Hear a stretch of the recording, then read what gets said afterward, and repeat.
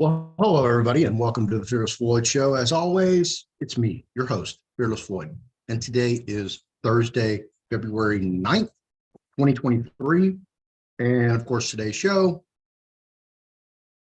Brian Robertson, pastor of the Way, will be your co-host. And Eric, who's going to demand you cite your authority, will be jumping in and out. He is heading to the doctor's office today. I don't know what that looks like. But that's what I was informed by my co-producer. So we were looking for Eric to jump in and out. Well, hopefully we'll see what's happening. All right, just ate breakfast, so I'm trying to get that down. I submitted all my information to IMDb, to the database, to be registered and acknowledged as a content producer, executive producer, host, editor, writer, director, all that. So Jesse's in there too. My administrative assistant will go in when I do the live to 5 about IMDb profile. So I haven't done that yet. That's next. It's time consuming, but hey, if I get in there, I get in there, and if I do. That'll be great. That'll be a neat thing. Yeah, my roommate will be highly jealous. So let me dive in here. Let's see what you guys got. Good morning, Robin, with an Y. Robin, I am going to have my administrative assistant contact you to assist with volunteering on organizing the files. So you will get a contact from her. I believe you messaged me in Telegram, so I have the contact information there. And I'll have her get a hold of you. Let's hit the RV news real quick. I went over this morning with somebody else on a private consultation. And here, let me refresh it for you because it does say Thursday the 9th, February 23rd.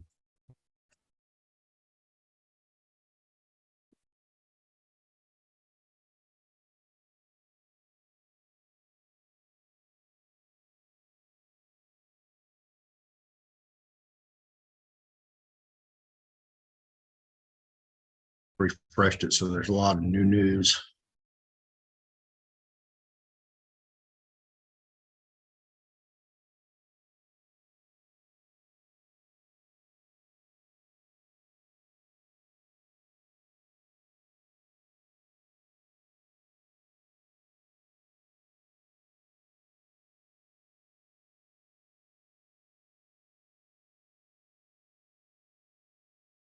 Here we go.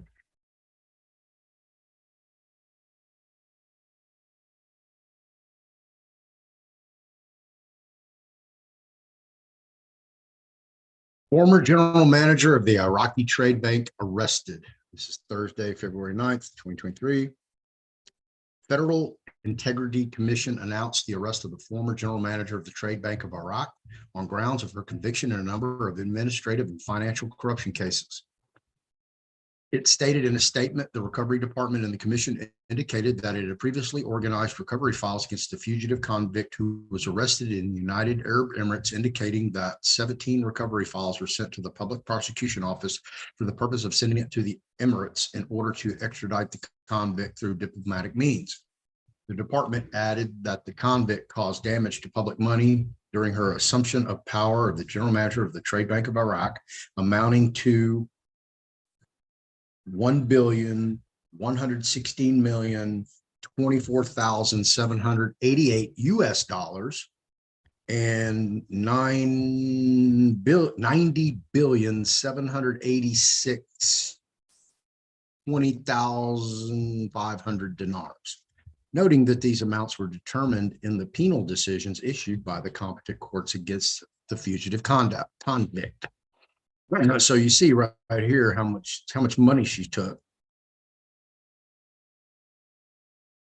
Okay, hundreds, thousands, millions, 1 billion US dollars she smuggled out of there. One person. So imagine 100 of these in the Iraqi administration, whatever that looks like. And if they're all stealing $1 billion a pop, there's your $100 billion budget sitting in the oil reserves in the banks across the country, across the world, rather. So now you see why they want to stop the corruption and they want to stop the bleeding, okay? Because they cannot suffer losing $1 billion to one single person, much less 90 trillion dinars, 90 billion dinars. Absolutely not. And this is what's causing the RV to not begin in earnest, because they're closing these gaps. They're going up after those people. They're arresting them. They're trying to track down that money and get that money back. So because she was a government official, I don't know what type of diplomatic status she has, but obviously they're using diplomatic means to recover the convict, i.e. suspect, of alleged theft of funds. So I just want to show you that this is what they're doing. They're going after these people and they're trying to stem the flow of money laundering, fraud, and corruption within the own company. And of course, you know, she's living high on a hog. She's a billionaire living in the United Arab Emirates, right? I can imagine what her place looks like.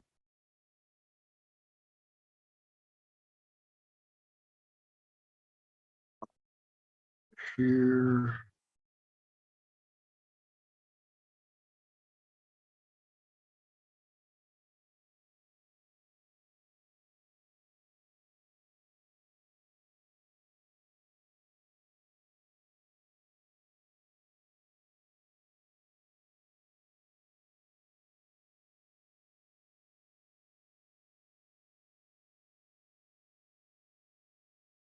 I could go into some of these. I'm sure they have some type of connection to what we're doing, but for the most part, I'm trying to get over to the, oh, here we go. Excuse me. Parliament ends the first reading of the draft of a number of laws. The House of Representatives in its session held today, Thursday, finished the first reading of the draft law, the First Amendment to the law, support small income generating projects. Parliament also finished the first reading of a draft law ratifying the investment promotion protection agreement between the government of Iraq and the government of the United Arab Emirates. The House of Representatives also completed the first reading of the draft law ratifying the agreement on avoiding double taxation and the exchanging information with regard to taxes on income and capital between government of Iraq and the government of the Islamic Republic of Iran and the protocol attached thereto. The House of Representatives in its session held today, Thursday, completed the first reading of the draft law on the accession of the Republic of Iraq to the agreement establishing the European Bank for Reconstruction and Development for the year 1990. Parliament also finished the first reading of the draft law ratifying the cooperation agreement between the government of the Republic of Iraq and the government of the Kingdom of Saudi Arabia in the field of maritime transportation. So there you go. They want to tote that oil. That's what that's talking about. So they are putting contracts together with other Middle Eastern countries in the region, as you see. So they are all cooperating, which is a good thing. Now they would like to have their currency on a level playing field in the Middle East, in all countries, along with the international market. So that's what the reset's all about.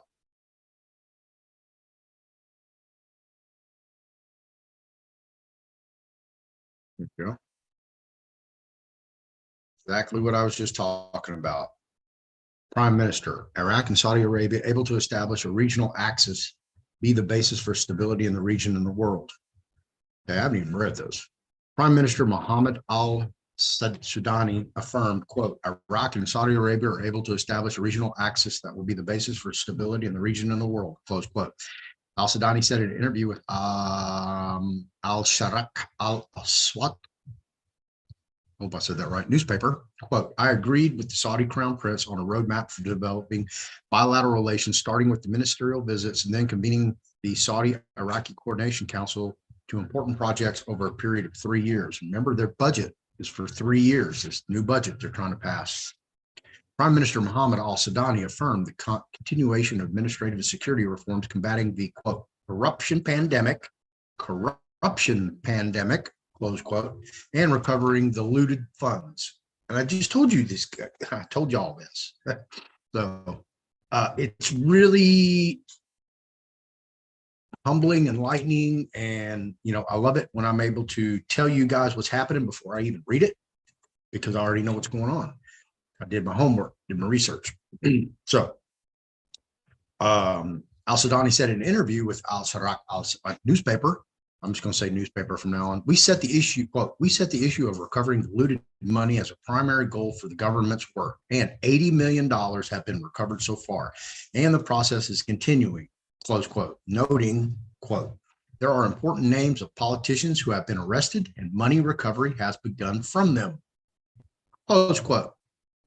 He also added, quote, we started working on security reform and dealing with the problem of uncontrolled weapons through a committee headed by us, or it could be US, and weapons will only be within the framework of the security services established by law. So that's something totally different. I don't quite understand what that's all about, but what we really want to see here is that they are going after these scoundrels who have basically raped, pillaged, and plundered the government and the great citizens of Iraq and surrounding areas. And they're going after this money, and they're going to recover it, put it back in their coffers, and hopefully they will reset their currency and bless the citizens of Iraq, which is much needed.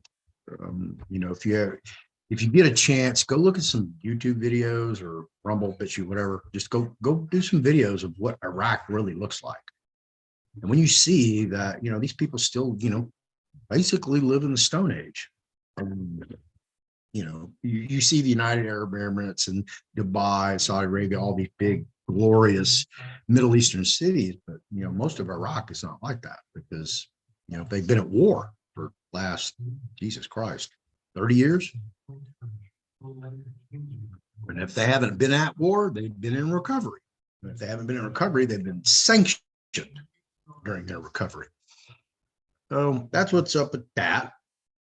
Let's see. I was going to dive into something else today. Let me find it.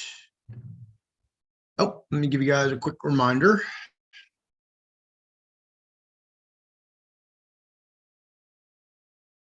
This is Eric Dingus's website, freedomfromslavery.com. Please, everybody, you want to become private. You want to become a real national, okay? A non-resident U.S. national. Absolutely.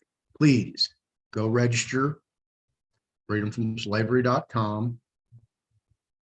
Right here. Sign up for their newsletter. You will register. Here's Eric Bob Plummer and Ann Vandersteel. This is an interview Eric did. This is one he did a couple days ago with Lee Merritt. Boy, right there. American Dream. So go check out this website. I'm going to go after the Exodus 18 model of self-governance and what that looks like.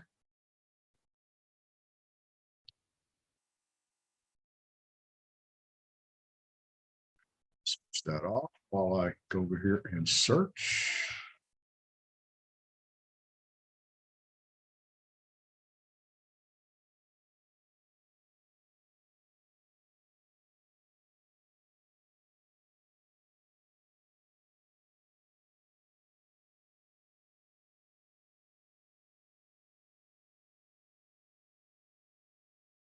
All right, kids.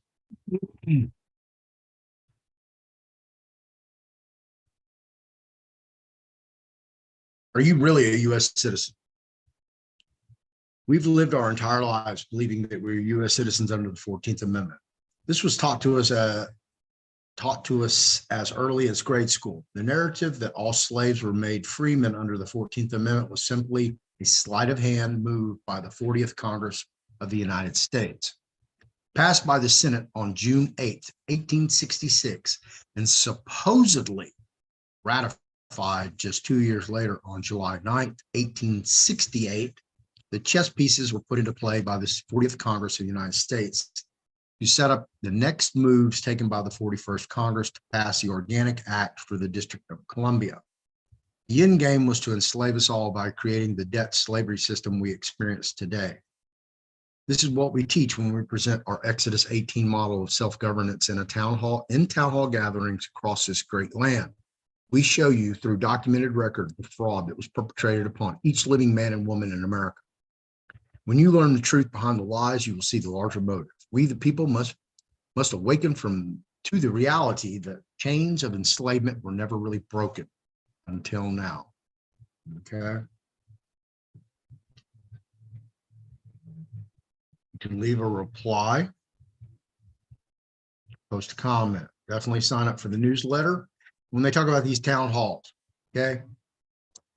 This is what Eric does. Eric travels across the country. He was traveling last night when I talked to him in his car, getting somewhere. He goes from town to town, city to city, state to state, and he does town hall presentations. He will come to your town, your city, your locale, and he will do a town hall presentation. Please contact Eric. You can do it through the website, or you can contact me and I will put you in the queue with Eric.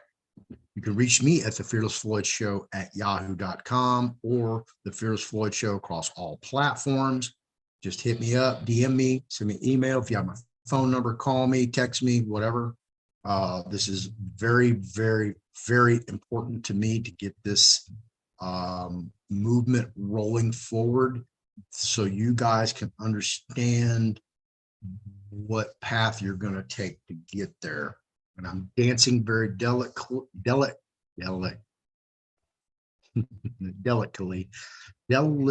I can't even say it. Delicately. There we go. Well, that was a tongue twister for me.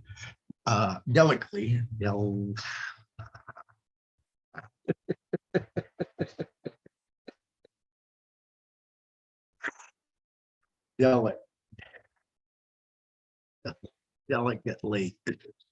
I don't know why I'm having a problem with that word today. Delicately. That's hilarious. Getting a kick out of myself. Sorry. So anyway, this movement's happening, man. You guys need to get on board. I promise you, man, we had another Zoom meeting last night, and this was just 4 of us. Actually, there's 5.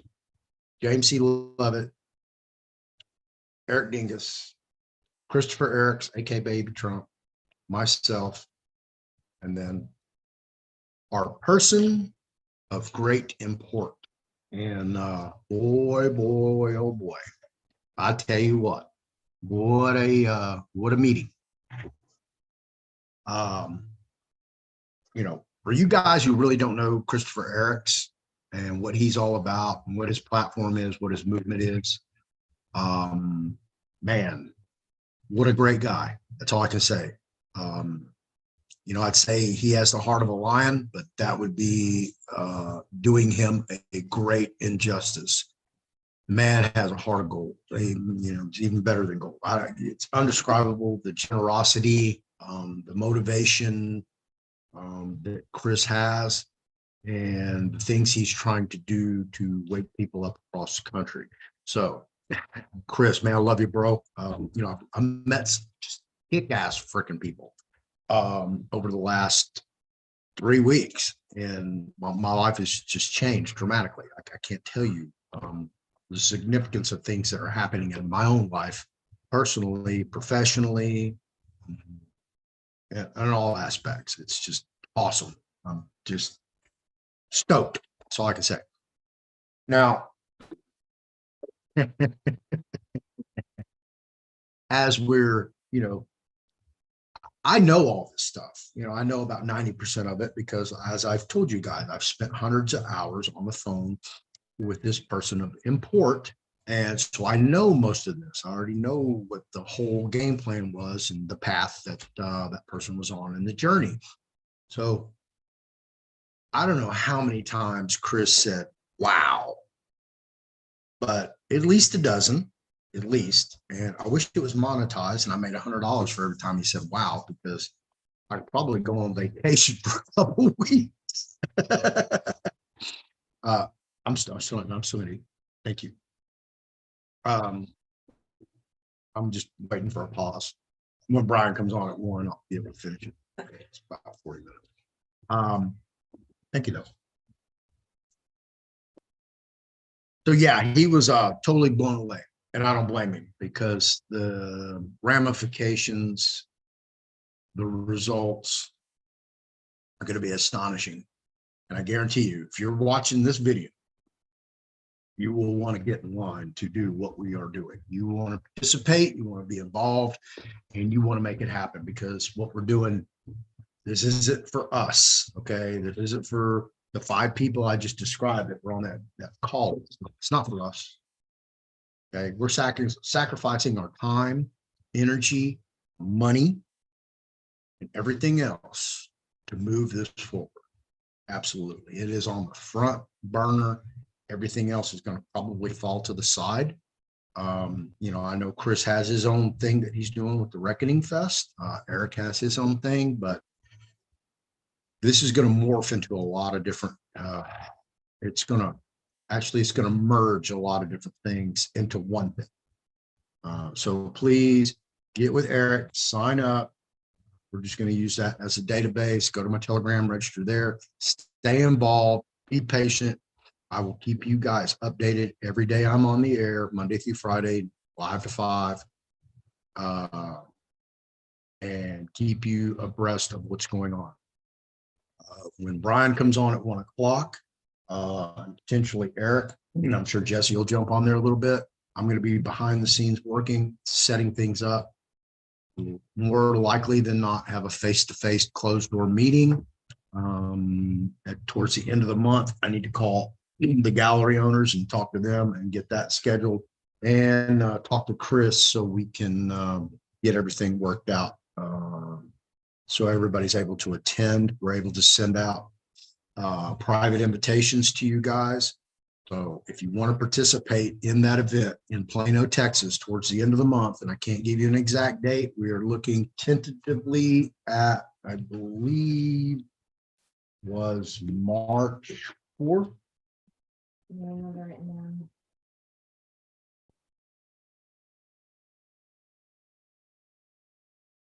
3423. 3423. There you go. 4th, which is a Saturday. March 4th. That's our target date. So I need to confirm that with the owners of the gallery as far as time and everything else. So once I do that today, I'll have a little bit more knowledge, and I'll have something for you guys tomorrow on the show. Tomorrow we have Noah coming up at 1 o'clock, IFBB Pro, Noah Robbins. I look forward to Noah. He's always got some great information. And then after Noah tomorrow, we have Buffy Leanne. I have no idea what Buffy Leanne's going to present today. So Buffy, if you're listening, send me your production sheet. That way I can get you all lined up. So that's the Exodus 18 model that Eric has adopted. Yeah, find where you guys are. There we go. All right. I do web design, little programming as well. Thank you. Thanks for great content. You're welcome for Truth Girl, for Truth Girl. Okay. For Truth Girl. I'm not making fun of you. For Truth Girl. Okay. For Truth Girl. Floyd, if you come visit a doctor in Saluda, North Carolina, you get a free goat with every visit.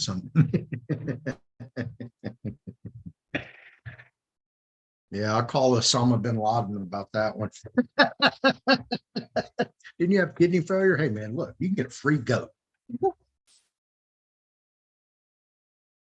never have to worry about a companion again.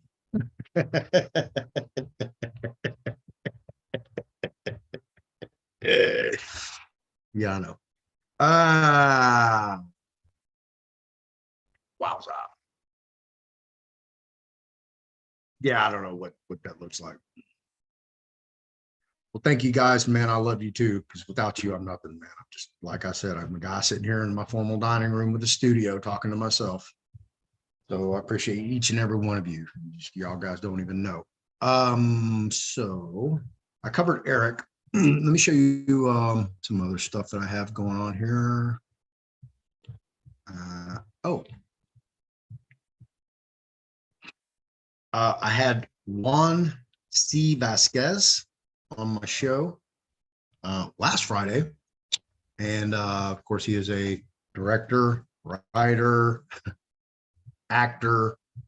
Let's see, where else is he in here?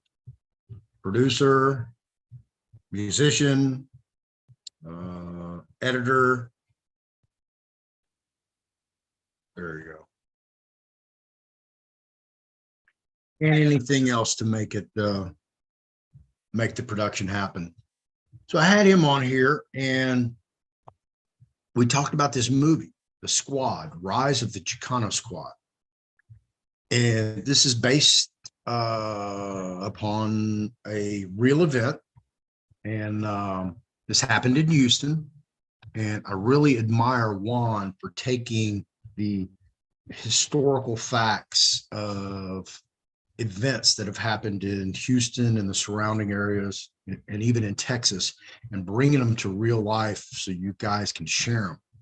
Now, what this exactly, the incident was, God, I can't remember his full name.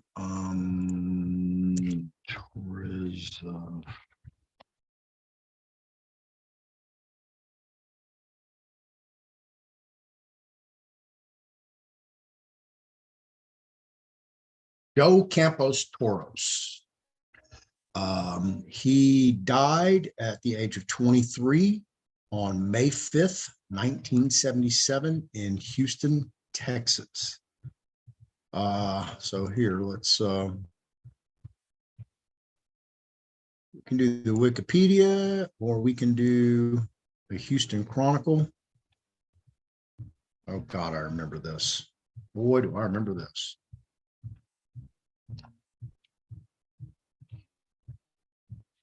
Let's see. Sign up. This is from the Houston Chronicle, and you can see it's dated 2017, May 10th, which is my sobriety date and my awesome daughter's birthday. All right. This is the police force, and as you can see, everybody in this picture with a helmet. That guy, probably a Caucasian. Joe Campos Taurus and Houston Moody Park riots. Okay. I know people personally, I went to school, people that were in that riot. Absolutely. I know people who went to prison behind that riot. It's been 40 years since 23-year-old Vietnam veteran Joe Campos Taurus' body was found washed up on the banks of the Buffalo Bayou. On May 5th, 1977, Campos Taurus was arrested at a bar for disorderly conduct, which is like it's like getting a traffic ticket in the city of Houston. Okay. If you just give a cop any kind of lip here, they're going to arrest you for disorderly conduct or public intoxication. They're not going to be able to prove a goddamn thing, except when they get on the stand and lie, say, yeah, he was intoxicated, in my expert opinion, because I'm a 27-year veteran of the Houston Police Department. Yeah, right, whatever.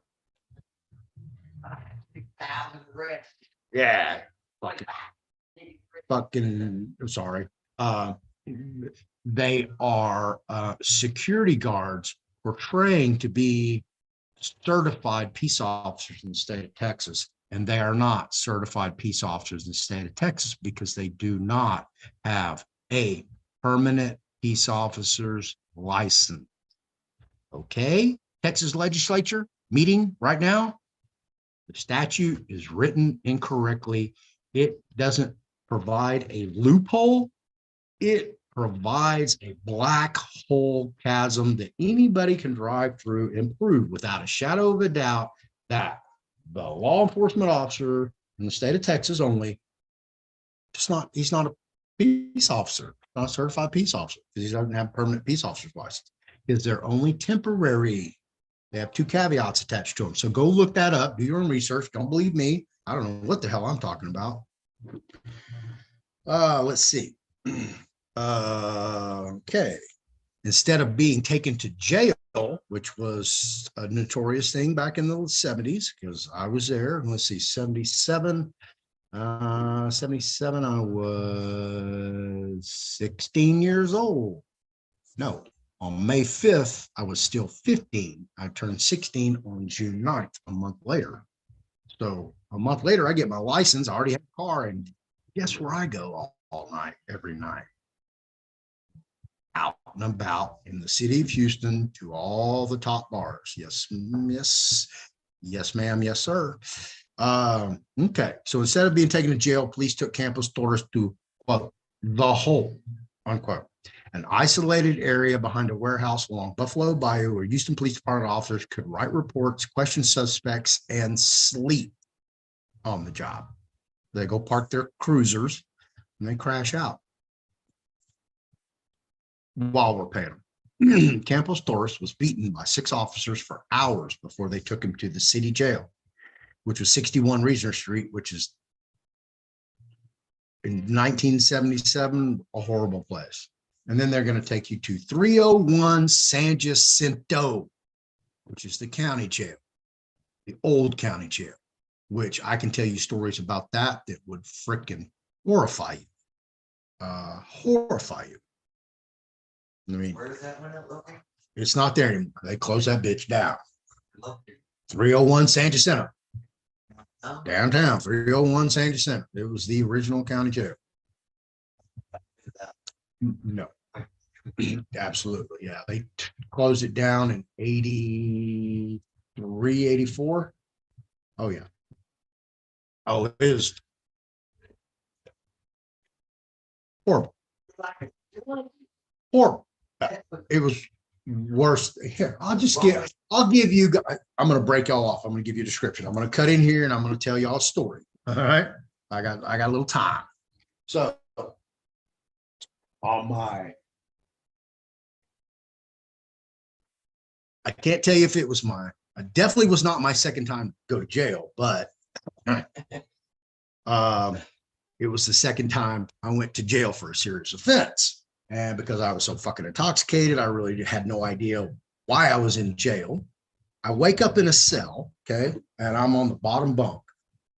And I look up and I see a jacket, and I'm like, who the hell is that? What am I doing in jail?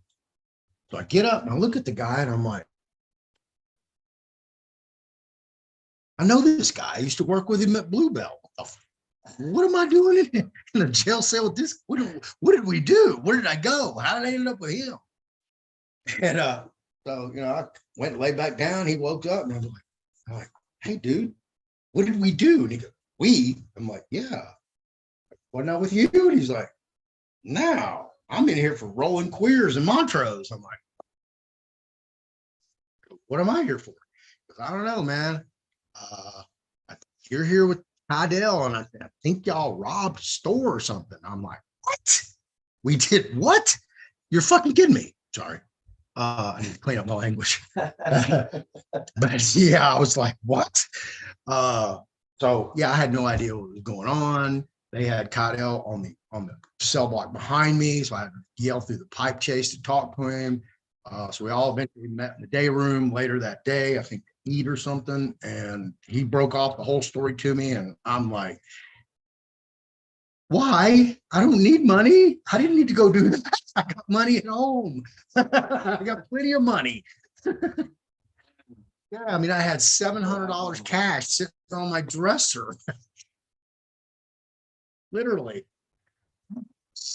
Yeah, I was baffled. So anyway, so we did our phone call, and after it's like 18 hours, if you don't make bond, they transfer you to county jail. So we go to county jail and we're in the holding cells, and then they shoot us up to the 5th floor. Okay, so it's me, Tidell, and then a couple other people. So We're on the 5th floor, and they open the cell block door. Spin that key, open it up, and I was the first one. And all I had on was socks. And I stepped in there and I went, holy shit. I pulled my foot back out and it's soaking wet and there's like water up to my ankle. And I look down and I see empty condiment packs of mustard, mayonnaise floating, like bread with a couple bites taken out, bologna, slice of cheese, paper bag wrappers, and then what we call the catwalk on this side of the bars. That's where the officers are supposed to walk down and look in the cells to count or make sure nothing's going on. But on that side, the catwalk, the officers' catwalk, they had homosexuals. So we walk in and it's freaking pitch black, no lights. I'm looking at the officer. I'm like, seriously, you want us to go in there? I'm like taking off my socks. He's like, yeah, get in there. I'm like, you're crazy. He's like, no, you need to get in there. We're going to go lock you up. Okay. So look in the first cell. No lights. Full of melanated people, all blacks. Go to second cell. Same thing. Third cell. Same thing. Fourth cell. Same thing. Fifth cell. Same thing. Don't. Okay, I'm at 23. Same thing. All blacks. No lights, full cell. Okay. So I get to the last cell, number 24, and there's 2 Mexicans in there. So me and Cite bailed right in there. So, because I'd been drinking so much the night before and just totally obliterated myself. Now I'm hungover. I'm getting sick. I'm dehydrated. I need something. So I go over there and I'm pushing the button on the sink and there's no water. Oh my man, I'm like, given those things. So I look in the toilet and it's just probably the nastiest toilet you ever want to see. Green, brown slime. So I flush it and hoping it'll clear and it's not. So I flush it, reach down, get a cup of water that's spewing out of there and drink it. That's how I had to hydrate this. Okay. That's the kind of bullshit I have been through. That's me. Okay. One of the most horrible stories you've ever heard, right? That did not stop me. That's how wild and crazy I was. That did not prevent me from doing other stupid shit to send me back to prison. So let's jump back over to this now that I've given you a little historical about me, what I've been through. And that's just, just a page of a multi-page tome of my life. All right. So finally, they took him to city jail. Once there, officials refused to book him because of the extent of his injuries and ordered that he be admitted to a hospital, which was Ben Taub at the time. The 6 arresting officers instead took him once again to the hole. Looking back, witnesses reflect on LA's Rodney King riot 25 years later. Following another beating, Campos Torres was pushed off the raised platform and fell 20 feet into the bayou, where his body was found 3 days later. Quote, "We never got justice," unquote, his sister Sandra Torres told the Houston Chronicle in 2011. Quote, "All those cops, they just got a slap on the wrist. You know what? Where's my brother? He's gone. The cops go home to their families while he was floating in the water for 3 days," close quote. Of the 6, initially only officers Terry Denson and Stephen Orlando were charged with murder. An all-white jury found them guilty of negligent homicide, a misdemeanor at the time, and sentenced the officers to a year's probation and a $1 fine. Wow, aren't you 2 guys just the heroes of the world? Okay, you guys should be on death row. Sorry. Yeah. Houston's Chicano community found the fine especially hard to swallow, with chance of, quote, "a Chicano's life is only worth $1, unquote, reverberating through the neighborhood and throughout the country's Mexican-American communities. The officers were eventually sentenced to 9 months in prison. Oh, wow, a whole 9 months. And I'm sure they got there and they popped right out, or they didn't even make it to prison. Okay. They got a PIA, parole in absentia. Absolutely. The officers were okay, but tension simmered for a year until they boiled over on the anniversary of Campos Torres' death. In 1978, Cinco de Mayo celebration at Moody Park erupted into riots. Police attempts to break up the crowd were met with waves of retaliation by the attendees. Where are they now? Look at prominent figures in the Rodney King riots. Let's see what happened when the police came in to arrest some people and actually took somebody. People said no. Then rookie cop Harold Bark told the Houston Public Media in 2008, quote, "You're not going to take him and do what you did to Joe Campos Torres," quote, quote. Quote, people rose up and started throwing rocks and bottles at the police, overturning police cars and shouting, quote, "Justice for Joe Torres," close quote, and, quote, "Viva Joe Torres," close quote, Barr said.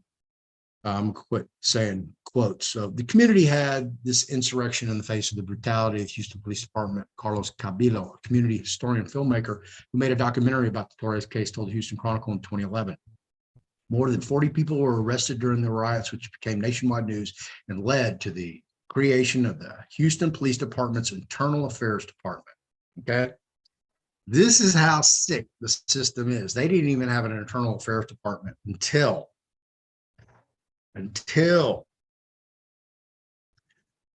what was that, 1989? 1978, sorry. Okay. Today, Campos Torres' family is working to erect an official marker to commemorate his death in the riots. There's never been anything to mark Torres' death in a positive way. Torres' nephew, Richard Molina, told the Houston Chronicle in 2014, "No parade, no day of remembrance. It's never had its own day, but it's definitely something that should be remembered. A lesson of Houston history and among the Mexican Americans." So this really didn't cover it, but what this movie is based about, okay, is they created a Chicano squad, a squad of Hispanic, Latino men at the time, because there weren't very many women on the police force. And they created this so they could actually go into the barrios or Latino predominant neighborhoods, and they could speak to the citizens and residents in their own language, because there was a language barrier, because the Caucasian officers and even the blacks, they didn't want to talk to the Mexicans. They didn't want to hear it. They didn't understand them. They didn't get the pidgin English. So they just blew it off, wrote whatever they wanted to write. And, they were second-class citizens, just like, the blacks and Hispanics have always been treated by the predominantly white culture. So this was a big event in my life. And a lot of things were happening at this time in Houston, Texas, 1977 and 78. If you remember correctly, here, I'll go show you a little something else that was happening about that time.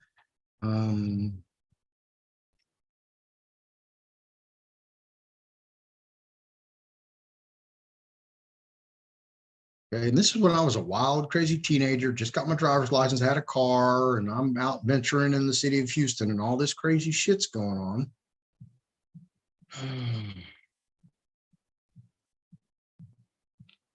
Okay.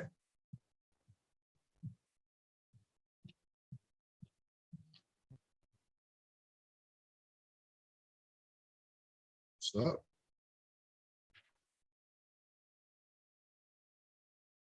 okay, y'all have heard me mention this guy before, David Owen Brooks. Passed away May 28th, 2020.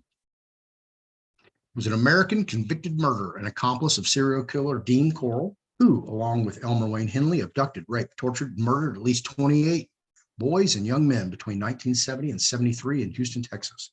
The crimes, which became known as the Houston mass murders, came to light after Henley, not Jesse Wayne, this is Elmer Wayne Henley, fatally, and they're not related, fatally shot Corll.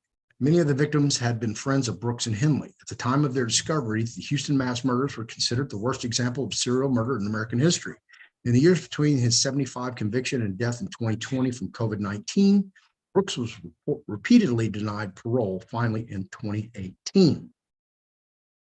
Okay, for those of you who don't know, I know David Owen Brooks. Well, I knew him. We actually lived in the same 10-man dormitory. We worked together in the food service department at the Clemens unit in Brazoria County, Texas. That was from, I would say 80, 83 and 84. I was there. We lived together, worked together. We were also in the craft shop together. And at one time, I had a clock that David and his, what we call piddling partners, made. I can't remember his first name. His last name was Preborsky. I'll never forget that. And when my mom passed away, I had an estate sale. So somebody out there who went to my estate sale and purchased that clock, you have a historical artifact that once was created by the most prolific serial killer in the United States, David Owen Brooks. Absolutely. So yeah, it's a neat little piece of history. I party with it because, you know, I knew David. If I want to know it, I could just like say, hey, Dave, make me another clock.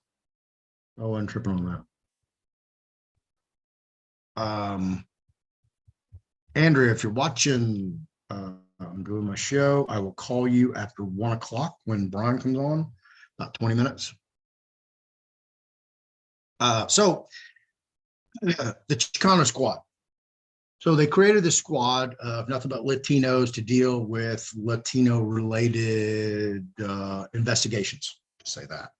And it was the first of its kind. Since then, they have diversified culturally with the Houston Police Department. And I don't know about the other agencies, but they have an Asian squad. And they even have some other cultures like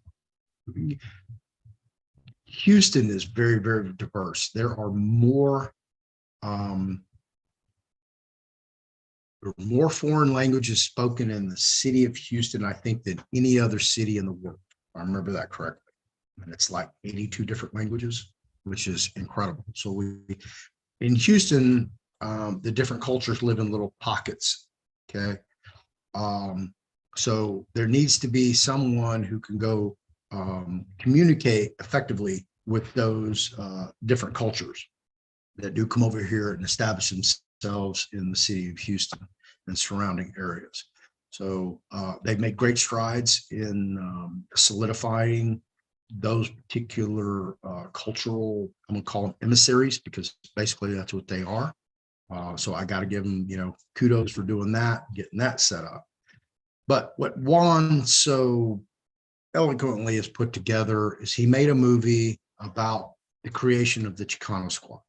So he's telling you a story of an historical event that has happened in Houston, Texas.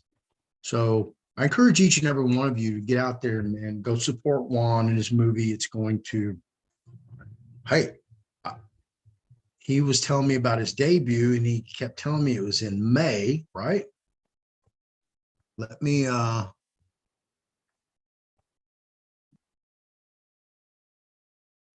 don't know when this debut is going to be. I think he said May. It's going to be in select theaters across the country. Here we go. Release dates. Looks like we don't have a release date for this title yet. Hey, Juan, if you're watching, listening, you need to put a release date on here. And I'm going to presume that it's going to be May 5th, 2023, which is Cinco de Mayo and the 53rd, 30, 20, 53rd, 56th anniversary of, oh, that would be cool if it was the 55, 55. Oh, that would be neat. Yeah, if you could have done it last year. But anyway, 56th anniversary. Hopefully that will be the release date. That would be really, really neat. I think the Torres family would really enjoy that. So Juan, if you're listening, there's your date. So I'm going to tell you guys that somewhere in May, we're going to just presume it's that he will release this video. So go check him out, man. Support Juan. He's doing really, really, really good work. He even offered me a role in his next movie. So you're not a Juan Vasquez movie, then you're nobody. and my boy Ryan, who introduced me to Juan, we're going to be in it together. So I'm going to see Ryan probably tonight. So we're going to go kick it, talk about that. I can't wait. Hopefully I get to see Ryan's newborn too. That'd be kick ass. Always need to see newborn babies. So let me see what you guys got to say over here before I jump on to other stuff. Kill that, kill that. Whoa, y'all over here going nuts. All right. I'd be aware of the brain scans though. Well, John, you have to remember I'm patient 0 in this. Dr. Ron is a world-renowned brain specialist. I mean, he's probably one of the best in the world doing cutting-edge technology that nobody else is doing. And because I have the amalgam or mercury fillings in my mouth, and I have quite considerable amount, as well as they are chipping and breaking, crumbling, wearing down. So I don't know how much mercury toxicity that I do have in my system. But what we've done is I did a brain scan 2 years ago. I did one a couple days ago, and I'm going to do one after I get my mouth redone. I already went to the dentist. I got to make an appointment with my prosthodontist so I can get that moving. I will do that after I get off here at 1 o'clock.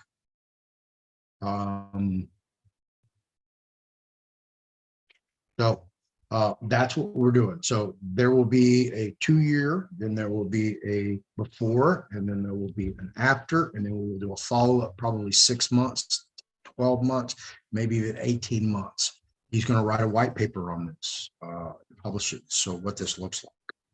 So I'm in a very unique position. Thankfully, I told you guys, man, I don't know what it is. There's some kind of divine intervention happening in my life at this moment in time that I can't explain. I don't know. I'm just being blessed every day. Information, people, happiness, joy. It's just all coming at me at one time. I'm just really stoked, thankful for each and every one of you guys. Don't even know. Hey, Tim, I am in and have an abode in Plano. Yeah, I knew you were up there. I don't know what part of Plano you're in. I used to live off of Legacy on Swanson Drive. You know, all this is public knowledge. Also lived in Carrollton. Good day, Jesse. Yeah, it's already starting to rain. Right. Oh, the history lesson, man. I can give you a bunch of history lessons on Houston. What? Oh, really? Yeah. Oh, that was a huge deal. Yeah. If you go down Piedmont, okay, because Piedmont's one of the streets you cross right before you get to Bingle. Okay, if you go Piedmont and you go to Antoine, okay, right there over the railroad tracks is the entrance to Candlelight Oaks. Okay, and that's about a mile from my house where I grew up. Candlelight Oaks was like the big 2-story houses. It was the little upper class, middle class whites. But before you got in there, there were a street of, the shotgun shacks. And that's where all the Hispanics and Latinos lived that went to the junior and senior high school that I went to, Scarborough. So there were only maybe 20 Hispanics in our whole school. So I knew them well. And some of those were over at Moody Park hanging out. They were involved in the riots. And I know at least one of them went to prison behind that. A bunch of them went to jail. It was it was a crazy thing. It made headlines. So I've just got a message, Brian. Yeah. Needs a link. Yeah. All right. Let me get Brian over here queued up.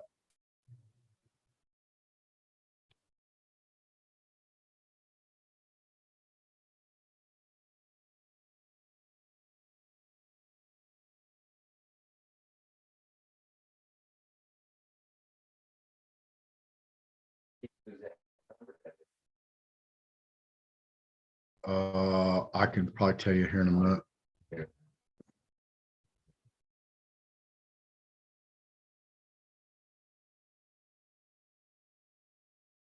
All right.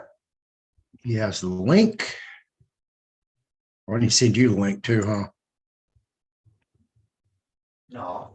It's gonna go like this, so while you get it, do the round, I'll go do it, I'll check that. I'm gonna send you the link anyway, just in case you want to get over there and play on yours.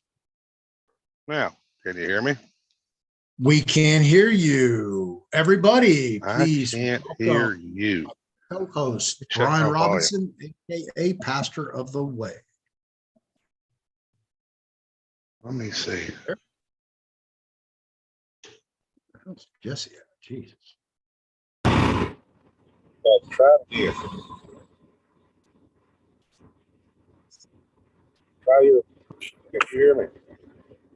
I can hear you. That time I could hear you. Loud and clear. Okay, now, let's see. Try it again. Try what? It don't make no sense. Say that again. For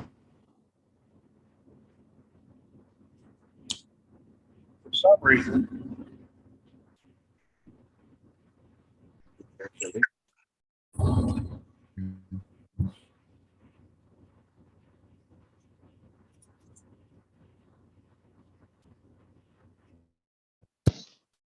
Okay, now, can I hear you now?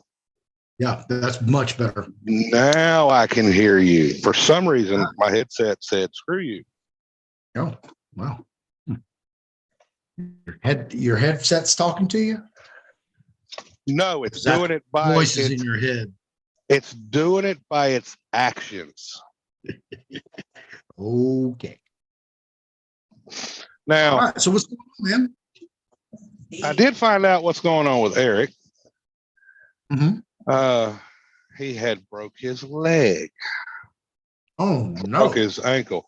That's why he was in so much pain, and he doesn't really talk about it very much. Wow. So he may be here. I don't know. He planned on being here partly, but he's got an appointment here in about. Just messaged me, Brian, and it was asking for the link. Okay. Let me see here. Copy. There's Eric. He told me last night he had a doctor's visit, so he would be popping in and out. I meant to say something to you. I guess it slipped my mind, so apologies for that. Yeah. Let's try this thing about me recording this again today. Me? Does he know he's- Yeah. Jesse? Let's- Yeah, I'm sure he does. You Yeah, gotta- I'll be able to get you the recording. Yesterday I went and bought a brand new laptop. So Okay. it's hooked up. I had to upgrade my Zoom, so now I can do 2 Zooms at one time. Okay. I had to go to the Cool. business and get off pro. So yeah, I'm good to go now. I just need time. I got to go back to my old laptop and get those files and upload them. That's the problem. Okay. So No problem. I was doing that last night, actually going through all the videos that I haven't uploaded or put in a file. And yours is in there somewhere. I just haven't gotten to it yet. So when I do, I'll send it to you through Telegram. Yeah, I actually got last week's show downloaded. I had to do it in 2 download sessions through some freaking website to download the audio and then the video and then merge them Oh, together. Yeah. Okay. Yeah. So yeah, if you get me that later, that'll be great. I know Eric is here. Are you there?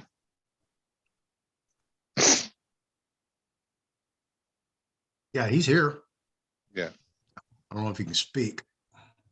I know he said he had some things he wanted to go over from last night, and I've got a Oh. 40 point bulletin that I want to go over because you know how I am about misinformation. All right. Okay. Hell yeah.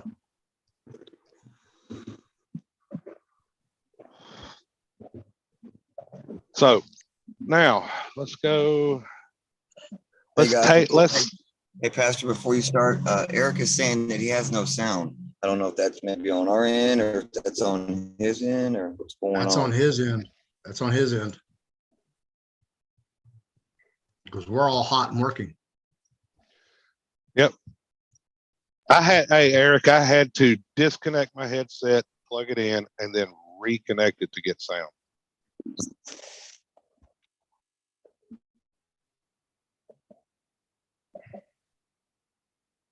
So I'm gonna do some house cleaning first. Okay. Comments on my YouTube channel. So Private Nobody commented on status correction. What is it? He said, it is status correction of the record, which has nothing to do with the man or woman. Their records are incorrect regarding the man, the office holder, and the principal, for example, the BC estate.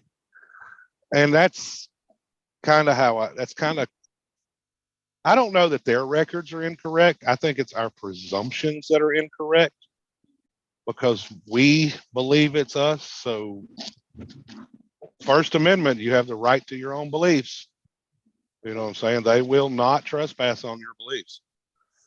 Point Break, he said, so what about debtor and creditor if it's all fraud, which it is? How can you function outside the system, their system, because they gave you the BCID passport? Well, Point Break, it's not fraud when they publish everything. Can you argue constructive fraud? Yes. Yes, That you can. argue. You cannot Yes, argue there are fraud. elements, Brother Brian. Mhm. There are elements to the constructive fraud. Well, actually, the only element is there's two that I know of when it comes to constructive fraud. It makes the court examine the contract to see if fraud was built into the contract, There you and go. it does not require any intent to commit fraud.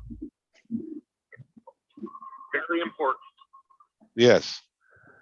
So it's not fraud like everybody says. And when you're talking about debtor and creditor, well, if it's a trust and there are trustees, who are the liable party?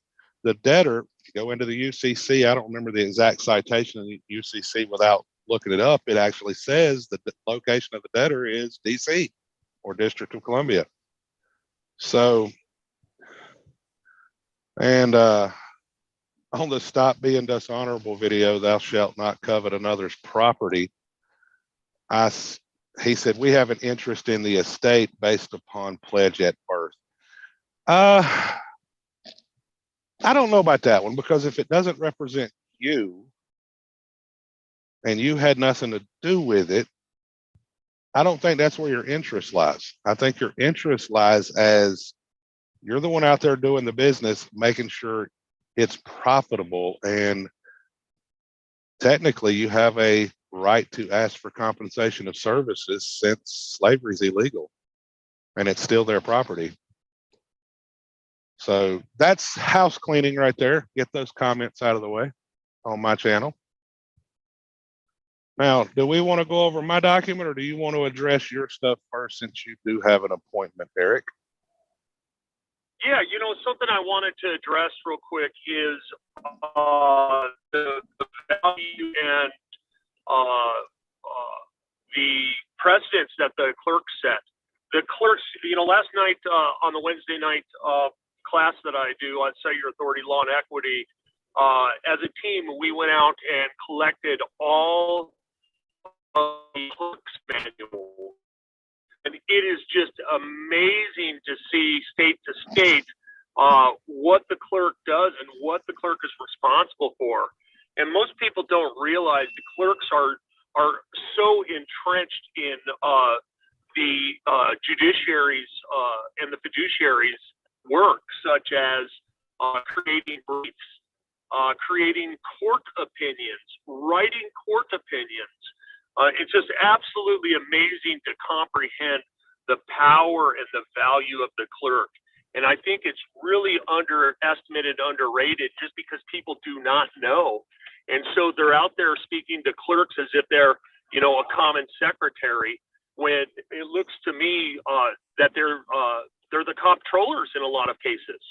They are doing the accounting, which is just fabulous to understand when you understand it, because now you can aim your tactics and your letters and your conversation a little more pointed, with the due respect, you know, because these clerks are just absolutely perfected in their way and their knowledge because they have to be, and they practice Well, it every single day. Eric, you want a prime example of where they kind of act as the comptroller? If you look on the screen, which I know you can't, Sure, yeah. and there is a source out of North Carolina Yes. that says the clerk of the Superior Court may, in his or her discretion, invest monies secured by virtue or color of the clerk's office, or as receiver in any of the following securities. Number one, Yep.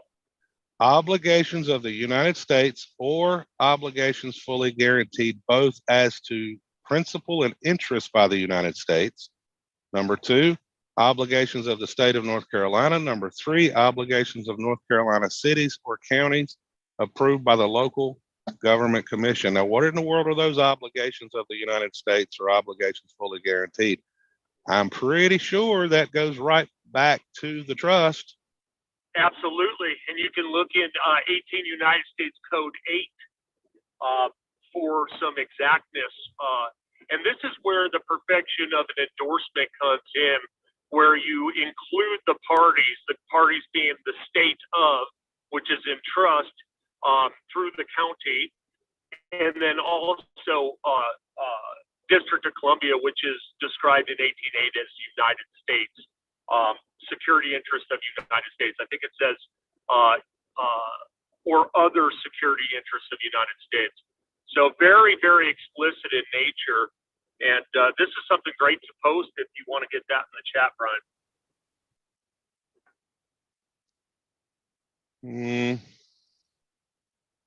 You're talking about in Floyd's group? Yep, that'd be great. And something really incredible, as you'll see in North Carolina, the clerk has got a huge job. Now, I'm not saying that all clerks have the same in whole, but in principle, they really do. And something we found out last night is how many states have chancellery. I mean, all the way to Wyoming. Who would have thought that Wyoming had chancellery? You bet it does. And if you drop by Cite Your Authority Law and Equity, you'll be able to see the fruits of our labor from class last night. We did about a 2.5-hour class just on searching for clerk manuals and clerk/comptroller manuals. We literally get into the position of realizing that the clerk is the accountant. Clerk is responsible for those channels, and the fiduciary is an acting witness, between each other to keep the book straight. It was a fantastic night last night, and it's worth the time going through and searching some of your favorite keywords in those manuals collectively. Well, it's not a surprise when you're looking at it, because if I'm actually looking at the definition right now. Comptroller, Office of the Comptroller of the Currency, a presidential appointee who serves as a director of both the Federal Deposit Insurance Corporation and the Neighborhood Reinvestment Corporation. Never heard of that one. Now, what's interesting in my research is that every county is authorized to trade securities with explicit nature. So No. wherever you guys are in your county, go look for those. Now, a comptroller, the definition of just a comptroller, okay, is an officer of a business or a private state or municipal corporation who is charged with duties usually relating to fiscal affairs, including auditing and examining accounts and reporting the financial status periodically. The standard traditional pronunciation is as given. So the comptroller is basically the accountant. They have to manage and report on what they're doing in their bookkeeping.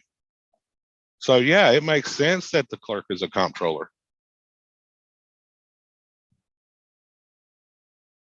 I think he fell off. No, Eric's still there. Jesse fell off. Eric, you're muted. Yeah, and the clerk should be treated as such. You really should approach the clerk with kindness and wellness, and be explicit in nature, and let them know your intent. It's one of the biggest things that I let people know is when you're going to do business with these people, you want to write them and let them know that what your intent is and when you would like to do business with them, and they will help you. The hardest part for people to realize is you have to break the ice, and you really should in the most kind way, and also in a private way, if possible, in the beginning, just to set the precedence if they want to take it public or if they want to keep your conversation private. Hey, the government understands public and private. They really, really do. Let's see here. All I had to do was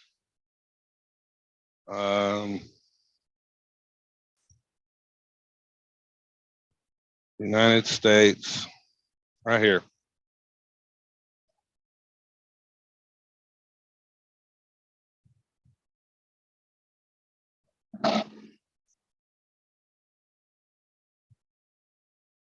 Come on, load.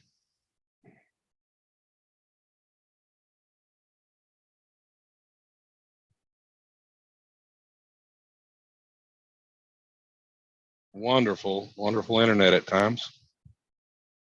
Now, they haven't quite caught up yet. They're up to 2016, so they're trying. Let's see. Now, they stopped publishing private laws. Last year, they published them so far as in 2012.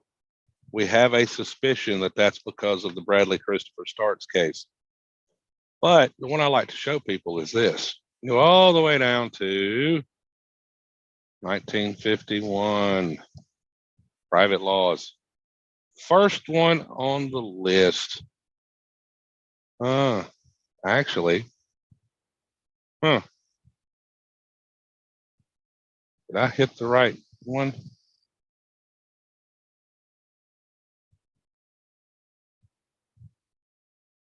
No. The one I usually show is not there. So maybe I was wrong on the year. The Act for the Relief of Rose Martin, private law. Let's look at that one. Be it enacted by the Senate and House of Representatives of the United States of America in Congress assembled that for the purposes of Section 101A, 27A, and 205 of the Immigration and Nationality Act, the minor child, Rose Martin, shall be held and considered to be the natural-born alien child of Colonel and Mears L.A. Burbank, citizens of the United States. See, they do stuff like that. The one I was wanting to look at was the one where a lady got paid money. Oh, that's what I didn't hit private laws. I hit public laws. Well, there's the private laws. Let's look at it.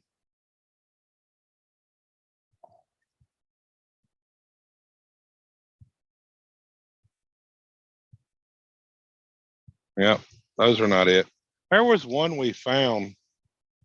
Wasn't it the lady's roof? That's such a great example of that private law.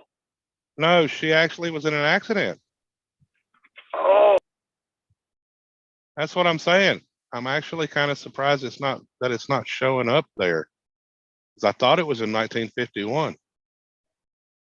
Maybe 57? No, I don't think it was. Okay.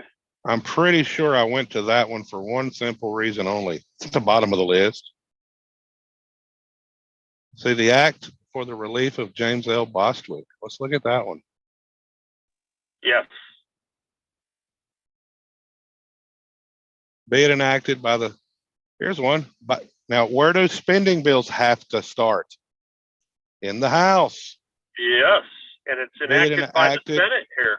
Yeah, And the be it House. enacted by the Senate and House of Representatives of the United States of America in Congress assembled, that James L. Bostwick of Milton, Florida, is relieved of all liability to pay the United States the sum of $378.88, representing reimbursement of the gross compensation paid him for work at the United States Naval Air Station, Pensacola, Florida, by the United States government for the employment period of October 3rd, 31st, 1955 until December 15th, 1955.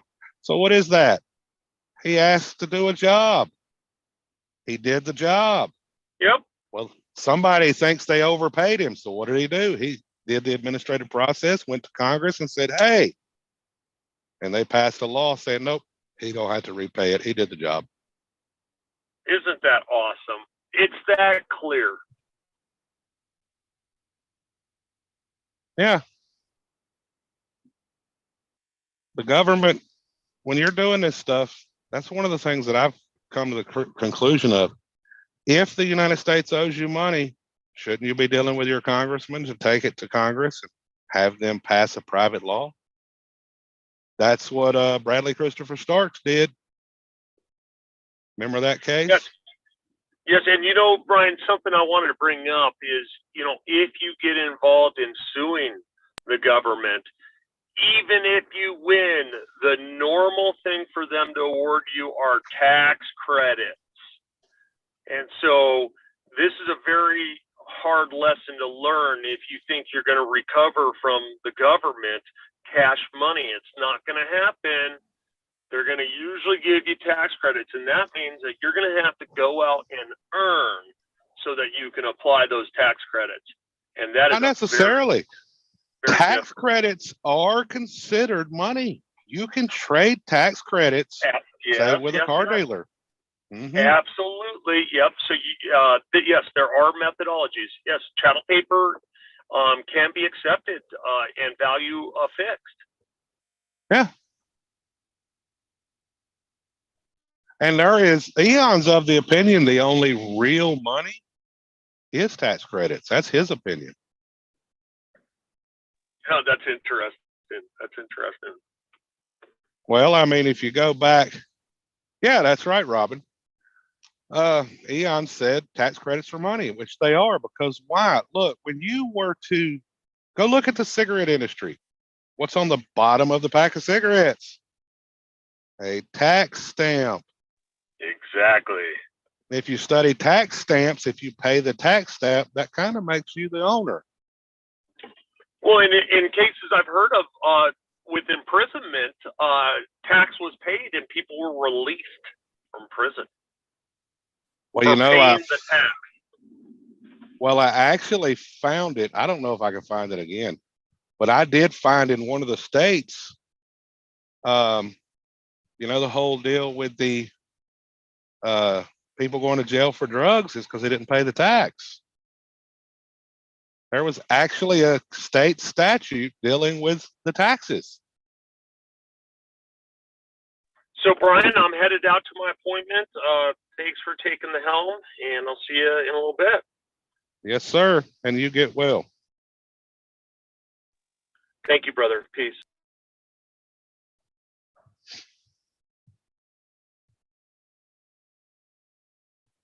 Now, Thank you for let's see joining us, here. Eric. Good luck at the dock.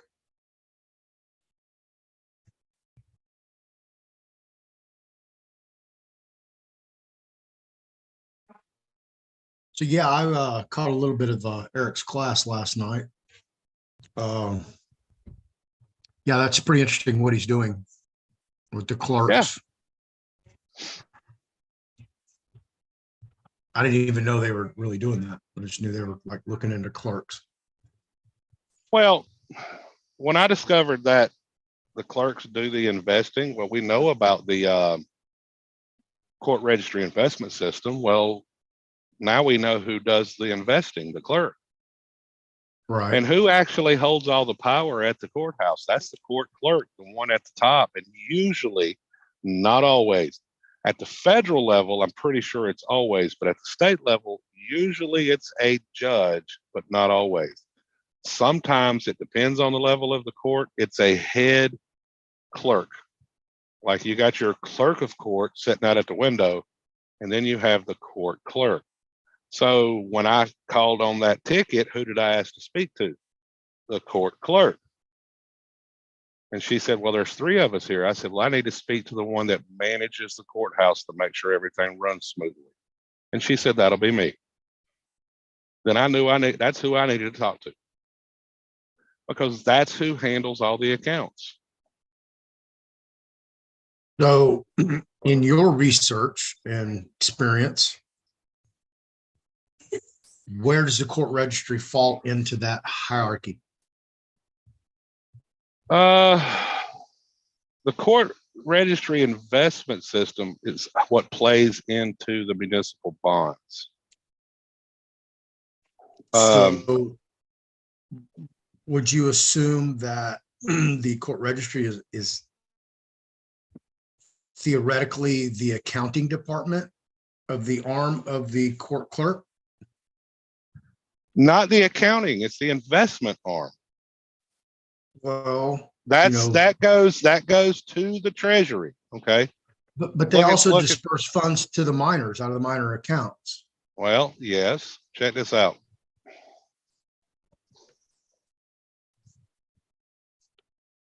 Let's see here. So right here, Chris system. Okay. Oh, wow. Cash in, You jumped court. right on that. Deposit in treasury. And what does the treasury do? The treasury says, hey, Federal Reserve, do you want to buy these bonds?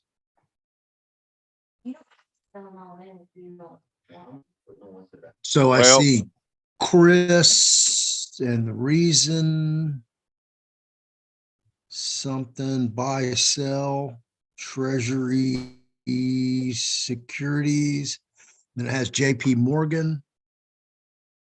And then it's, hang on. See if I can. Nope, can't get it bigger. Let me see. Ooh, too much. But we can read that.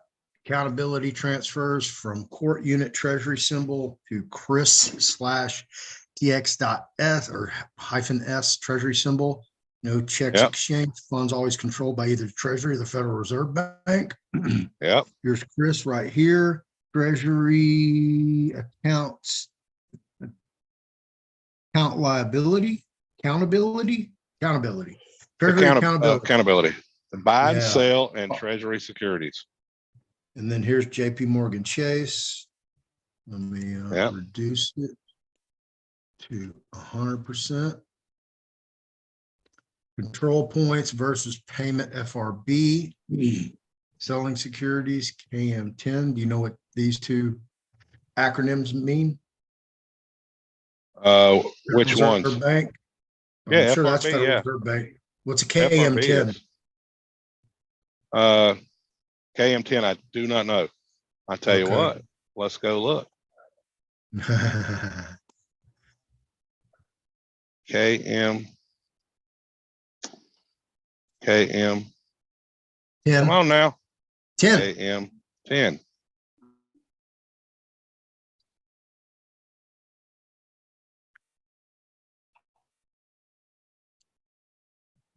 All right, shears.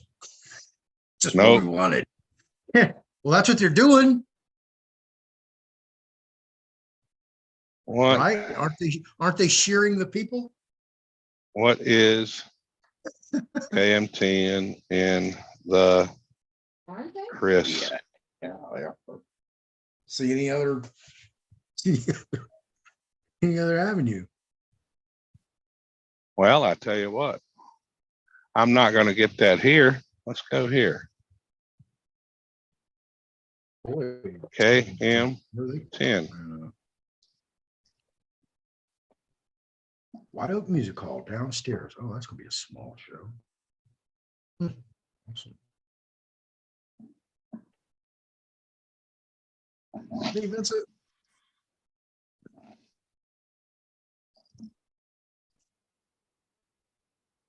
Yeah, that's going to be something that's going to be fun to find. If it's that hard to find it, shoot, fire. Right, yeah, right. Let's go back here. Let's see. Selling securities.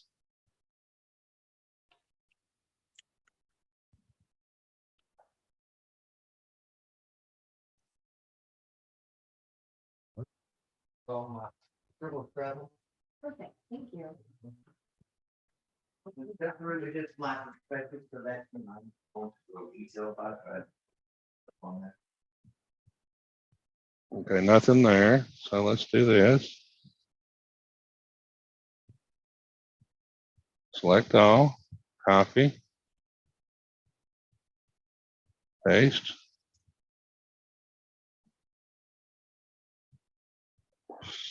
Well, it recognized that. That's going to be something, I guess, is a trade secret because it ain't finding it. Right. So, but when you said minor accounts, okay, now here's your liquidity fund. Let's scroll on down. I did find it interesting. Look at this, minor cases. It gives you the docket numbers. You can look up every wow. single court case. Now, you want to tell me all these are dealing with kids? I very seriously doubt it. Well, this is all one case right here. Yep. And I guess this is the debits and credits of this case. And scroll down. Yeah, ending balance, principal, interest. Mm-hmm. Now, I'm just going to scroll, but look at this. Okay. Look how many pages this is. It's different cases. What jurisdiction is this? Texas. Texas. Ain't that TXS? District 05, Texas. North. So I guess the N is north. Oh, Yeah.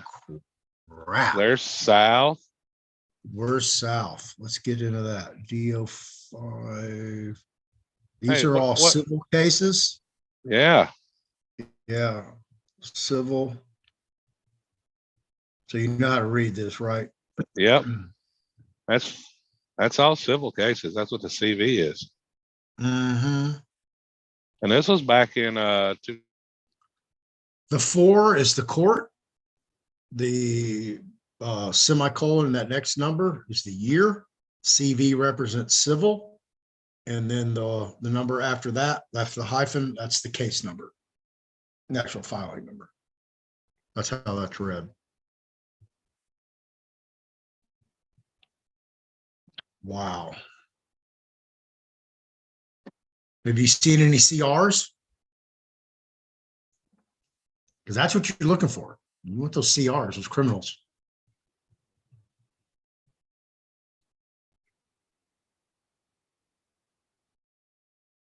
I lose you.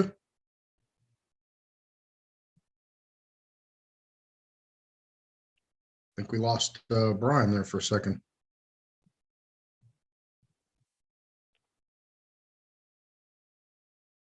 Hello? Well, I guess we lost Brian.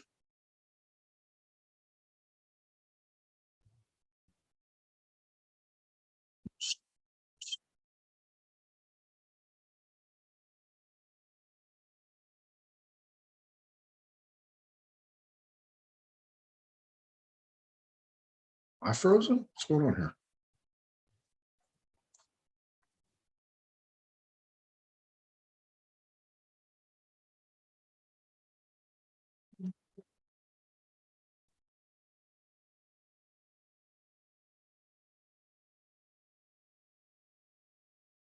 Well, I don't know what happened to you, Brian. I can't hear you.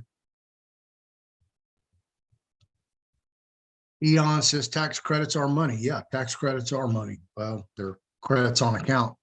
Same thing. I mean, there is no money. The credits, actually. or what we consider a form of money. Who, Jesse? Yeah.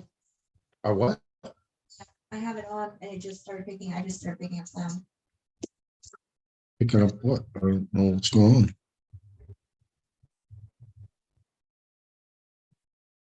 I see me and Brian.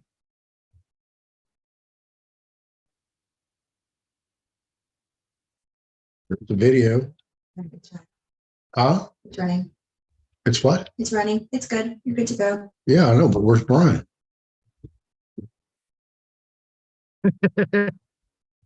Where you at, my brother?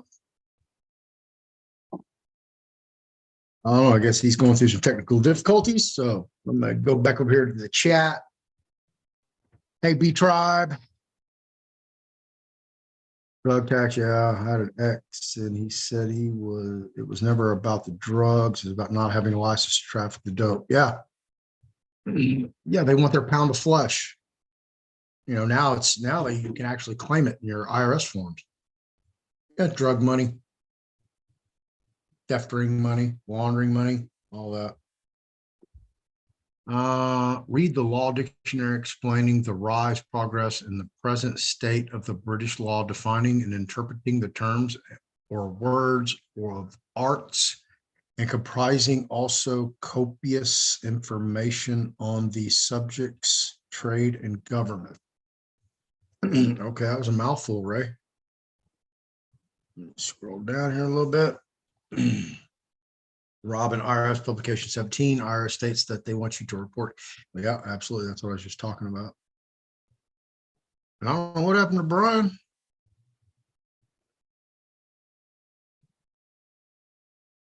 I guess Jesse's on another call. Can you not hear me, Brian?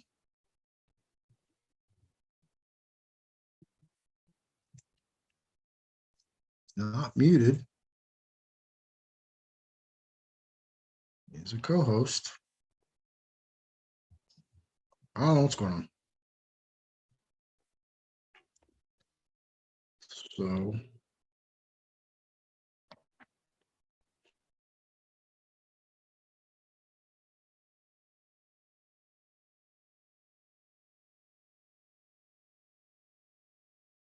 looking at the delay. I'm on a delay, guys, so that's why I'm seeing what's going on.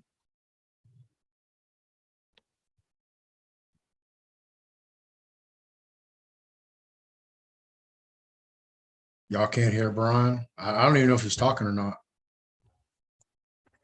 I've got to speed this delay up.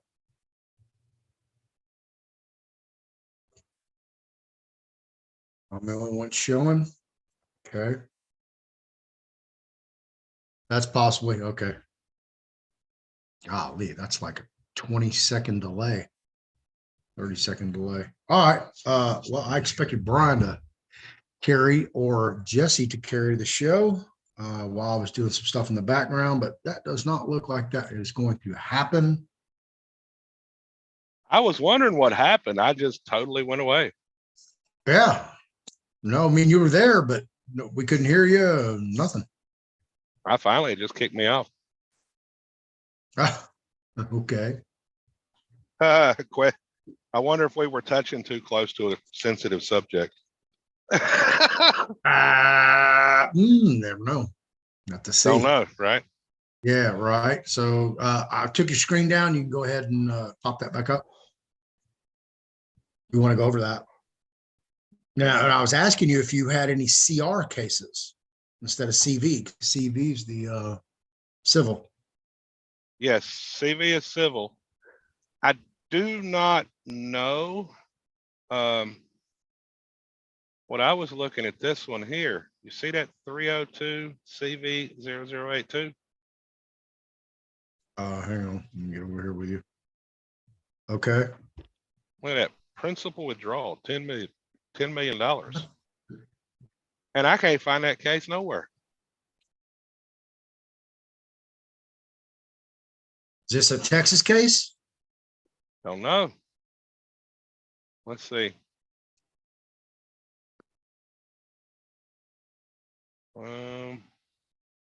Right there's Oh, 492 CV 485, because I know to do a withdrawal, they have to file it in the court. But we know these are Texas cases. Let's see here. Pop it up and I'll do a search. I have an account with the Harris County District Clerk's Office, so might get Okay. lucky. Let's Let me, pop up in my here. account. Let's see right there, Court X. It's 4:88 CV 12. Well, I don't know. That don't look real. Just happens to be a numerical order. Let me log in. That looks like it's just a graph, as in an example. That's assume the individual case. That tells me it may not be an actual case. But you can always look this one up. 799 CV 327.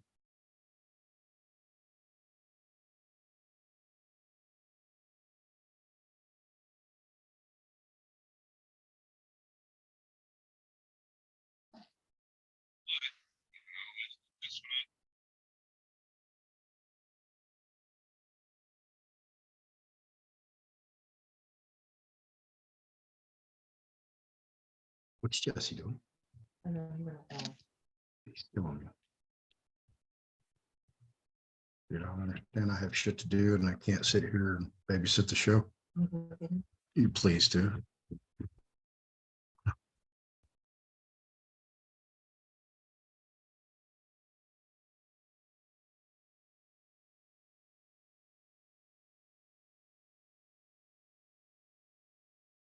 Here we go.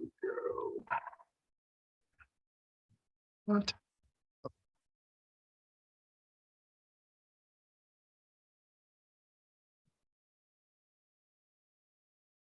Going through router problems again because now I have like fucking eight laptops and phones and all that.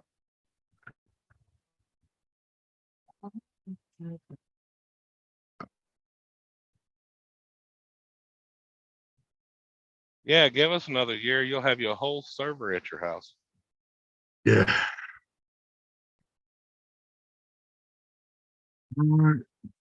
Then civil.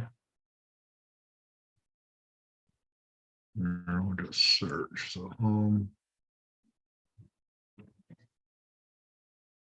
search our records. And civil case number. What is it? 7:99-CV-327.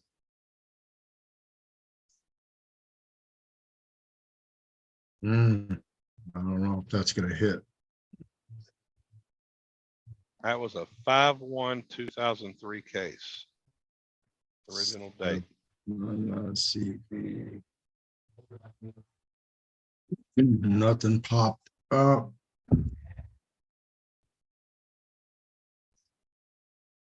Try that again. Case number was entered incorrectly.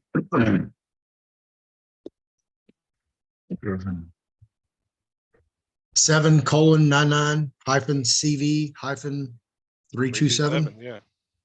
And Yeah. try 0327, see if that works. No, still not correct. Yeah. I Try do question. 027. No. I do question. I mean, this document's been out for a while. And if it's a legitimate document, I don't have a problem believing that it is. It really could be. They took all those cases down. Yeah, let's try another case. Right there's your graph. Look at there.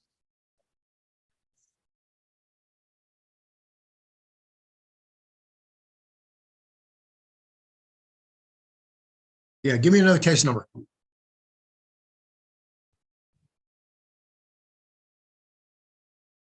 Tell you what, I know I have found some at the beginning. So let's see. Oh, there's a South Carolina case.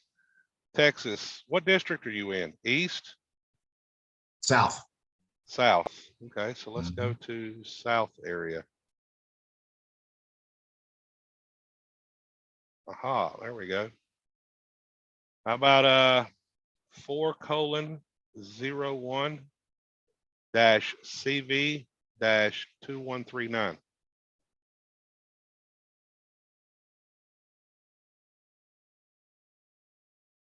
Hang on.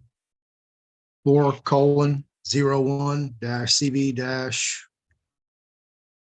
2139.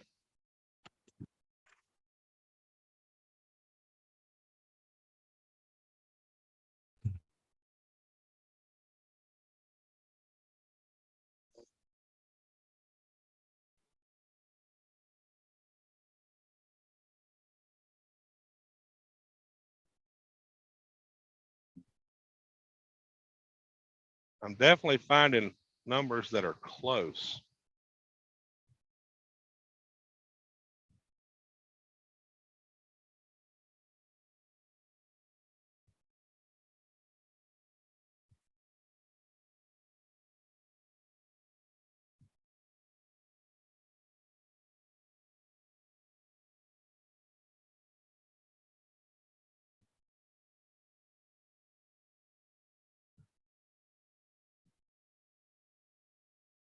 Yeah, those numbers aren't coming up right.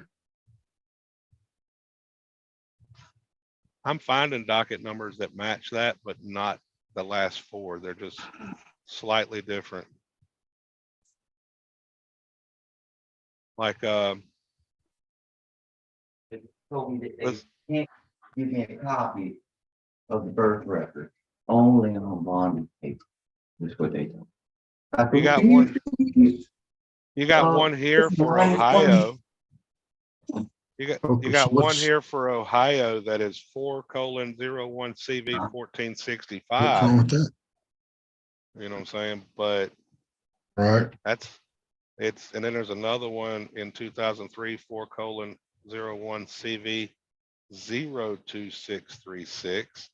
That's what I'm saying. The numbers don't quite match, but the format's right.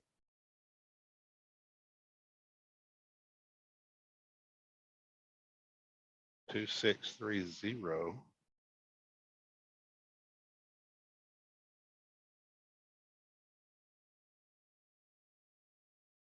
And these are federal cases, or what they're supposed to be.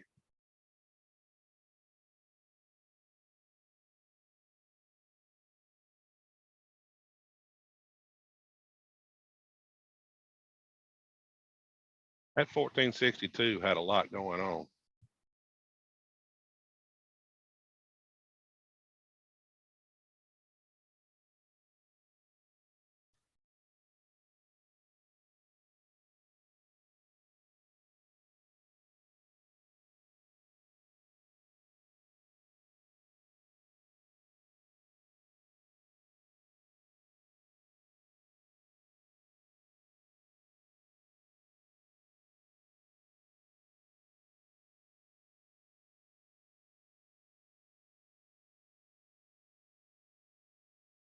Huh.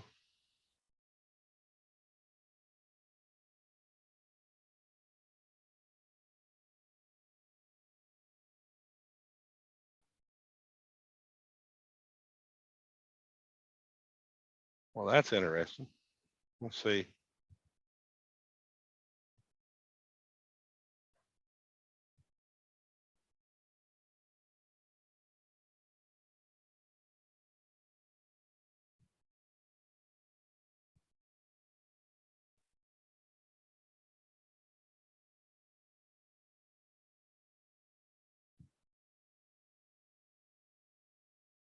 I wonder if these are actually not court cases per se, but I wonder if these are clerk filings. I have a document somewhere. There's no way I could find it now. Let's see.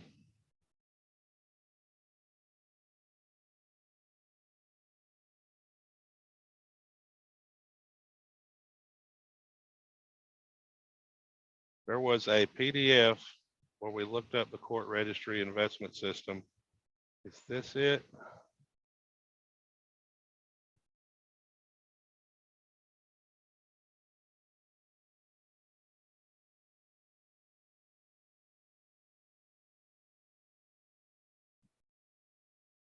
No, this is LaSalle Bank. This ain't it. There was a court petition filed, and it was looked like that it was their paperwork that they had to do, just like they're filing a court case, to even remove any of the funds from the court registry.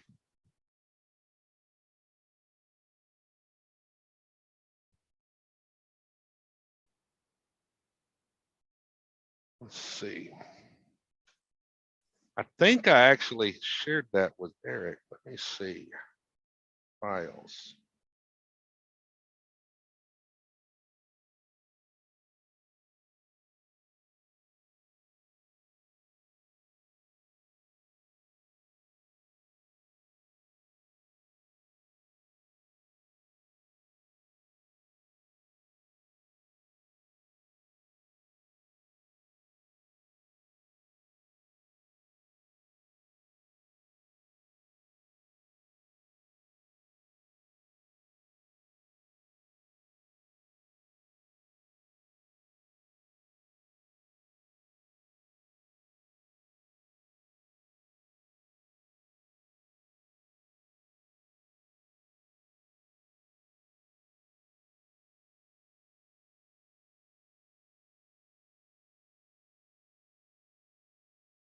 Here we go.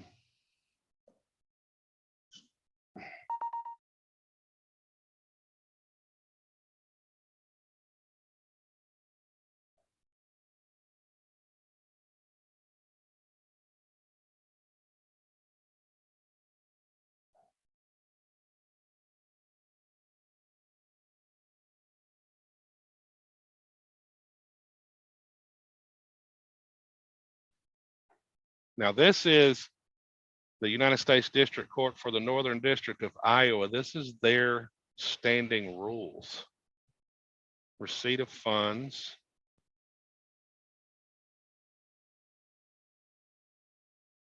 Fees and taxes. The custodian is authorized and directed by the administrative order to deduct the CRIS fee of an annualized 10 basis points on assets for all CRIS funds, including the case funds held by the DOF for the management of CRIS investments.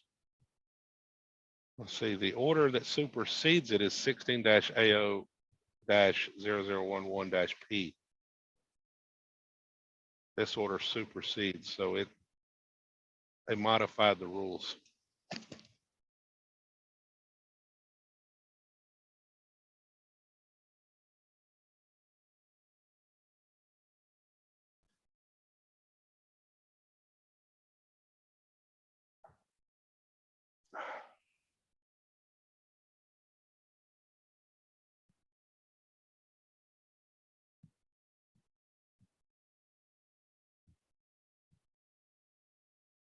Tim Palmer, that's a good comment. So yeah, you dealt with the CRIS system.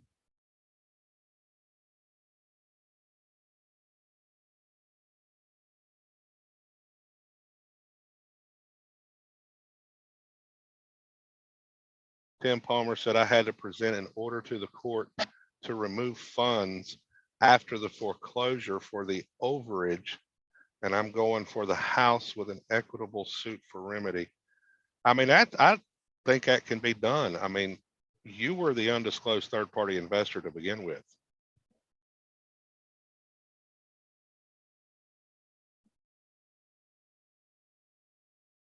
Because you were the one that issued the collateral security under 12 USC 412 in the name of the trust. That makes you the partial investor and you have an interest in that investment.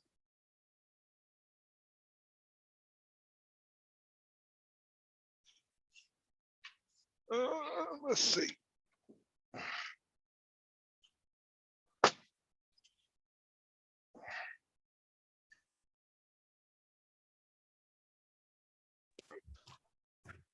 hopefully I can guide you and,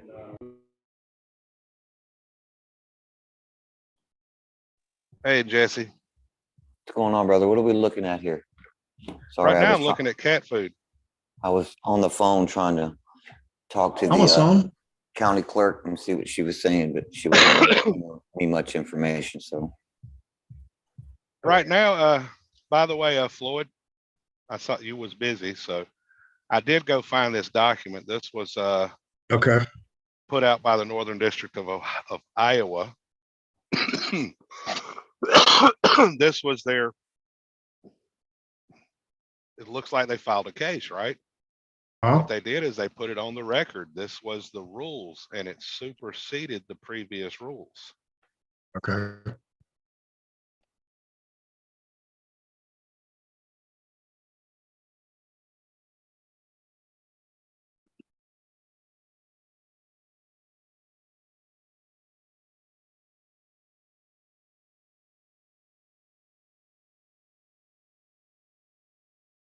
Well, I think I know what killed my cat. oh, your cat passed away? Sorry to hear that. No, I had to put her down because she was having seizures. She was only 18 months old and all of a sudden she started having seizures. And now some of Purina's food is being recalled. Well, I had my suspicions that's what caused it. It's being recalled for toxicity risk. Uh-huh. And we had to put her down. We took her off that food, but it wasn't fast enough and it wouldn't, no matter what medicine we gave her, it wouldn't help. Sounds like a class action lawsuit. Yeah, I kind of look at it that way. Especially if there's anyone else out there that had the same type of issues with their animal and they can prove that they had bought that type of food and that's what they've been feeding them. Well, it would have had to have happened within a few weeks, and I'd have to talk to Eric because his cat started having seizures. They had to put his cat down. Wow. this is, That's strange. somebody's process. Yeah. From somebody or something. Now, let's go back to what we were going to discuss originally, though. We chased that one for a little while, and a lot of people know about it. Here's one that somebody started discussing.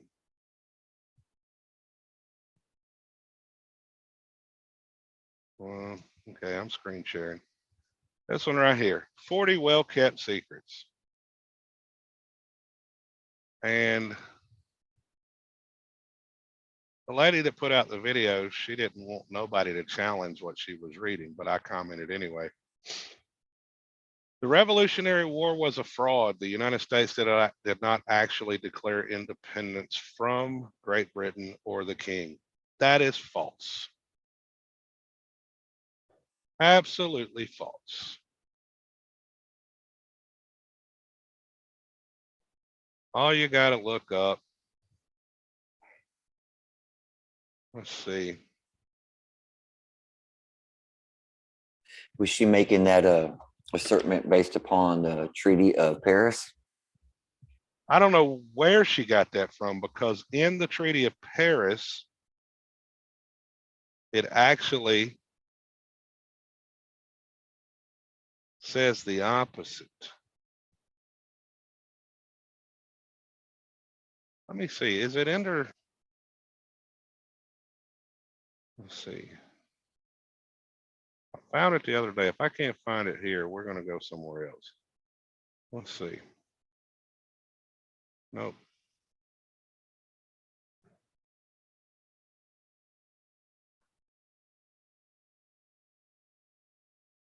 United States treaties in force.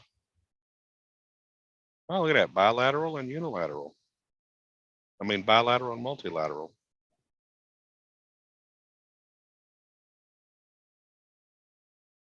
Those are different countries.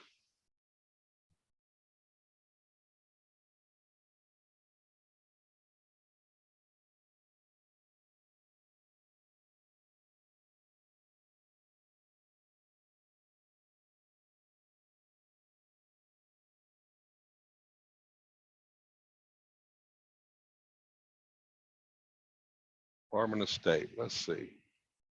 Native American law treaties. You know, let's see.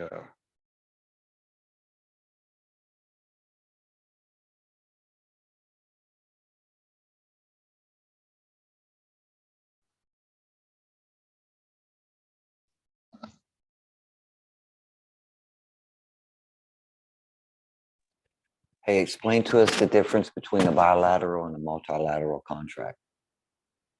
That way we can have it. Contract.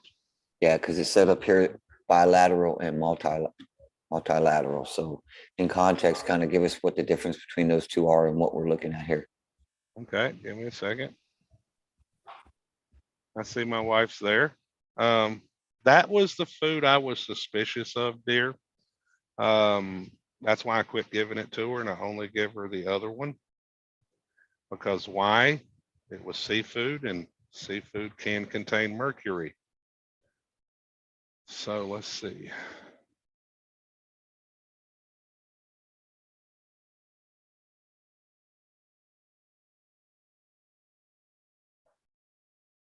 But no, we had to put her down because it wasn't fair to, she was just getting worse no matter what we did. So bilateral is affecting or obligating both parties. So now,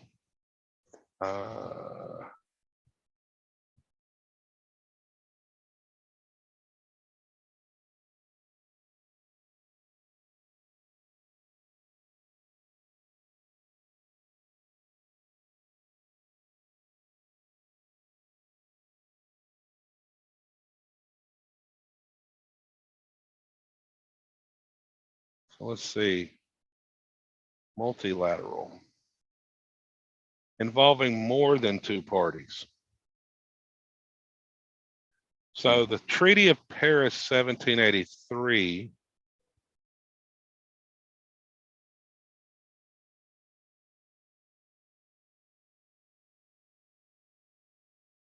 would be a multilateral. It would be a multilateral because why? It affected all the states, and the states are what? Nations. Each state is its own nation state, so that That's makes right. sense. Yeah. I wish people could remember that. Treaty of Paris 1783, right there. Is this it?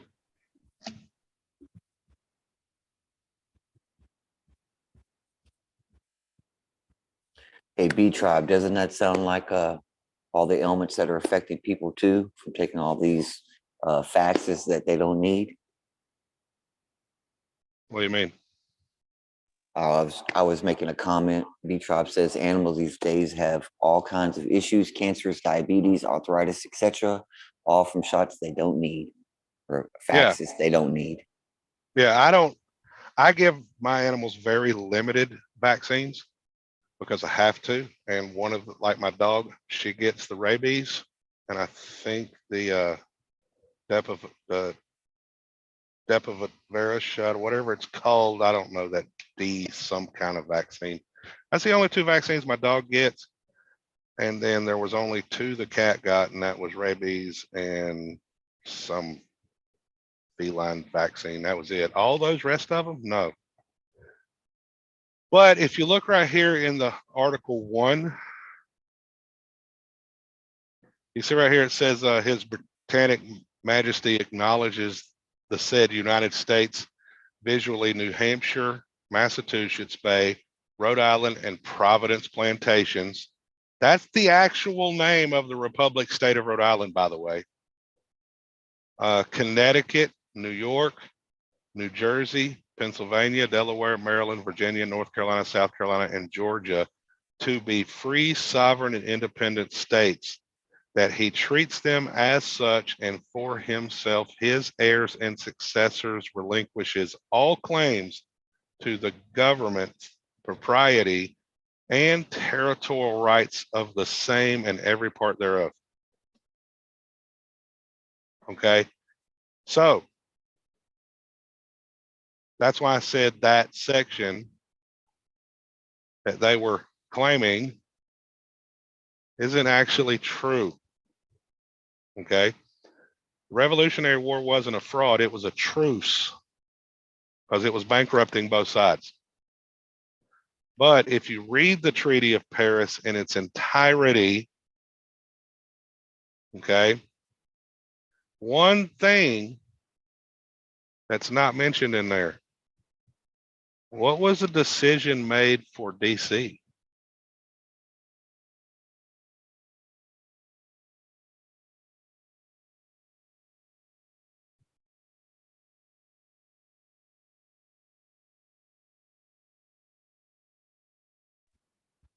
They were given the 10 square miles. That's right.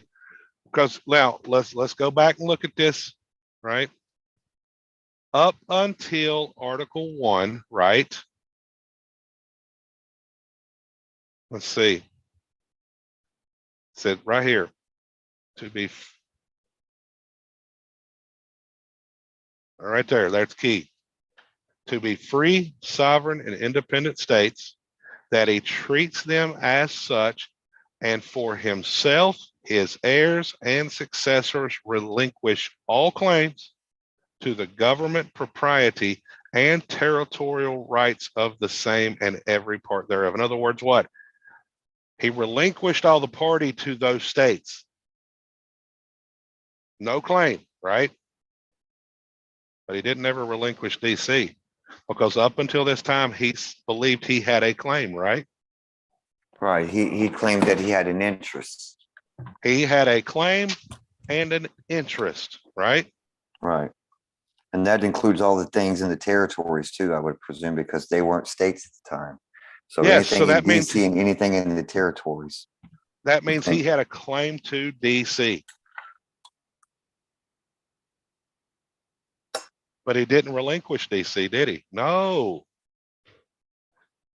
He even lays out the boundaries, all that, and that all disputes which might arise in the future on the subject of the boundaries of the said United States may be prevented. It is hereby agreed and declared that the following are and shall be the boundaries visually from the northwest angle of Nova Scotia, visually the angle which is formed by a line drawn due north from the source of the St. Croix River to the highlands along. See, now he's laying out the boundaries.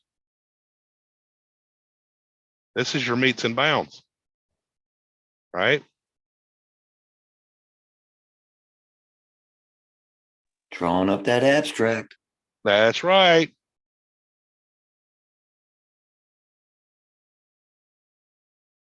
That's what I'm saying. People are putting out a lot of false information. That's why I said I'm going to go over this today. America is a British colony. The United States is a corporation, not a landmass that existed before the Revolutionary War. Information taken from the Articles of Association, October 20th, 1774. Oh, wait a minute. Let's see what this is. Furthermore, the British troops did not leave till 1796. Okay, so what? Respublica versus Swears, 1 Dallas, 43, Treaty of Commerce, 8 Stat 116, Society. It gives all these citations. Now, I've looked up Respublica versus Swears. I know Yusufel had talked about it, and I would go behind him and look it up. But for argument's sake, let's go here. Paste. So the Articles of Association predated, basically it was the precursor to the Articles of Confederation. That's what it appears to. All right, that's what I thought too. But those, I think, are dissolved because of why? The Articles of Association dealt with the king. What destroyed the Articles? That would be the preamble and the Declaration. The Treaty of Paris. Okay, gotcha. So how can even if the Articles of Association actually did exist, would they treat, that would be under who? That would be under the king, right?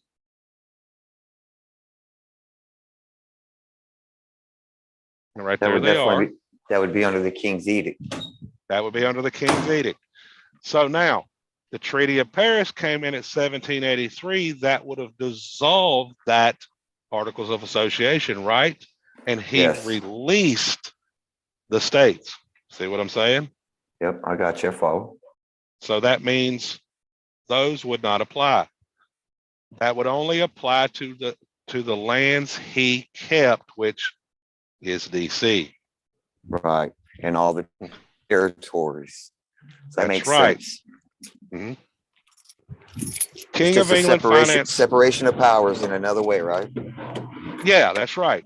The King of England financed both sides of the Revolutionary War.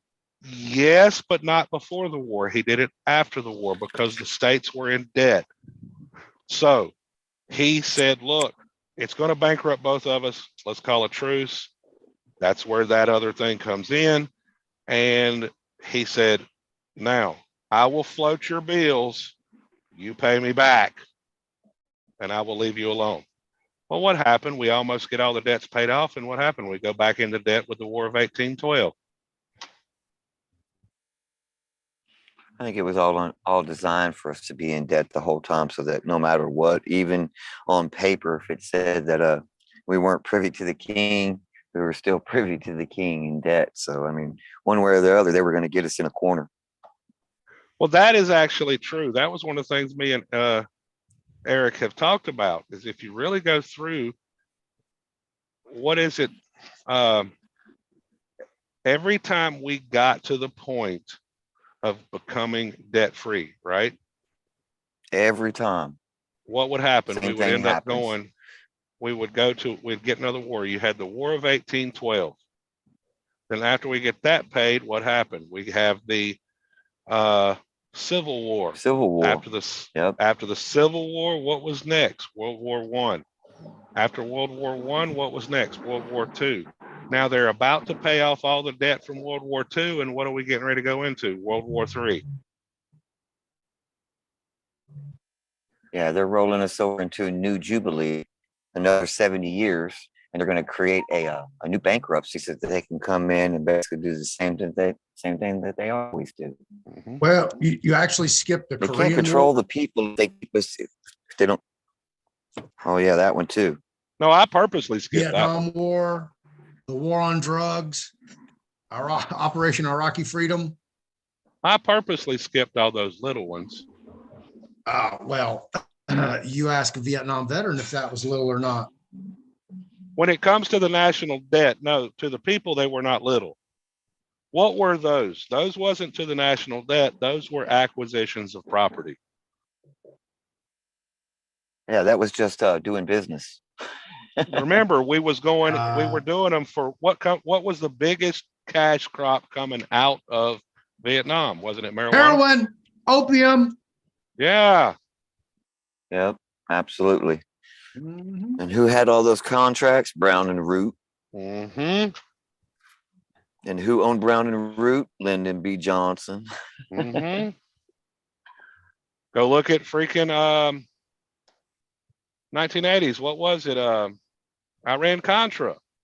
What were we doing? Sending guns to the Contras? They were giving us cocaine. Yeah, thank you, Barry Seal. Yep.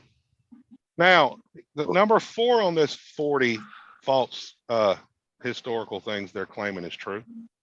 The gold fringe flag, symbolic of royalty, which is attached to the border of every U.S. flag hanging in every courtroom across America, symbolizes America being ruled to this day by Great Britain under the International Maritime Admiralty Law.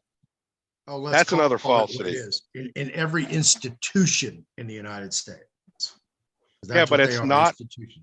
Yeah, it is not under maritime law. That's the falsity. Okay. And the gold fringe has no actual meaning. Look I right have here. a question about this, Brian, before you go deep into this. And we have a debate about this, because I don't really want to. I just want to have a better understanding of what's going on. So the way that I always saw it is that before the Civil War, was there a yellow fringe on the military flag? Don't matter. Well, it does for what I'm trying to make the point here. Was there or was there not? No, there wasn't, but it don't matter. Okay, What's on the screen? So to me, the yellow fringe indicates is that we're under military rule, not necessarily international law. But the international What's bankers came in and enforced under the international law the contracts that we had obligated ourselves to, and used the military to come in and reinforce those contracts. So for all intents But- and purposes, it's the international community might as well be in control over our waters and what's going on because they call the shots. Yeah, I get what you're saying, but the gold fringe doesn't matter. It's not an indicator of anything, is what you're saying? Exactly. Come on now. We all know that when you Look go on into the any screen. municipal or federal building, that it's an indicator that's being run as a military tribunal. Look on the screen. I'm looking.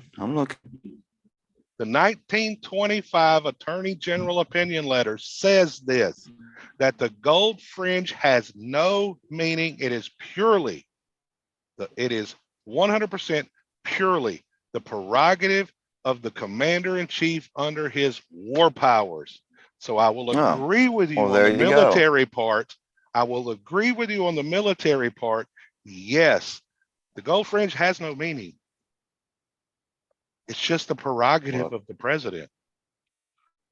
Well, if it didn't have any meaning, then the gold fringe would be outside on every flag that flies at full staff.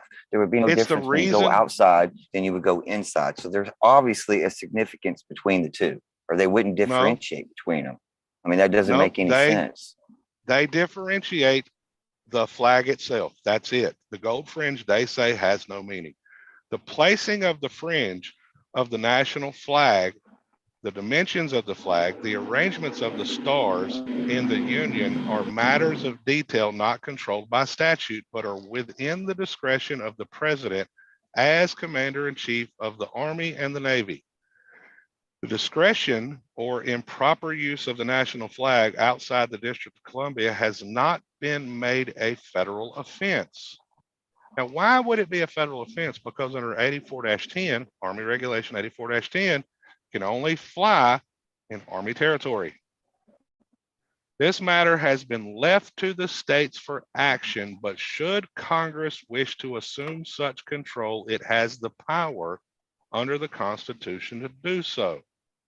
To the President, sir, I am in receipt of a letter from the late President Harding dated February 15th, 1923, requesting from my predecessor then in office an opinion defining precisely what is the national flag of the United States and what official action is proper in order to preserve the flag from desecration.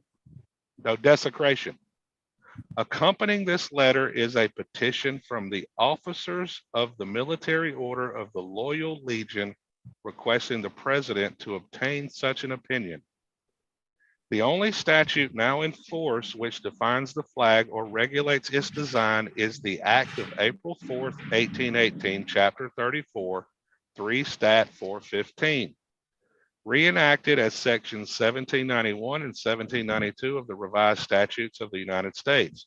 Section 1791 provides that the flag of the United States shall be 13 horizontal stripes, alternate red and white, and the union of the flag shall be 37 stars, white in a blue field. Section 1792 provides that on the admission of a new state into the Union, 1 star shall be added to the union of the flag, and such addition shall take effect on the 4th day of July, then next succeeding such admission. The effect of the 2 sections is that the number of stars now prescribed is 48. This was in 1925, by the way. There is no statute which fixes the proportionate dimensions of the hoist and fly, the size of the union, or the size and arrangement of the stars in the union. This matter appears to have been regulated originally by custom. They are now controlled by executive orders and by Army and Navy regulations. Under the statutes just quoted, the legality of such executive orders seems undoubted, for the statutes are silent in such matters of detail. In this connection, I may quote from the executive order of May 29th, 1916, which constitutes the latest presidential definition of the dimensions of the flag, and which is at present the controlling authority. It is hereby ordered the national flags and Union Jacks for all departments of the government, with the exception noted under A, shall conform to the following proportions. The hoist, which is the width of the flag, 1. Fly, length of the flag, 1.9. Hoist, width of the Union, 7/13. Fly, length of the Union, 0.76. Width of each stripe, 1.113. Okay. Let's see. The position and size of the stars, the position and size of each star of the Union of the flag shall be as indicated on a plan which will be furnished to the departments of the Navy Department. From the plan can be determined the location and size of stars. For flags of its dimensions, extra blueprints of this plan will be furnished upon application of the Navy Department. From the correspondence attached to the letter of President Harding above mentioned, it would seem that doubts have been expressed in some quarters as to the propriety of attaching a fringe of a yellow silk to the colors and standards used by troops in the field. The use of such fringe is prescribed in current Army Regulations number 260-10 in a circular dated March 28, 1924. The Adjutant General of the Army thus refers to the matter of the fringe. For a number of years, there has been prescribed in Army Regulations a knotted fringe of yellow silk in the national standards of mounted regiments and on the national colors of unmounted regiments. The War Department, however, knows of no law which either requires or prohibits the placing of a fringe on the flag of the United States. No act of Congress or executive order has been found bearing on the question. In flag manufacture, a fringe is not considered to be part of the flag, and it is without heraldic significance. In the common use of the word, it is a fringe and not a border. Ancient custom sanctions the use of fringe on regimental colors and standards, but there seems to be no good reason or precedent for us to use on other flags. With these conclusions, the Adjutant General, I am inclined to agree. The fringe does not appear to be regarded as an integral part of the flag, and its presence cannot be said to constitute an unauthorized addition to the design prescribed by statute. An external fringe is to be distinguished from letters, words, emblematic designs printed or superimposed upon the body of the flag itself. Under the law, such additions might be open to objection as unauthorized, but the same is not necessarily true of the fringe. The presence thereof of a fringe on military colors and standards do not violate any existing act of Congress. Its use or design is a matter of practical policy to be determined in the absence of statute by the Commander-in-Chief. If a fringe is used, its colors and size are matters of detail, which may be determined by the same authority. In the present state of the law, I see no reason for supposing that the paragraphs of the Army Regulations above mentioned are ultra vires, or that the statute imperatively requires the removal of fringes from all standards or colors. Conversely, if it should be decided by the Commander-in-Chief that the removal of fringes is desirable, there is nothing in the law which imperatively requires their retention. I am therefore of the opinion that the question of the fringe may be determined by the President as Commander-in-Chief. The same authority may be determined the dimensions of the flag and the arrangements of the stars in the Union. These details are not controlled by statute, to which I have referred. upon the propriety of such decisions as contracted with their legality, I do not believe it's necessary to express a formal opinion. So my opinion is also requested upon the second point, namely the propriety of official action to preserve the flag from desecration. The present condition of the law on this subject is as follows. Section 5 of the Act of February 20th, 1905, Chapter 592, 33 Stat 724 and 725. Perhaps the registration of any trademark which comprises the flag or coat of arms or other insignia of the United States or any simulation thereof. The Act of May 16th, 1918, Chapter 75, 40 Stat 553, amended Section 3 of Title I of the Espionage Act of June 15th, 1917, Chapter 30, 40 Stat 217, 219.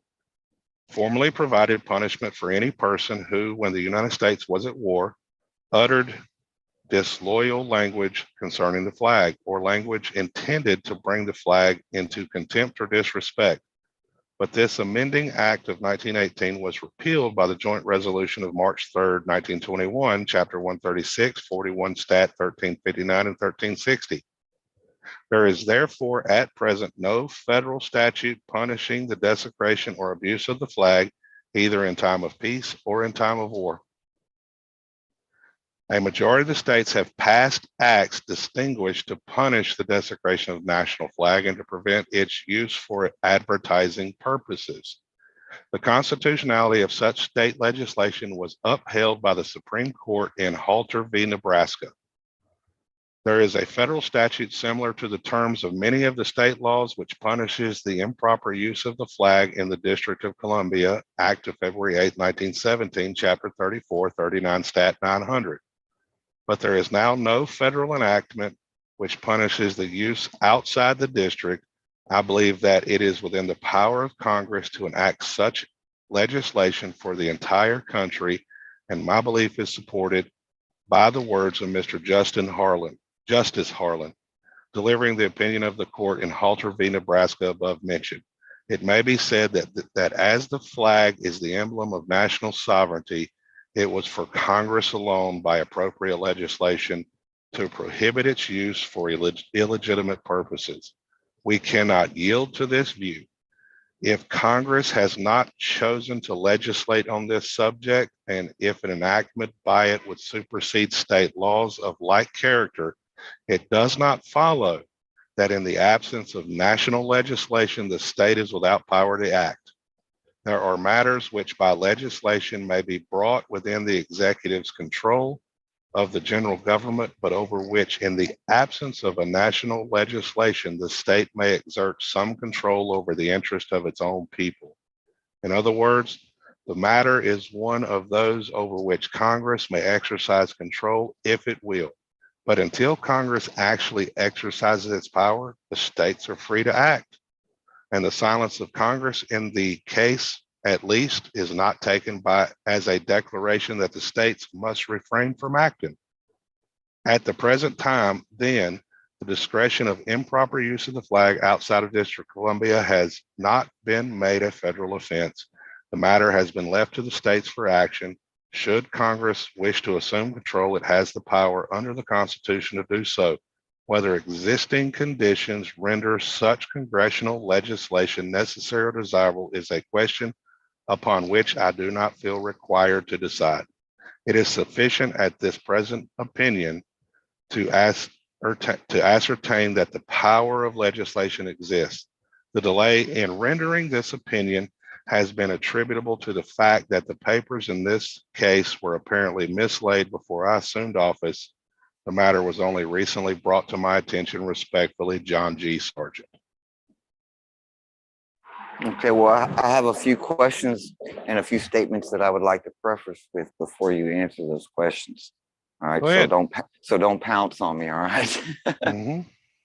So nothing you read there, did I hear anything pre-Civil War? No, there was absolutely positively at no point did it make reference to anything de jure whatsoever. All right, now we know that there's a difference between the de jure government and the municipal government that is in place today. We also know that there was no gold fringe on the flag before 1864. Now, Mhm. in 1863, when he declared Executive Field Order 100, the flag went on the fringe. Okay, so yes, when you go under a state of emergency and the executor takes over, he takes control over the flag and what it says. When they walked out of Congress, the original Congress that you're trying to act like is in place, who's making these decisions, they left and that Congress ceased to function. They came in after the Civil War and created a brand new government with organic documents to follow it. That all those things that you were saying with fall in lock and step with.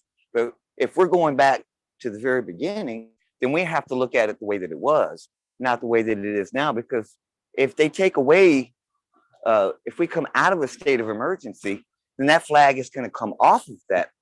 That fringe is going to come off of that flag because we're no longer going to be under executive rule anymore. We'll have a true de jure Congress that will be able to make those decisions that decide on whether or not something can have a flag on it, because we won't be in a state of emergency. You know, at least that's the way that I see it. So that's really what I wanted to say about that. Yeah, but nothing in that opinion letter said that the gold fringe had any of that meaning. It is purely Doesn't have up to. It's symbolic. Okay. It wasn't on there before, but now it's on there.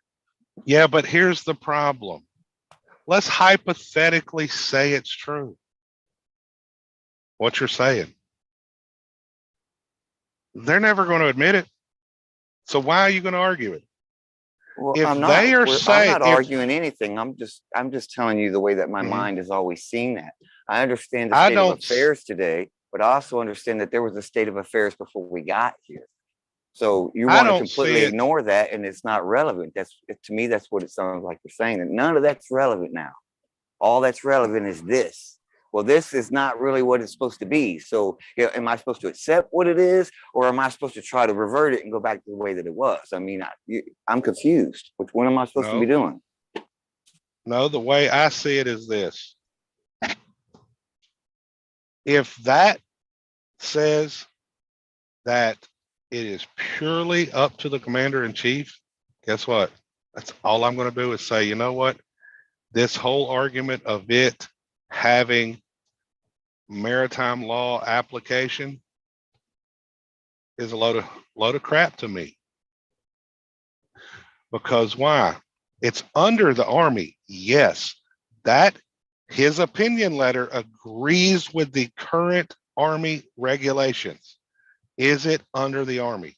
Well, yeah, it is. Are we under a state of emergency? Yes, we are. We've been under a state of emergency since 1933. It's Okay. 1863 to present day.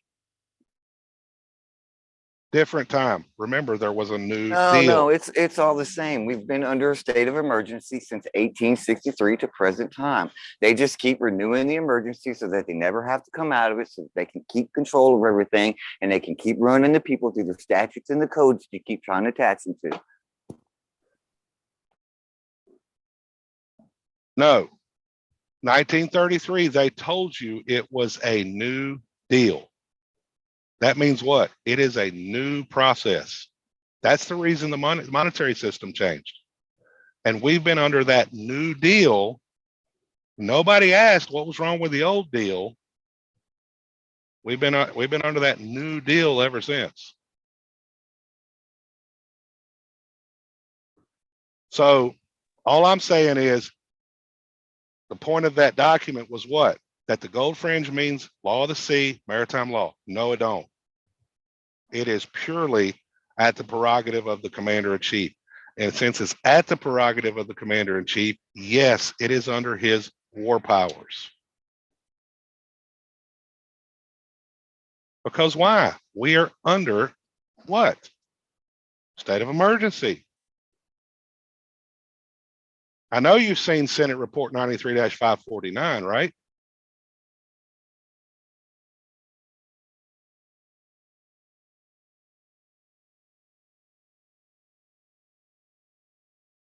You've seen this, haven't you? Let me get out of this one here so I can see it.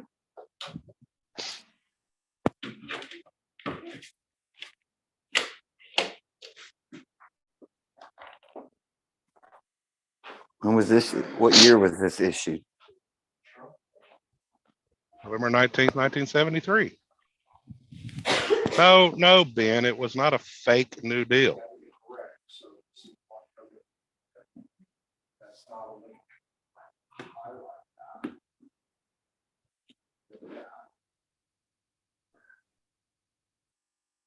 Now, John, you talk about trying to remember where I read that the fringe flag indicated that they were captured flags by pirates. A lot of people say a lot of things, but I look at it as what can I prove? Well, if you keep reading their papers, you're only going to prove their point. I can tell you that. And we all know No. they're liars. No, they're not. They Yeah, have to they tell you are. everything. No, they're not. They have to tell you everything. They're liars, man. They're deceivers. That's what the devil does. Yes, You know- he has to. He does tell you the truth. I'm going to agree with you. He does put it out there, but he also obfuscates it and he hides it and he confuses. So, you know, he is lying in that sense. Now, do you know that I talked to somebody the other day that said, now a lot of people's not going to understand this because they're gonna freak out when I say this. So the devil gets a bad rap. If you go and you look at I don't remember the exact verse. I saw a presentation given on one of the temptations of Christ. And if memory serves me correct without looking it up, he used the section in, I think it was Psalms 119. I could be wrong on that. I'd have to go back and look. And the pastor said, the devil's not very smart, because if he actually used that in context, no, it's not sympathy. Trust me. Follow me here. If he used that in context of what that verse was actually done in Psalms, he actually means he has no power and can't do anything. So he wasn't very intelligent using that verse. And the one thing everybody they look at, can the devil do anything in this country? No. He needs you to do what? The Bible says, yeah, you're tempted, but is the temptation of the sin, or is it the action? He won't violate your free will. See, he needs agents to do his bidding, because why? He can't do it himself. So it's not sympathy for the devil. But this Senate report lists the 470 statutes that gave the president extraordinary power during the national emergency that was laid out in 33. Now, who gave him that power? Yeah, that's right, Amanda. You chose to do bad. It's your free will. The devil may be sitting on your shoulder whispering in your ear, but he can't make you do it. They list all the war powers that he has.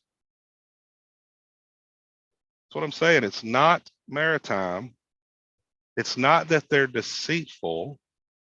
They lay everything out. You're just not reading it.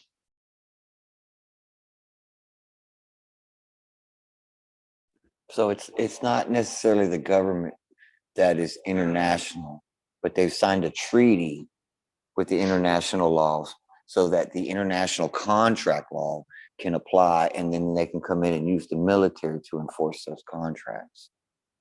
So I mean, Yes, there are treaties in place. right, and a treaty trumps the Constitution. So Actually, no, it don't. No, not in all regards, I would imagine, but in some, depending on. All right, so that makes sense. So when you go outside and you look at the top of the flagpole, what do you see?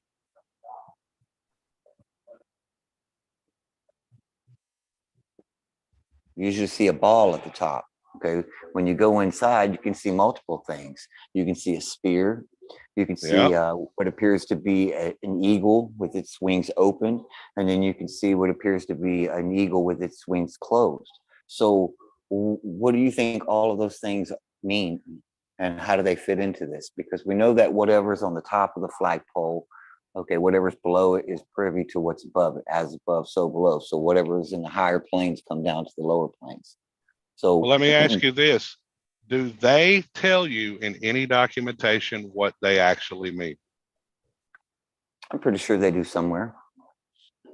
Okay, if they do, then document it. Because what we are guilty of a lot of times, because we've read it somewhere from some source that sounds really nice, we say that's gospel instead of saying, what can we actually prove?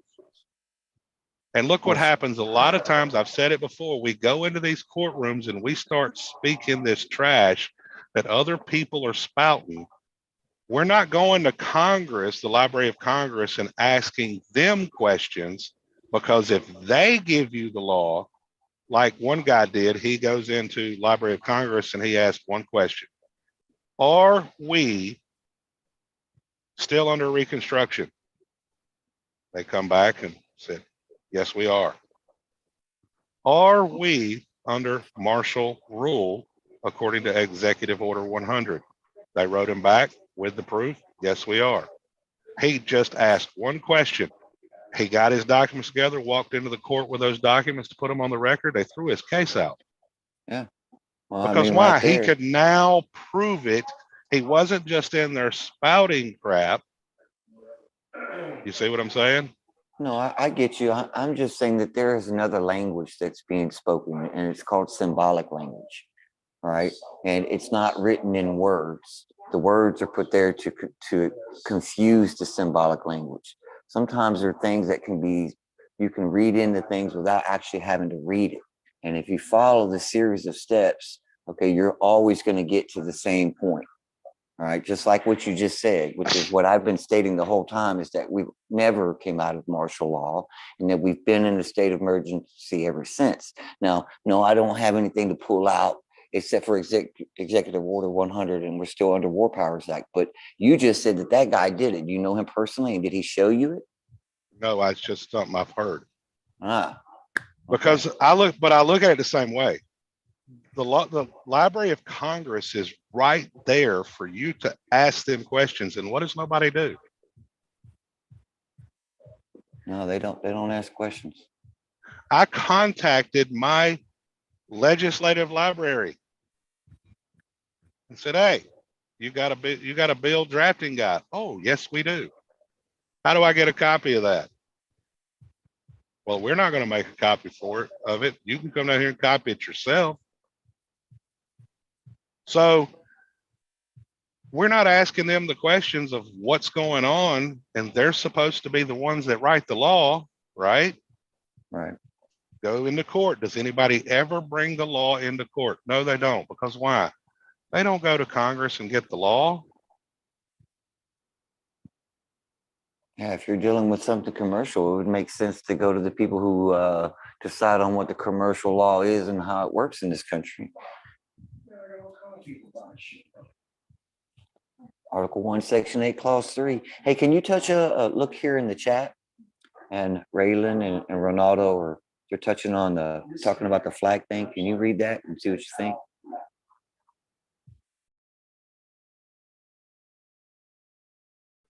Yeah, you're talking about that so-called guy, Robert J. Gould. Whatever. Talk about somebody that's with a little more credibility.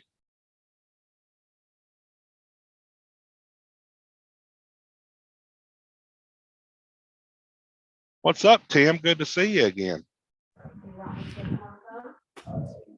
Yeah, Rylan Rios is talking about Robert J. Gould. See, people will. Always talking about that. I got you now. Yeah, and Robert J. Gould, I wouldn't trust anything he says. Yeah, he seems like he's a little out there. Like when I first saw him, when David Wynn Miller was still alive, it wasn't, so don't even know the word for it, just weird. And then when he died and he took over, he just kind of went in left field with it. But we only know what he shows us in the public. We don't have any idea what's really going on behind the scenes, or whether he's even an honorable man, because I've seen videos where people were talking about him, and he wasn't doing what he said he was going to do, which doesn't make a lot of sense for claiming the Postmaster General title or whatever he claims. Yeah. Let's see. 80 Stat 80, Treaty of Paris.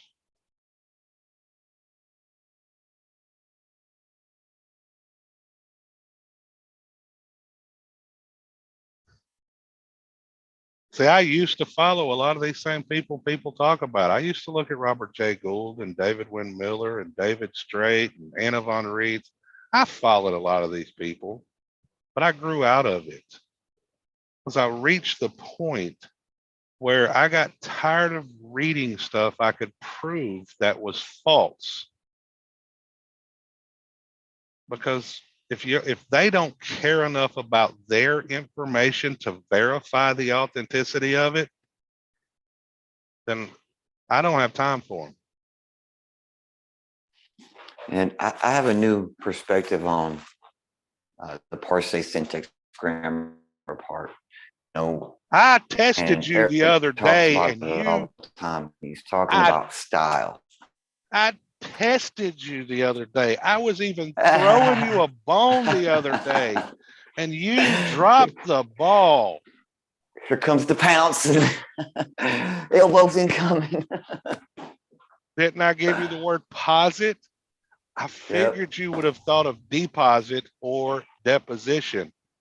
Now, I didn't use dashes, but I did agree thinking that was a standalone word, posit.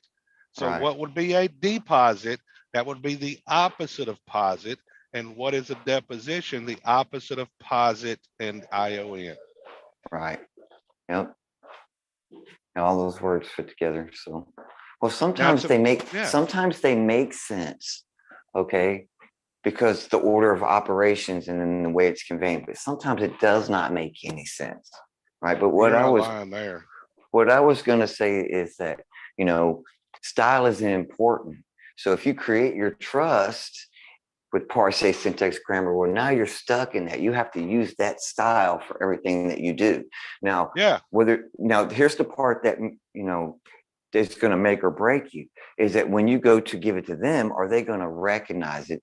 It would be like me coming to your house and speaking Chinese, but you only speak English. Right? That's how they're going to act. So you have to use the style in which they're going to recognize. And then once you get out of that, then you can create your own style and do your own expression. Okay, because then you get to really make the rules for what you want, and you get to determine what the characters and the variables are and what they mean. But until then, you need to be able to communicate with them in a plain, simple text that they're going to be able to acknowledge, so that you can get your pass through and get docked and get onto the lane. Yeah, I look at it, you should just really keep it simple, stupid, the KISS method. A lot of times these attorneys and judges, I give judges a little more credit. I think judges, being they go to school to master language, but I don't think a lot of them, depending on the level of judge. Now, if you go up in front of a federal judge, you better be on your P's and Q's, because I will give them credit. But if you're going down to your local township judge, he may not know anything. And a lot of times these attorneys are not as bright as people think they are. They got other people doing the work for them. Yeah. All they have to do is go in there and go, blah, blah, blah, blah, blah, blah. I filed a motion, blah, blah, blah. And then the judge goes, okay. That's it. It doesn't even have to say anything or have any substance in it. It has an order attached to it, and the judge signs it, and then boom, they're taking you to jail. Yeah. And they're so corrupt that they're not worried about you coming after them. I mean, they are the boss. Who are you going to complain to? They're the boss. And whatever paperwork you try to submit to them, they're not going to send it to their uppers. You're going to be in jail for a while. Now, number 5 and 6 on this document, I don't know. I would have to look into that, but I'm already skeptical of the citations, and they pretty much say the same thing. I would have to go confirm the citations.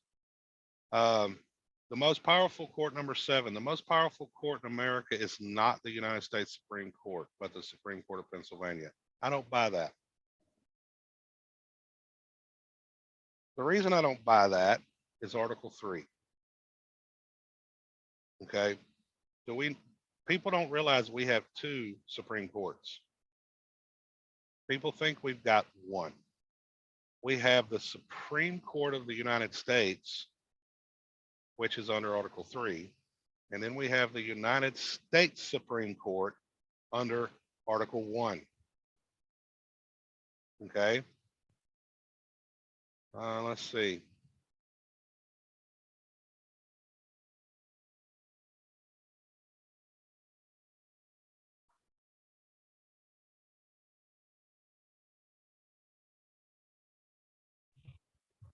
You took down the link. I was trying to look at number 7 and write in the code there. Oh, While you looked up what you were doing, I was going to look up this other one here so that we could do the cross analysis on it. well, I can actually pull that up in Westlaw. Just want to see what Bailey says here.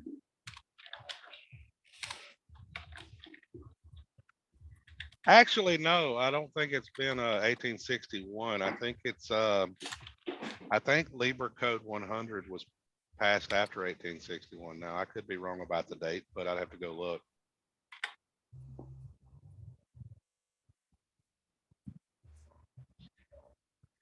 Well, no, wait a minute. No, 1865 was the 13th Amendment. No, you might be right about 1861. I had to think about my dates.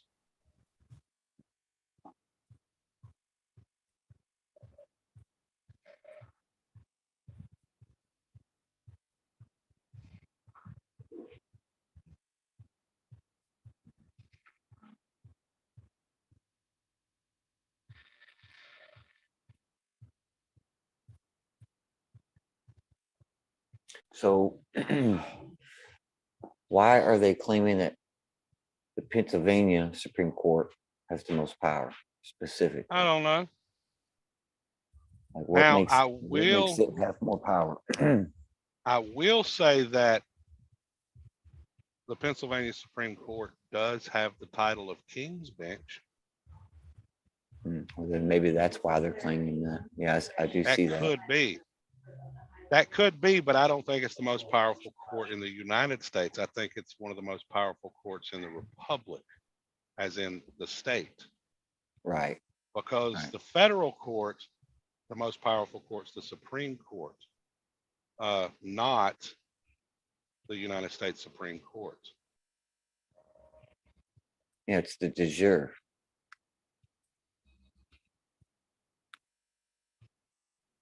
It's always a mirror image of everything. It's weird how it works like that. Antonin Scalia, role of the Oh, let's look up what it says the court, Supreme. the King's Bench means. Let's see.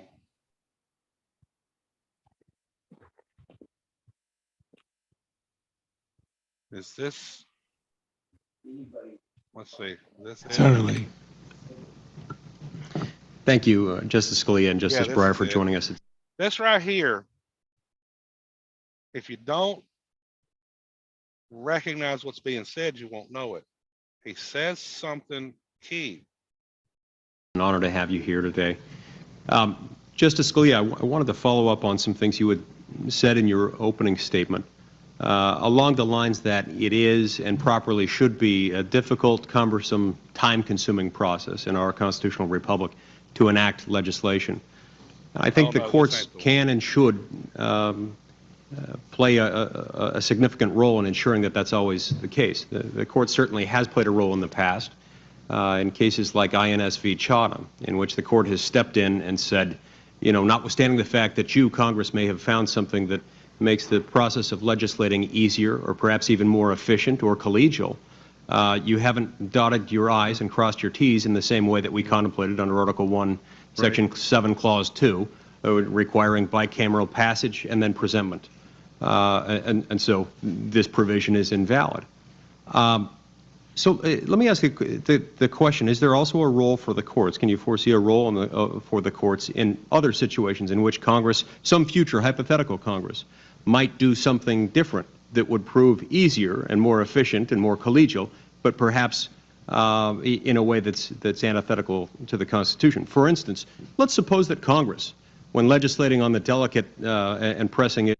No, that's not the one I was looking for. But he does say something in that video near the end where he talks about the Supreme Court.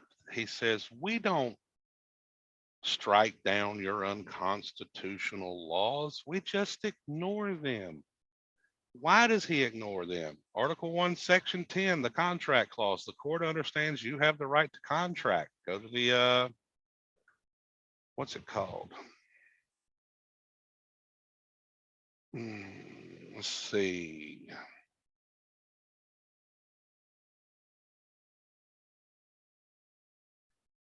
Doctrine of, nope, not unconstitutional conditions. Let's see.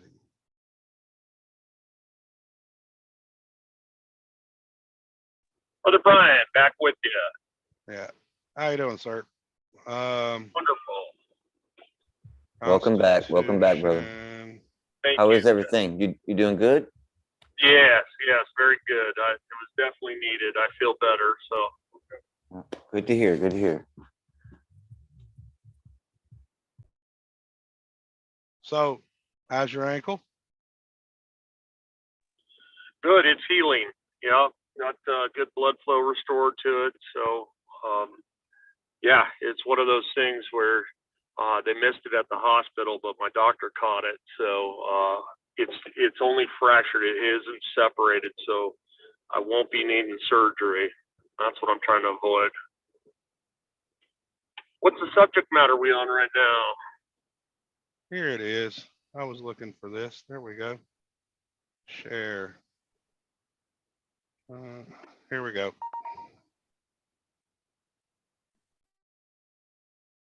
The doctrine of constitutional avoidance, a legal overview. Let's see. Where is that chart? This is part right here, the Ashwander Doctrine. You've heard people talk about rule number 6. So you got rule number 1, rule number 2, rule number 3, 4, 5, 6, right here. The court will not pass upon the constitutionality of a statute at the instance of one who has availed himself of its benefits. Now, it will not pass. Okay. Let's go look that up.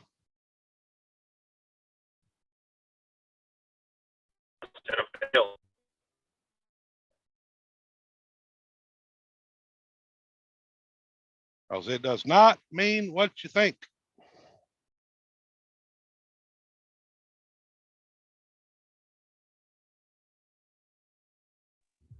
Are you doing that on your phone? I can, but I'm doing it on my iPad. I'm transferring the Oh, okay. documents from my phone. It's like, looks like you're using an iPad or something. I didn't know what That's it was. exactly what I'm using. Yeah, I can't use those things. My iPad's got old stuff school on it. computer, Android, and my QWERTY keyboard. So rule number, definition 1, to pronounce or render an opinion, ruling, sentence, or judgment. So the court will not pass. In other words, they won't even make a decision. Okay. Why? Because you contracted. The courts will not pass upon the constitutionality of a statute at the instance of one who has availed himself of its benefits. You contracted with that state using that statute. You can't come back later and say it was unconstitutional, because why? You contracted. And that's when I said, wait a minute, So Anton Scalia said, we just ignore your unconstitutional stuff because why? They understand the laws of contracts. They don't have to get rid of them, but if you choose to contract with them, even though if they're unconstitutional, you have that right. Now, you can't even get to common law because you've contracted, and now the subject matter is the contract itself, not what you're arguing. You look at it as a gift, Yeah, right? I see that. Contract a gift. Someone offers, and you. Yep, you've accepted. Absolutely. You have become an accommodating party. That goes back to minimal contacts. I mean, all the way to, how hard it is to really get out of their jurisdiction and to grasp that it's everywhere and that they have a post-it out in front of every house. Everywhere you go, they have a little notice letting you know where their jurisdiction is at. And it's everywhere. So, I mean, at the end of the day, you can't go against, one way or the other. It's better to be friend than it is a foe. Yeah, it is.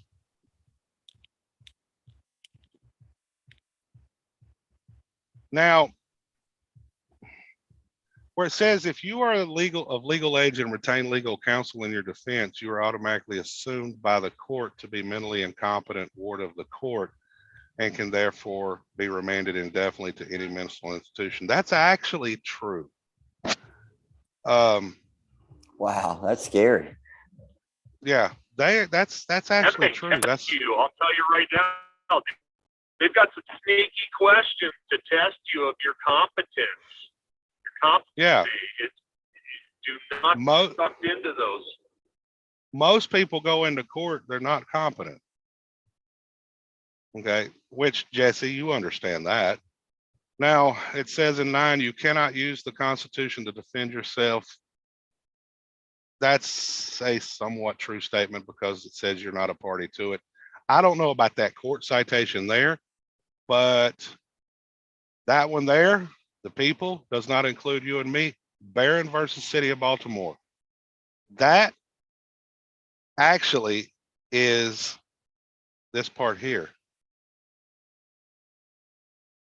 Barron versus City of Baltimore, the judge in that case says you're not a party to the contract because it's a contract of limitations. Yes, but when I express my trust, Brother Brian, I express it in the terms that I accept to how would I want to say this? I am gifted with similar. I enjoy similar by the freedom of expression, freedom of religion. So by my faith, I enjoy similar.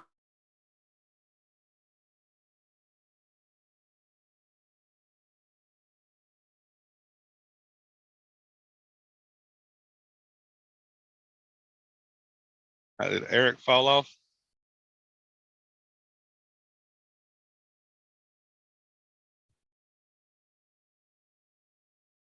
Yes, I think he did. I lost you. It's all right. He'll be back in a minute. He's probably just Yeah, he'll be back in a moment. in a bad area. So when you go, I didn't even realize I wasn't showing it. When I said number 8, yeah, that one is true. Number 9, I got to verify that citation. But that one, Barron versus City of Baltimore, yes, that one it does. The judge in that case, Barron sues the City of Baltimore for seizing his property under what's it called? Without just compensation.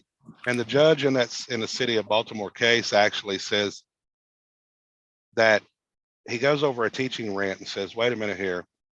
It's a contract of limitations and you're not a party to the contract. So he dismisses the case in short because you're not a party to it. It don't apply in this situation. It was under the 5th Amendment. And yeah, he basically didn't have any minimal contacts with the contract. He didn't have anything to do with it. And So you really the got to wrap your people, mind, explain that to people a little bit to help them wrap their mind around what that means, because people are going to run around and think that they're not privy to a contract, but they don't understand that there's always another contract. How many different contracts there are that led you to that point? so when it says we the people of the United States, guess what? That's not us. That's why you got to know your state constitution, where it says the people of the state of. That's you. Right, right. What contract are you under? Yes. Now let's say you own no property. Read the deed to the property that you think is yours. You are listed as a tenant. Legally, the term human being refers to an animal and person. Yes, it can. But what they're I don't know what that Senate document is, but I do know in the congressional record, let's see. I've went over this numerous times. Page 5, it will represent a mortgage on all the homes and the other property of all the people of the nation, don't it?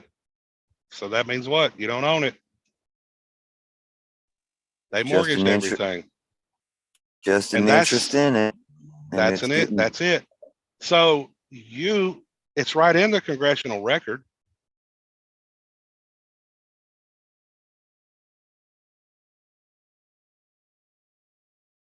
well, Now let's Pastor, see. you know that we live in a society where everybody's running around with a title. Okay. So everybody has this title, and that's why people feel entitled to things. And that Yep. what's happened is they've created a system of usury where you've taken this word own, and it's because you've taken it on as a possession, right? And it was never supposed to be that way in the first place. We Yeah. don't own anything. We're just supposed to be the good stewards over it, and we've gotten our imaginations, we ran away with someone else's imagination, because they showed us, okay, this is how it works. This is what you're going to do. And then they train you, and then you come out of that, and then you go to work, and that's exactly what you do. You start thinking you own something. So, we got to get out of this entitlement and make our titles into deeds. I'm actually doing some research on land deeds. I actually had a conversation with Private Nobody the other day about this, and he said what I was talking to him about, yeah, people's done it, but they did it differently than what I was thinking, and he said they wouldn't recognize it. I said, yeah, that's probably because they didn't do it right. But it does have something to do with land deeds. Now, where it says in number 13, military dictator, I don't know about that part. George Washington divided the estates into districts based upon ritualistic practices. Well, anybody that's done any research, they don't hide it. It's openly admitted that DC has a lot of Masonic symbolism there. So I don't have a problem with that one. Let's see. 14, same thing with Masonic symbolism. There's Um, well, that inside of anything, there's always another duality. So, that's right. You could have masonry, and then there could be a sect that actually adheres to principles and does all these things, okay, and are drawn to what they think is the real light. And then you could have other people who are the polar opposite of that, who are the same way with people in the world. You have good people and you have bad people. It's about their intentions with whatever they're wielding, because you can wield anything and make it and have a bad intention and hurt somebody. Now, number 15, it says the United States does not have any employees because there is no longer a United States, no more reorganization. Executive Order 12803. Do not impersonate one of its creditors or shareholders or you will go to prison. And it says 18 USC 914. Now, when it said no more reorganization, that was a big red flag to me. So let's see here. Executive Order 12903. Is that right? No, 803. 803. So what year was 803? 1992. Infrastructure privatization. Okay. Now, is that true? Let's see here. United States statutes at large. So now that thing said no more reorganization, and that was supposedly done in 1992, right? So what was in 1992? No reorganization. 1993, 94, 95. So far it might be true. 6, 97, 98, 99.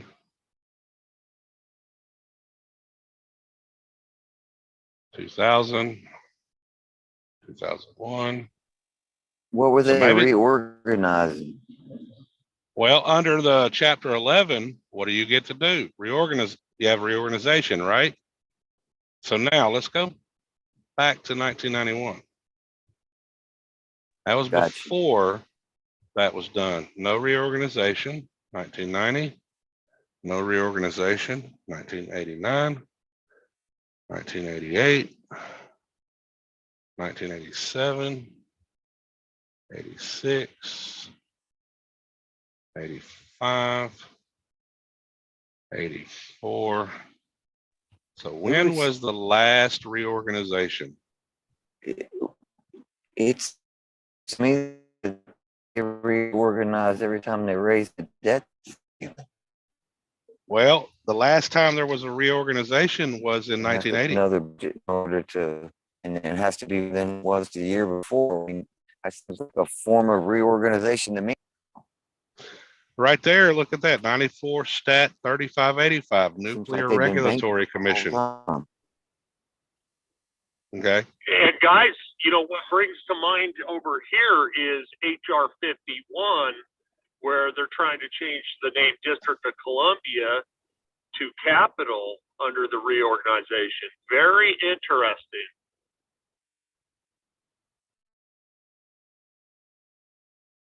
So look at 1970. Let's look at this one, 1979.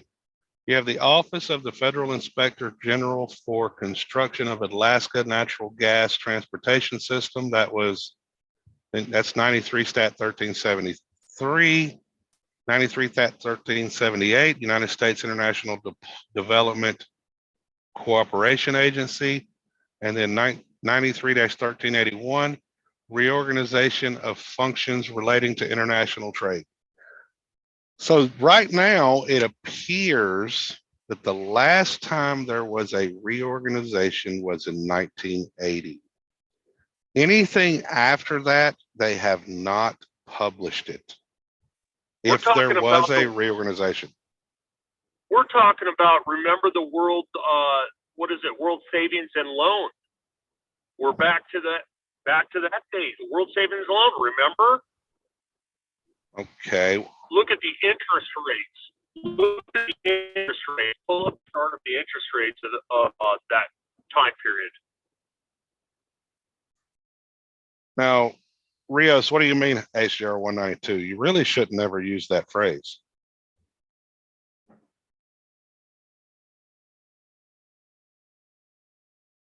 What's the public law, Jesse? Do you happen to know off the top of your head?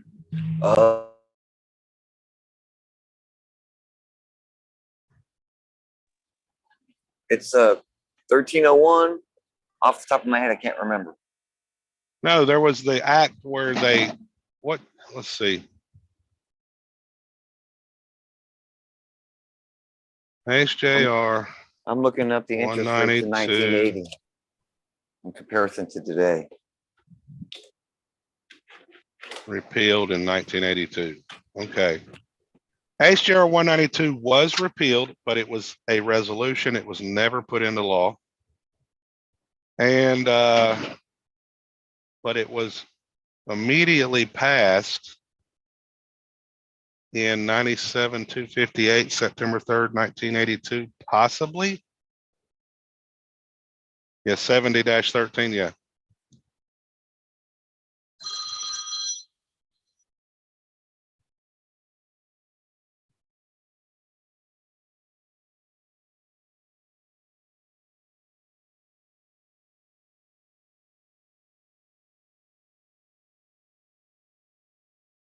So it looks like it was immediately passed into law in 1982. See, Public Law 73-10. That's right, 73-10, I knew that.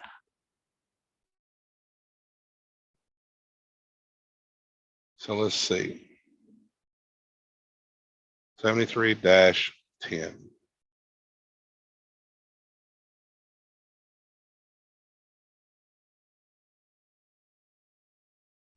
Hey, Eric, what specific interest rate should I be looking up here? I have a whole bunch of them. Look for just the historical interest rates and look at what happened around this time with the savings and loan, because this is the first savings and loan collapse at this time. And it's really interesting to me that it all happened around that time and it hasn't reorganized since then. And the reason why is because what happens if they're locked into some of those interest rates of the day? Wow. Yeah. That would make sense. There's Public Law 73.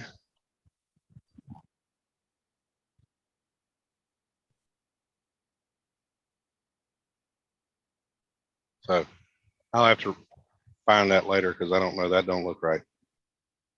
But now let's go back.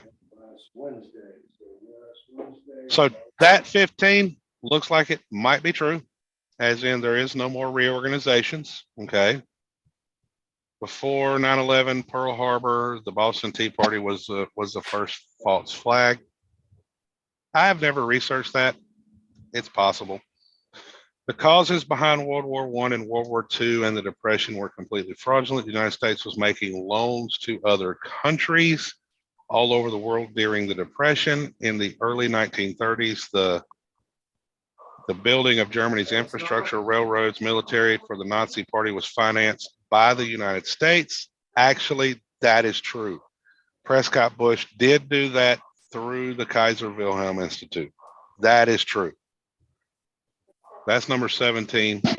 Number 18, the etymology behind that, what we today in the West would consider an innocuously ordained, internationally dispersed banking practice called lending,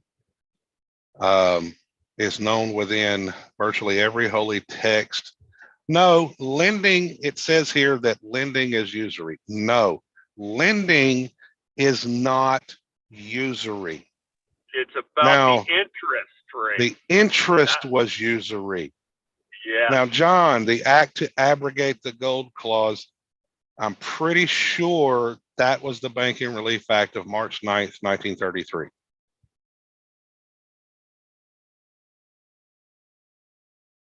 That wouldn't have been 73-10. Now, I will also say, everybody says we went off the gold standard in what year? 71.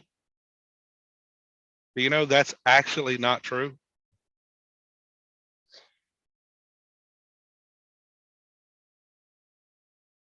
The United States itself went off the gold clause in 1933, right here.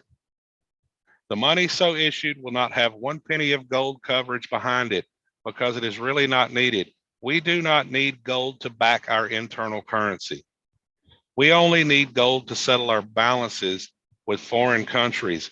Our people do not actually use gold as a medium of exchange.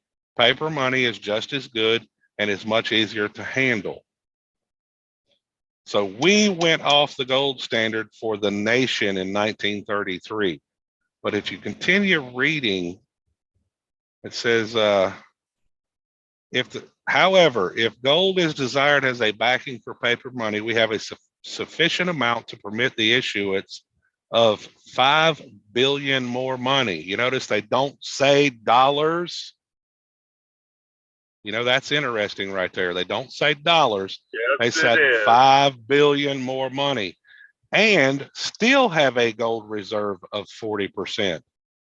When England paid us approximately 100 million in gold last December, The Treasury should have taken that gold and issued 250 million in paper money, using the gold as a sufficient coverage of 40%. And the money should have been put into circulation by paying it to the government employees or other governmental debts. Instead, the gold was delivered to the private banks and the government given credit for the amount.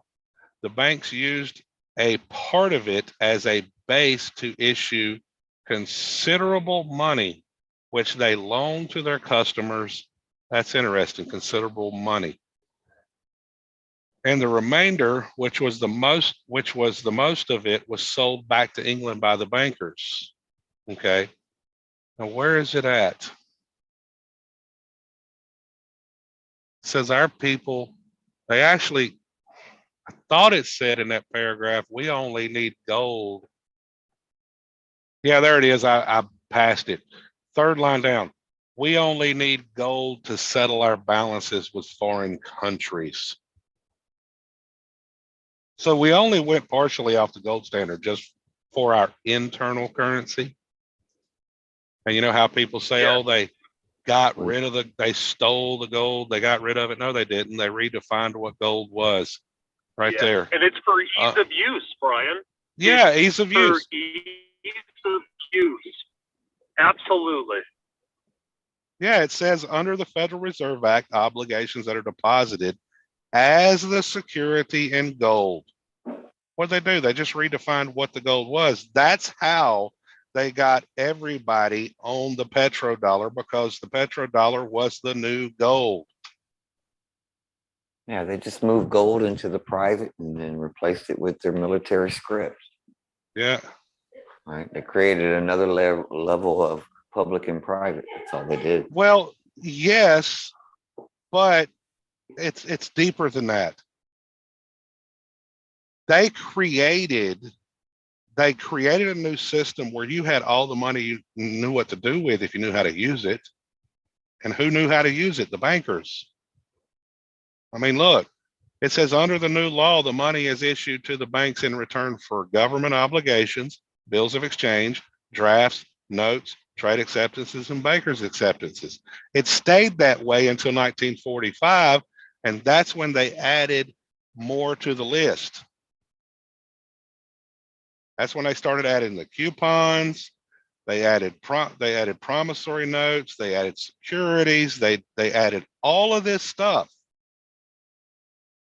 The problem is people don't know how to use it. They think when they go pay for a TV that everything revolves around that FRN. No, it don't. You have a debit card, a credit card, a check. Okay, you have 4 primary forms of payment: Federal Reserve, debit card, credit card, and check. Or is that the only type of money? Gold is not God's money. Gold is actually God's pavement. Doesn't it say that the streets would be made of gold? So, but is that the only 4 types of payment? No, you've also got money orders. Well, the money order is a different process. If what do you got to do? You got a cashier's check, different process. That means you got to go to the Walmart. I need to know how much this TV is going to cost with taxes. It's the total amount. Okay, I'll be back in a minute. So now I got to go down and get a money order or a cashier's check. Can you use a bill of exchange? Yes. That means a bill of exchange is a whole nother process. You've got all kinds of these ways to do things, and you do it every day and don't even realize it.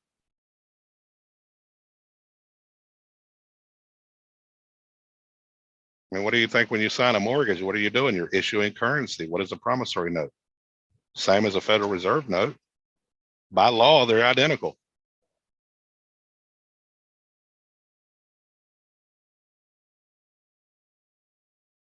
No, it actually says that the streets of heaven will be made of gold. That's why I said gold is God's pavement.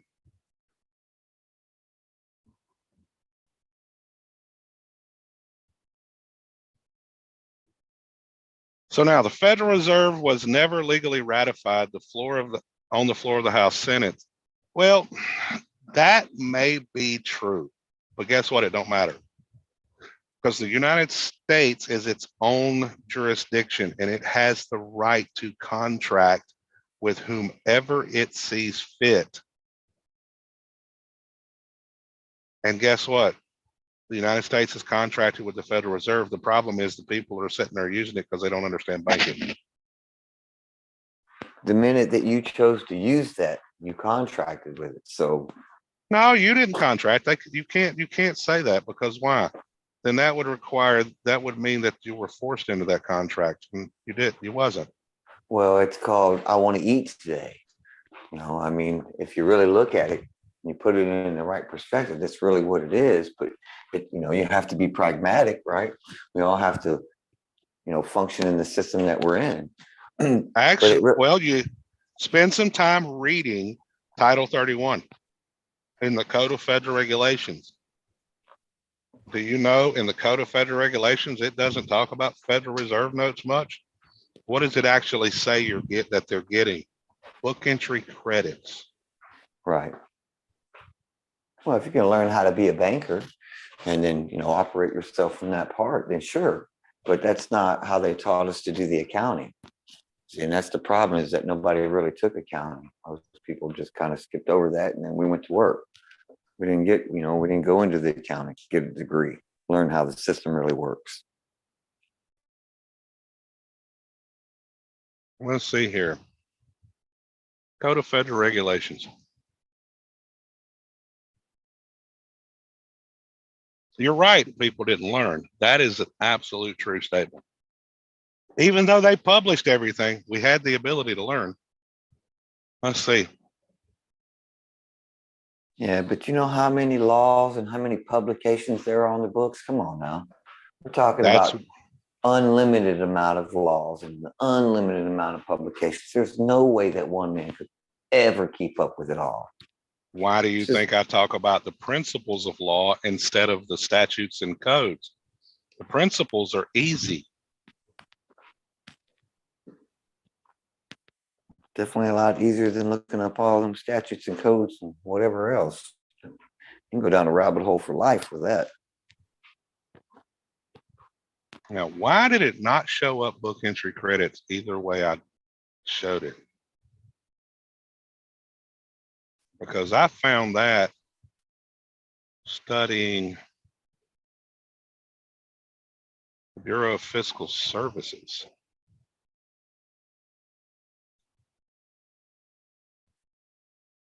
Regulations relating to money and finance. Let's go there.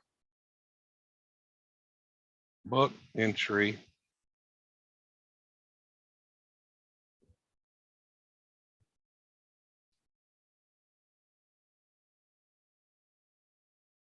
Have they redone the Code of Federal Regulations recently? Oh, there it is. Book entry series, book entries.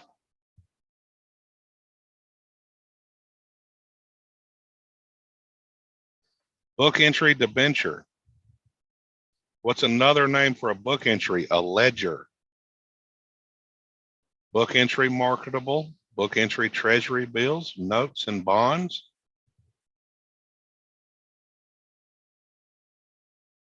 Book entry form, book entry debenture. What is a debenture? A debenture is a form of security. Book entry system maintained by the Treasury for holding. Let's see.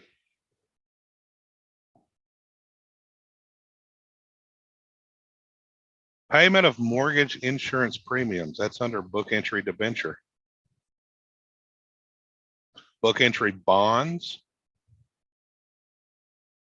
Interest in book entry Sallie Mae securities. By the way, did you know Fannie Mae is actually a trust? Found that I think I found that yesterday. That doesn't surprise me. And remember that they have to make everything a gift. So when they steal your home, they can have plausible deniability. That's right. That's why they made everything a trust. So at the end of the day, they would have plausible deniability. because you don't understand the basics of even how your country works, which is it's basically based upon a trust. See, number 20, the Internal Revenue Service isn't a U.S. government agency, but an agency of the International Monetary Fund, aka the IMF.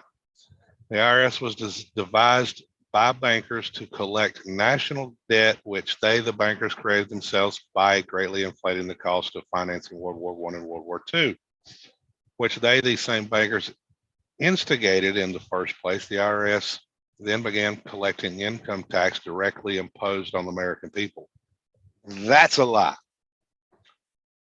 It was actually, if you go back and read the statutes at large, it actually, when they first instituted it, they told you it's a 1% tax on who? The corporations. Have they ever changed from that? No. Now, and could it be part of the IMF? That is possible, but let's go look at, here's one that'll, trust funds. Let's see. 31.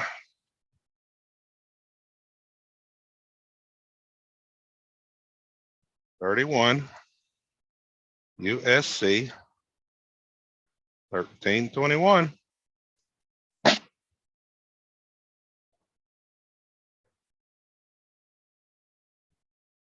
What does number 2 say?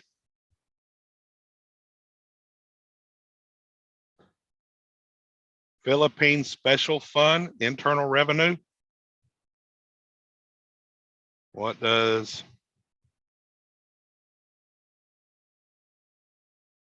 number 62 say? Puerto Rico Special Fund, Internal Revenue. Internal Revenue Service is a trust, boys and girls. And that's in the U.S. codes. The following are classified as trust funds. And the Philippine Special Fund has 2 right there. You have customs duties and you have internal revenue. Library of Congress Gift Fund, Library of Congress Trust Fund. So Income, who are the beneficiaries of this IRS trust fund? I don't know who the beneficiaries are. That's the question. That's the question.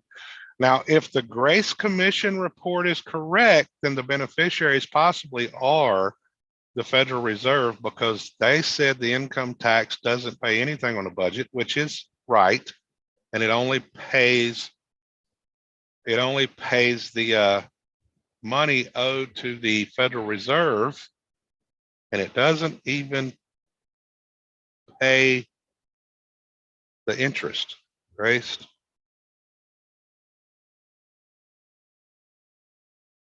Yeah, Grace Commission report of 1984.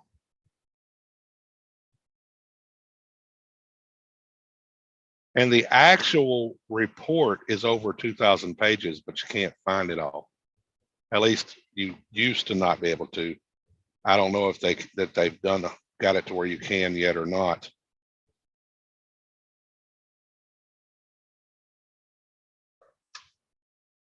Let's see. No, that's 7 pages. Let's see.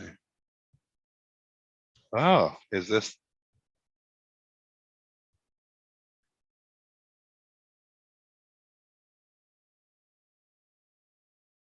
We'll see if we can actually get the full document.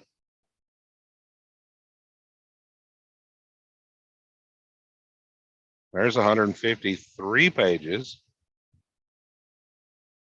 That's just the recommendations. So it doesn't look like you can easily get the full one. I'd have to do more research. Used to, you could barely find the small report.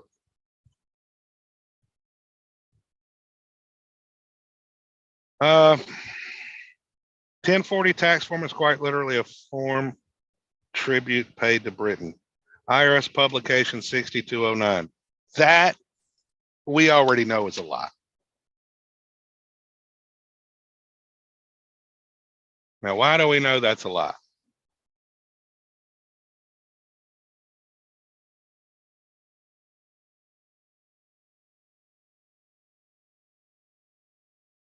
Because 6209 doesn't say anything like that. 6209 is what? This.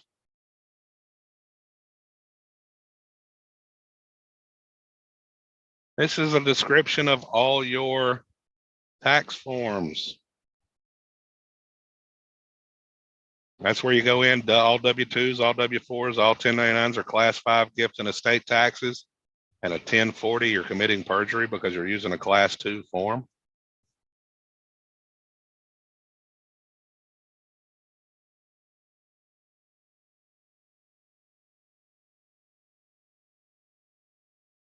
Hey, well, DuckDuckGo actually has done sold out. They're as bad as Google. Wouldn't the beneficiary position be held by the GSA transaction financial institution? That's actually a very good question. I know the GSA bonds, I have a recording by a DC attorney that actually says the GSA bonds is insurance on the case, on the court case.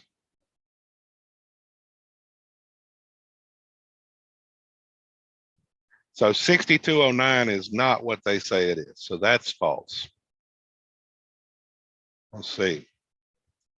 IMF is an agency of the UN. That, yes, it is, just like the World Health Organization and all that. The US has not had a treasury since 1921, 41 stat, chapter 214, page 64. Don't know if that's true.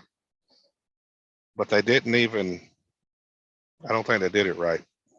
41 stat something, chapter 214, page 654.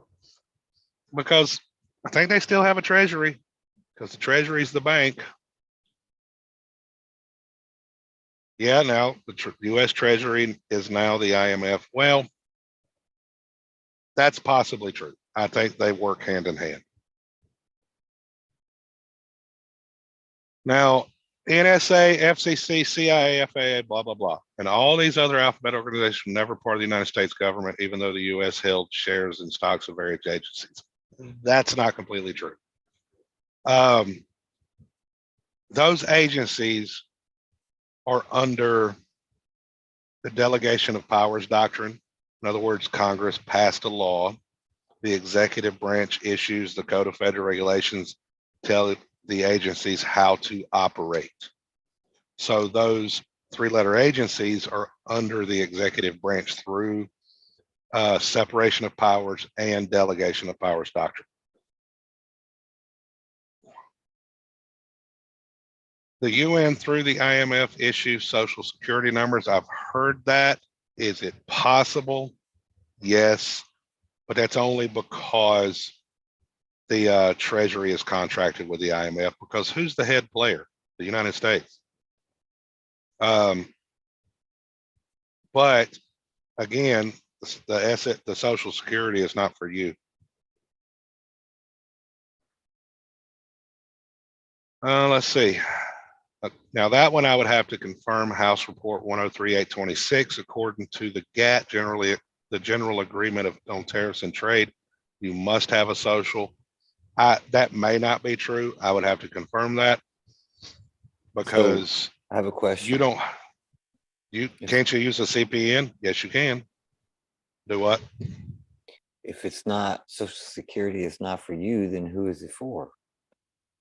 No, the old age retirement, that's when you become a beneficiary. What I'm getting at is, what was that trust created for at the beginning? Go back to Proclamation 2039. They called them special trust accounts. And what was the last? To fund the government and to invest in US obligations. Right. Because the government had to set up a mechanism to pay its bills, right? So that you could have security while you were doing business in the public. Now, Social Security is not insurance or a contract, nor is there a trust fund. I've already proven that wrong. Your social security check comes directly from the IMF? I don't think so, because it actually says Department of the Treasury. Again, does the UN have, does the Treasury might have a private contract with the IMF? Yes, it probably does. Does that mean that it comes from the IMF? Probably not. No, It is not that, they're all interlinked, but I don't think that they're all interlinked. from a face who Now- doesn't know, you can't see that. Yeah. It's not the duty of the police to protect you. That is actually true. There's a recent Supreme Court case on that. That's why you have a Second Amendment. Yeah, don't forget Castle Rock Everything versus in the- Gonzalez in Colorado, guys. Castle That- Rock versus Gonzalez, or where they talk about the word shall, and that means discretionary. That means by their wish, if they want Yeah. to. Everything in the United States is for sale. Roads, bridges, schools, hospital, waters, prisons, airport. Who bought Klamath Lake? Did anyone check? And that's Executive Order 12803. That depends on how you're applying it. Because if you understand the federal jurisdiction within the states, which was the 1956 and 57 reports, can the United States lease out its property that it has territory jurisdiction over? Yeah, probably. But it can't sell off the states. They're sovereign territories. The And UN to has acquire financed the land does operation. not- Hey, Brother Brian, to acquire land does Go not ahead. mean that they have jurisdiction over it. It's just to acquire it. Jurisdiction Well, they being don't have- ceded to land acquired is completely another step. Well, according to what you've shown me, and you go back through the Constitution and the laws and everything else, there's that offer and an acceptance. So if the state offers them a plot of land for a specific purpose and Congress never accepts it, then there's no territorial jurisdiction of the United States. And that's what you've got a Supreme Court case you're getting at your fight, looking to go fight right now anyway. In other words, where's the record of the acceptance for this and this and this? The UN has financed the operations of the United States government for more than 50 years. That's actually not true. The UN is a conglomeration of countries. And guess who the top two power players are at the UN? Russia and America. Those two countries have the controlling votes. So to say the UN has all this power, that's not exactly true. But the reason for the UN is treaties. Yep, we've got New York is veto defined power, in the- it's called in the UN. It's veto Yeah, power. veto power. That's right. Now, New York is defined in the federal regulations as the United Nations. I'd have to confirm that. But if it is, it's New York City. It's not New York State. Just like the Vatican City and the Financial District of London, Washington, D.C. is a sovereign city-state. That's actually true, but you're misapplying it. If you're applying it to the federal, I think you're misapplying it. If you're applying it to the municipality, yes, they fly their own flag. Let's see. Here you go. Mayor of DC.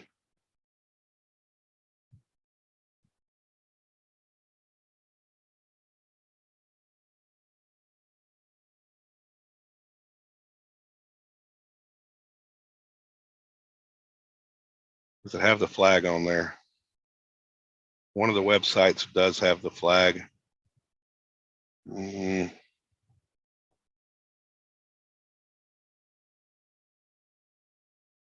Did they take the flag down?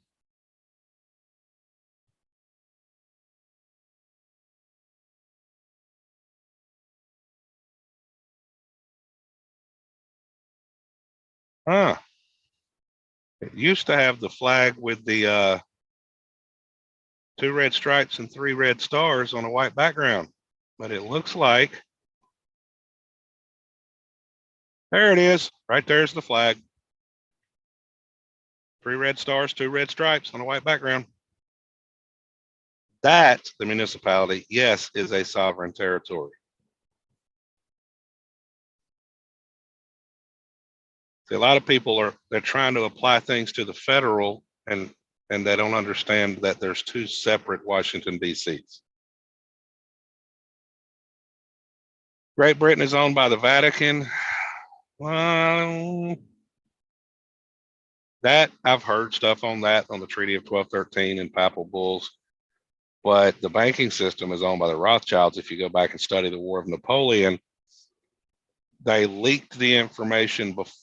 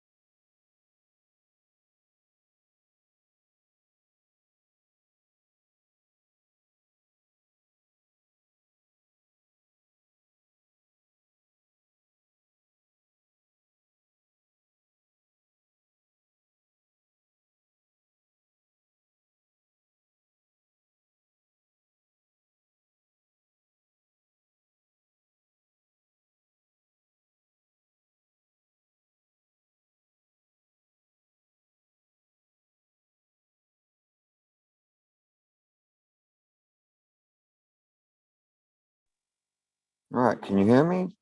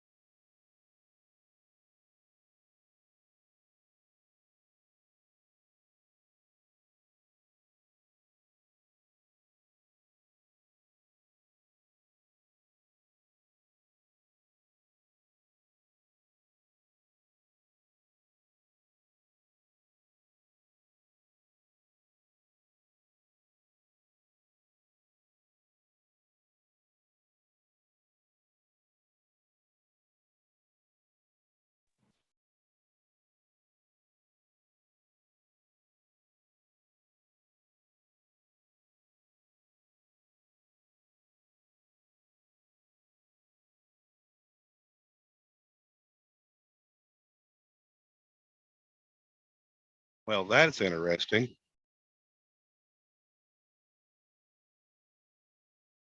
It shows me up there twice. There we go. The other one finally went away. Okay. Eric, you there?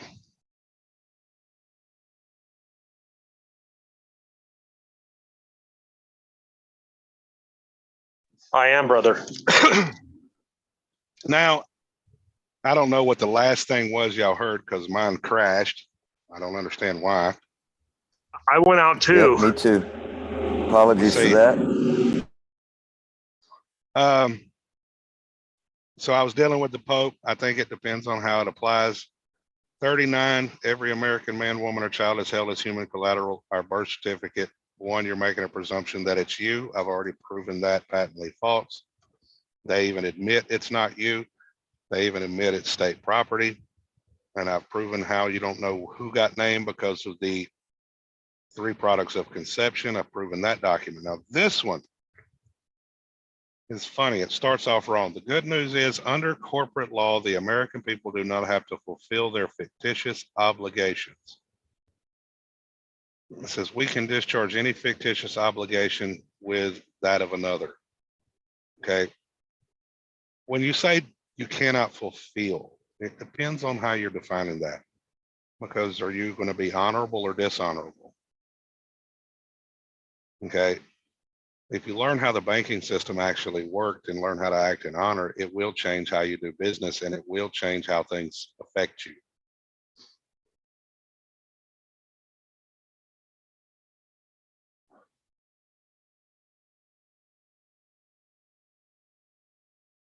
So that's my basic breakdown of this document. This is why I say some of this I'm going to have to go look up. It seems interesting to see if it's even true. Okay. Some of it I know is false. Some of it might be true, but there's a lot of holes in this document. Yeah, I agree. It will be interesting to look up those other things though. Yep. So I did a crash course over that document and I've tried to keep up with the chat and answer questions. And anybody got any questions? Because we got an hour and 15 minutes left on the show. Do we have a phone number to call in on? That's a great question. Yes, we do. Give me just a second and I will get on that. And I will tell everybody in the chat room what it is.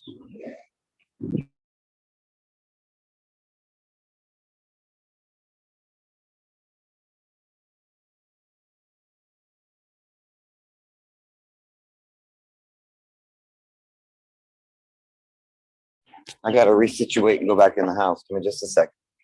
Okay.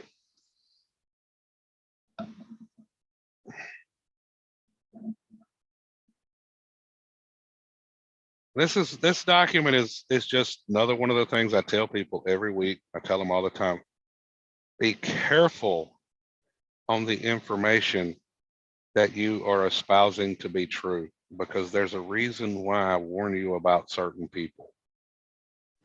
There's nothing proper about propaganda. No.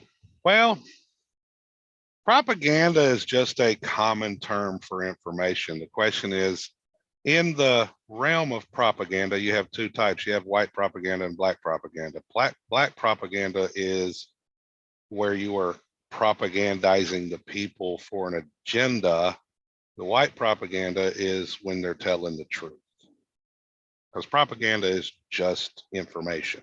The question is it truthful or is it false?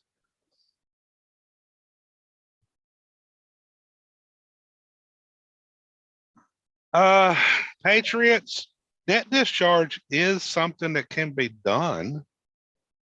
But the problem is most of the people out there that do it don't know what the hell they're doing.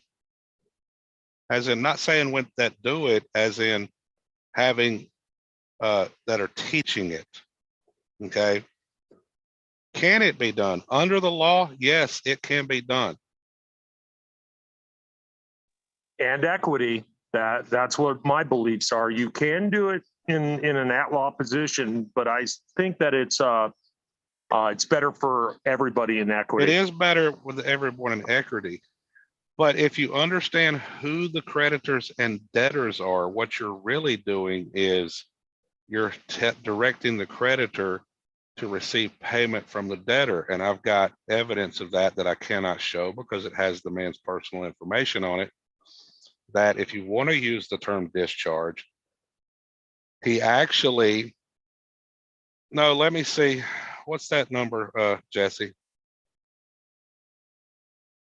Because The first one is 1-669-444.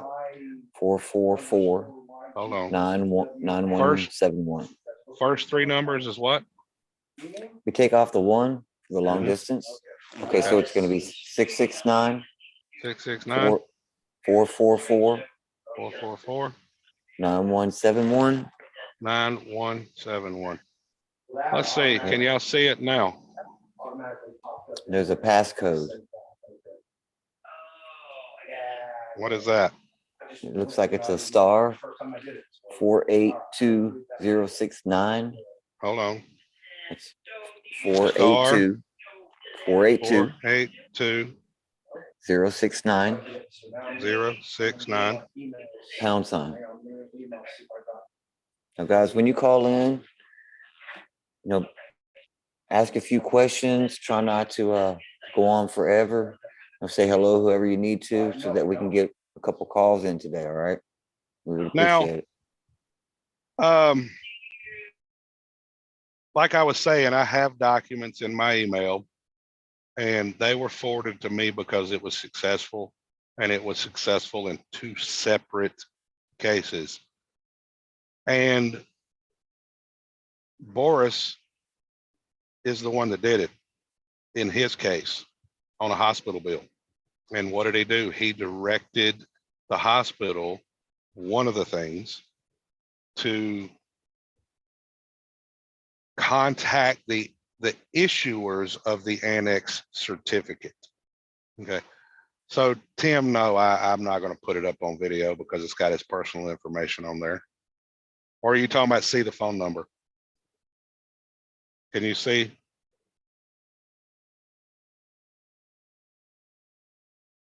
So the phone number, write it down, is 669-444-9171, passcode. Let's do it this way. Maybe it won't block it.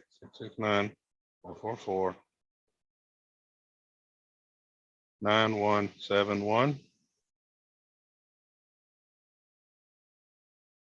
Star 482-069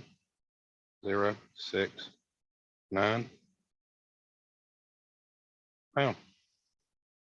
Now let's see if it actually shows that. But learning incorrectly, I think that's a lot of it. It's just like I have evidence of what the Social Security account is. The Social Security account is actually a closed account. Had that admitted by a financial institution.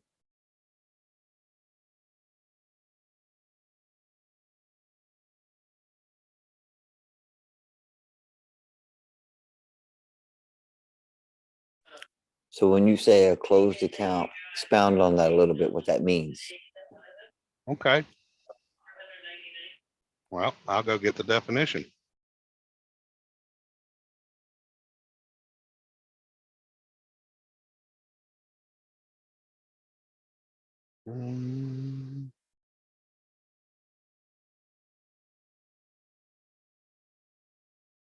There it is.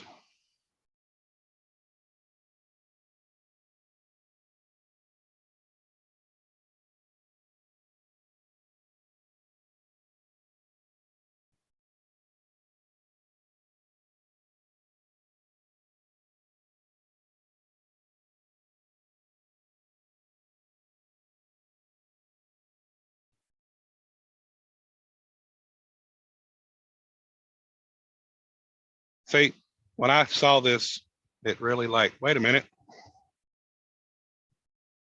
It made me go kind of step back. Right here. Closed account from 1831, an account that no further credits or debits may be added. Wait a minute. I thought that should be added and subtracted, but no, they're added because there's 2 sides of the ledger. So it's an account that no further credits or debits may be added to, that remains open for adjustment or set off. Now, the reason why I say that the Social Security account is closed is the financial institution that an acquaintance of mine decided to try the whole thing where you get the bank routing number and the social and, you know, try to settle the credit card debt. Well, it went through, got a confirmation number. It got reversed within 7 days. I didn't do this. Somebody else did. And the email started. She said, hey, hold up. No, y'all accepted payment. And they emailed back and forth for almost a week. Like every other day there was an email. And then finally the last email the financial institution said you cannot use a closed account. I said, well, isn't that interesting? What if a collection agency has a list of bills now?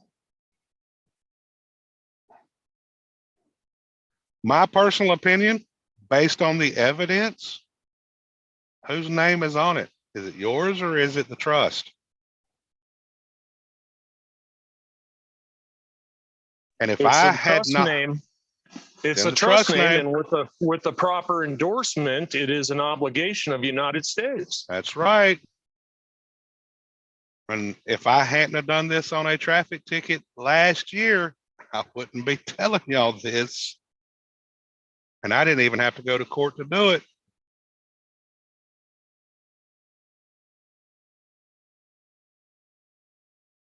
That name is owned by the United States. And that's all they're after is that trust. They just need someone to put a signature somewhere so that they can hold them liable. They need a question- proper endorsement. You know how I got a hold of her so quickly? I called the number that says all if you post it on Cite.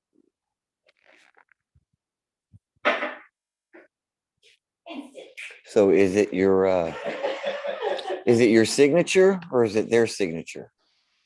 Well, if you go back to UCC where it talks about signatures, okay. Don't the office also matter when you sign? I wish I could remember the court case I read. I But would it was- think so. I mean, it always matters what agency or what hat you're wearing when you sign something, unless you're just signing with a blank endorsement. Well, the reason now one of the things I've been saying for a while is what? A trust, there was a court case I read where a guy was appointed trustee, but he never signed a single document with his name, comma, trustee. He just signed the name. So when the trust was taken to court and he tried to defend the trust, there was no evidence for the record that he was doing his fiduciary duty as trustee, and he lost the case. Why? And the judge said, because he never signed a single document in his official capacity. Yeah, so his silence was used against him because he didn't understand what was going on. He didn't understand. If you don't sign it in your official capacity, how can you ever not be liable? Well, how can you ever be recognized as that official capacity, Eric, you knows what I'm talking about, if you didn't even know it existed in the first place? Yeah.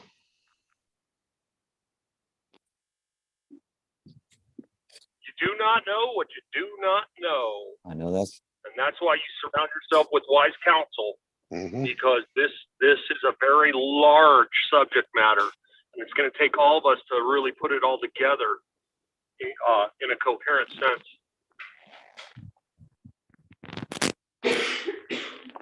I mean, if you're trying to operate as the agent or the executor or the conservator, shouldn't you say by colon your name, comma, and what your official capacity is? Yeah, you should.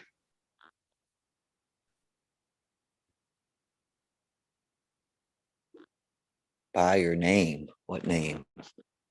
What What name? is the Don't confuse me now. What name? Because it's not my name, so I need to know what name it is I'm supposed to be doing this. what name are you Christian name. appointing to that position? Okay. How many well, names do you have? Okay, I just wanted a little bit of clarity there so that, sometimes it's our name and sometimes it's not our name. And we have to discern when that is and when it's not. No, I am not saying that when it comes to the Social Security Trust, because you are not the trustee.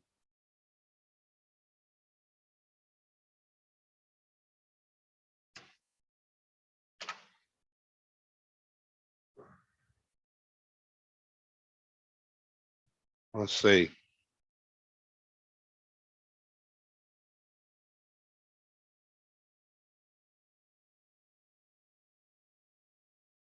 SSA, Board of Trustees. Right there's your trustees.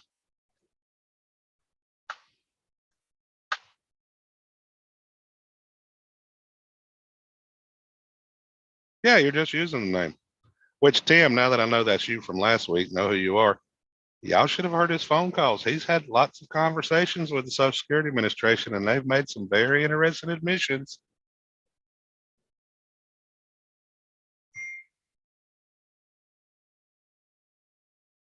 Now, is these the trustees you should be working with for every single thing? I can't say that. I want to say go local. It's all set up at the county level. Well, Office of Trustee.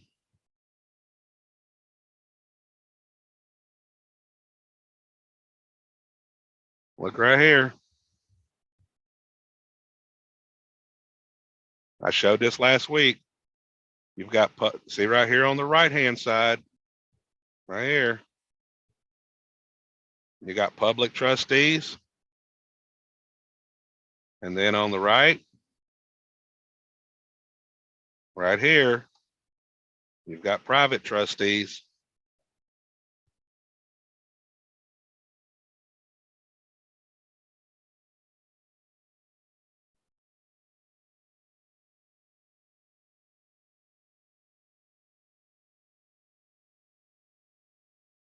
Well, deep in, if you're in my Telegram group, and Tim can find you, if he feels like he wants to share them with you, he'll share them with you. If he doesn't, he won't.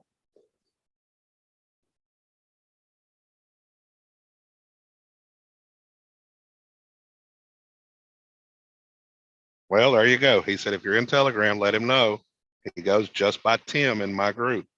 He will, he'll share them with you.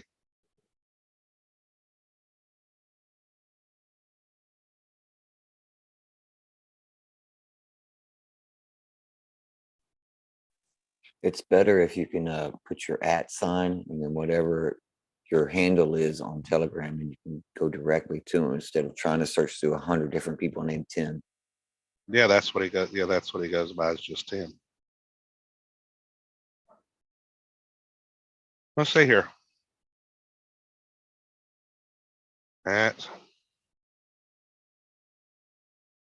Well, okay, it shows up as Tim. It's Timothy Paul 76.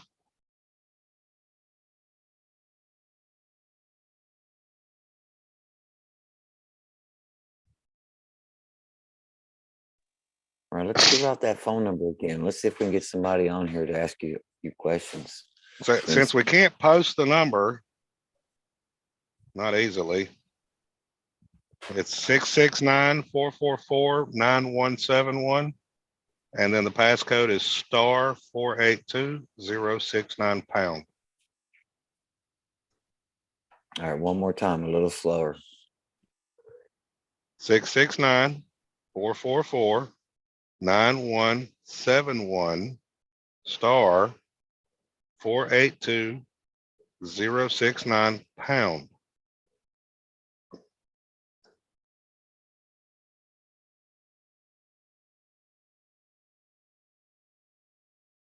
See, the thing is, people don't need to be afraid of the trustees.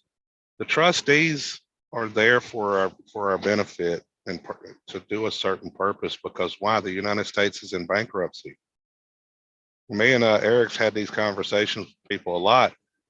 There was a court case in 2000, was it 21, Eric? Where this black family sued the state of California to get their property back. And Correct. what happened? Beachfront property. It was beachfront property. See, California had taken the property under eminent domain. Okay. So, because all they had to do, and California didn't do it, is if they would have put up a public park, the family couldn't have got the land back. But they didn't do anything. They just let the land lay dormant. And after so many years, the family said, screw this, and sued, and they got their land back under the principle of retrocession. So if the land that was taken is not used for its intended purpose, it goes back to the original owners. Well, imagine what would happen if all the original owners of the United States came calling because it's no longer used for its intended purposes because of whatever the reason may be. So what Yes, has the government? and the intents and purposes of United States, 50 United States, are for trade. Mm-hmm. And if you look at what's going on in the geopolitical arena, a lot of the countries are cutting us off. So what do you think is going to happen when there's no more trade? Yeah, we lose the protection of the trust. That's right. And sooner or later, those creditors are going to come knocking on the door. And back to another war. And then we're going to be on World War III. Well, I have a question. Mm-hmm. When they did retrocession, did they have to pay back what they received for the land? Now that Or when they had I to- don't they- know because I still got to go find. I still got to read the case. Yeah, it's a California case. It's available. Yeah, I told Herrick to send it to me, and I think he forgot. Without a doubt.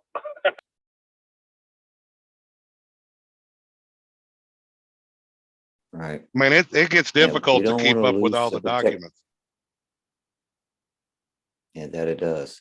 I was going to say, we don't want to lose the protection of the international community that recognizes the trust. That's right.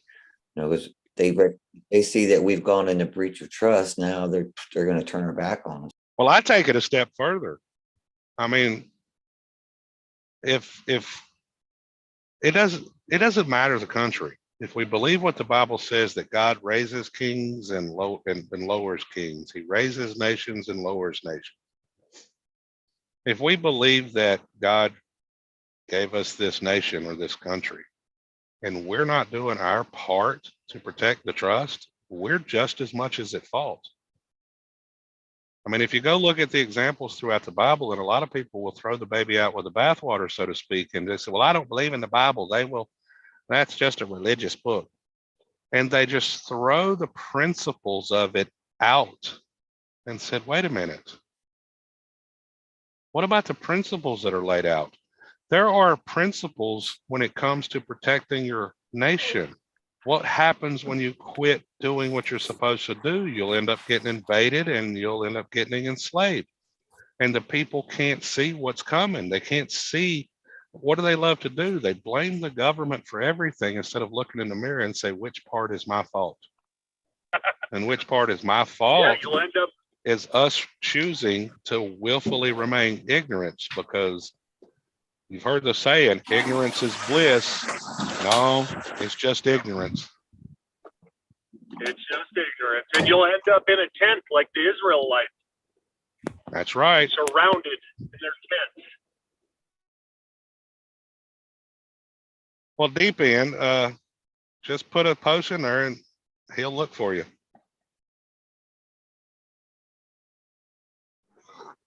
Yeah, what did Deep End need?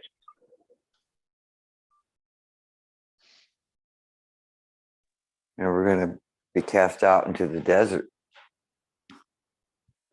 America's getting ready to go through some dark times because the people have turned their back on their obligations.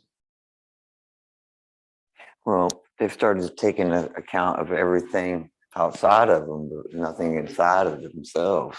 Yeah. Which is what you were really touching on, is that it's their responsibility.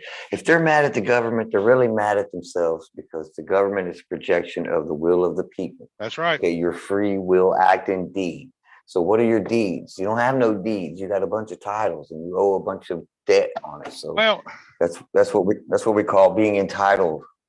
well, I mean, people think the government doesn't do their bidding, and they really do. It's not the individual person's bidding. It's the group as a whole. Go back to the Social Security card. At one time, it had a thing written on it that said, do not use for identification. Well, what happened? The people decided to use it for identification anyway. Even though they was warned, they were told on the back of the card, it's not your property. And they said, don't use it for identification. But the people said, well, we know best. They use it as identification. So they took that phrase off, and then they get mad at the government. Well, the government just did what you wanted them to do. They told you not to, and you did it anyway. Well, I mean, they just put a carrot out there and dangled it in front of your face and called it benefits and privileges. You know, you were never really supposed to bring out that estate into the public. You were supposed to have some form of agency between you and it, so that it was in the private and you were in the public. But that's not what happened. You know, they did exactly what you're saying. Well, go back to the definition of infant.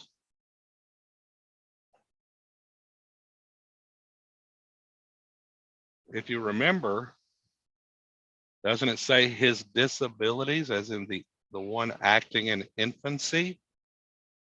That if you're acting in infancy, it says his disabilities are really privileges to secure him from loss by improvident acts.